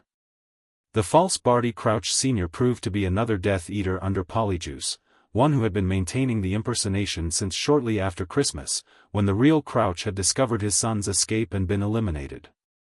Under Veritaserum, Crouch Jr. confirmed everything: Voldemort's plan to use the tournament to capture Harry, the ritual to restore the Dark Lord to a proper body, and the alliance with pure-blood families who opposed the Veela prophecy. The Dark Lord recognized the threat, Crouch Jr. explained in the emotionless tone of one under truth serum. The boy's connection to the Veela magic was strengthening his protection. It had to be severed before the ritual could succeed. Despite this testimony and Harry and Fleur's consistent account of events in the graveyard, Minister Fudge remained skeptical of Voldemort's attempted return. He was even more dismissive of the significance of the Veela prophecy, characterizing it as foreign magical superstition, despite the visible evidence of Harry and Fleur's transformation. "We will take the Death Eaters into custody," Fudge declared, ordering his Aurors to secure Crouch Jr., "but I will not incite panic based on the confused experiences of two teenagers who have clearly been affected by some exotic magic." His denial was predictable but frustrating. More concerning was his immediate move to contain information about the Veela prophecy's apparent fulfillment, instructing the Department of Mysteries to classify all related materials. "This is exactly what the prophecy warned against," Fleur told Harry as they were examined by Madame Pomfrey in the hospital wing later that night. "Fear of integration, of magical traditions uniting as equals." Their physical wounds had been treated, but their magical transformation remained. The visible aura had dimmed to a subtle glow that appeared mainly when they used magic, but the changes to their appearances and magical signatures persisted. According to Dumbledore, who had consulted with both Veela elders and the Department of Mysteries, the changes were permanent, the physical manifestation of their prophesied union. "What happens now?" Harry asked quietly as Fleur sat beside his hospital bed, their hands still linked, neither willing to break contact completely after their experience. "Many things," Dumbledore replied, having joined them after dealing with the ministry officials. "Voldemort will seek another way to return, now that his initial plan has been disrupted. Those who oppose the Veela prophecy will regroup, perhaps more cautiously now that they've witnessed your combined power." "And the tournament?" Fleur asked practically. "After all this, does someone win?" Dumbledore's eyes twinkled briefly. "The official ruling, after much debate, is a tie between the two of you, the first joint champions in Triwizard history. The prize money will be divided equally." It seemed almost trivial after everything they had experienced, but Harry appreciated the normality of it, a reminder that despite prophecies and dark wizards, life would continue. "More importantly," Dumbledore continued, his expression growing serious, "you both must prepare for what comes next. The magic you manifested in the graveyard, and still carry now, represents something profound. A fulfillment of the Veela prophecy, yes, but also a new form of protection against Voldemort when he eventually returns." "The magic he knows not," Harry murmured, remembering the wizard prophecy's words. "Precisely," Dumbledore nodded. "Your connection to Fleur and to Veela magic has created possibilities Voldemort cannot anticipate or counter through conventional means. Similarly, your combined power presents a challenge to those who would maintain the separation between wizard and magical being communities. We've made powerful enemies, Fleur summarized grimly. And powerful allies, Dumbledore countered. The visible fulfillment of the Veela prophecy will resonate throughout magical communities beyond Britain. The Veela clans already recognize you both as the embodiment of their ancient prediction. Other magical beings will take notice. The implications were both exhilarating and daunting. In a single night, they had disrupted Voldemort's return and manifested the full power of the Veela prophecy. The coming conflict would no longer be just about the boy who lived versus the Dark Lord, it would also involve a fundamental reckoning with how the wizarding world treated magical beings and their traditions. As dawn approached, bringing the first light of a new day through the hospital wing windows, Harry and Fleur stood together at the glass, looking out over the Hogwarts grounds. The Beauxbatons carriage and Durmstrang's ship remained by the lake, their departures delayed by the extraordinary events of the third task. "Everything changes now," Fleur said quietly, her transformed eyes, blue with flecks of green, reflecting the sunrise. "Everything already has," Harry replied, feeling the hum of their combined magic flowing between them, no longer separate powers but a single, harmonized force.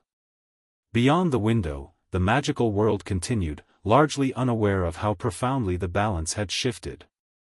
But soon enough, all would feel the impact of prophecies fulfilled, the boy who lived and the Veela's chosen king, now united in a single destiny that would challenge the foundations of magical society itself. Fire and lightning, once separate, now forever joined. The crowns of prophecy, no longer burdens to bear alone, but shared strength for the battles to come. The end. Thank you for watching this video. Please be sure to subscribe to our channel and like this video.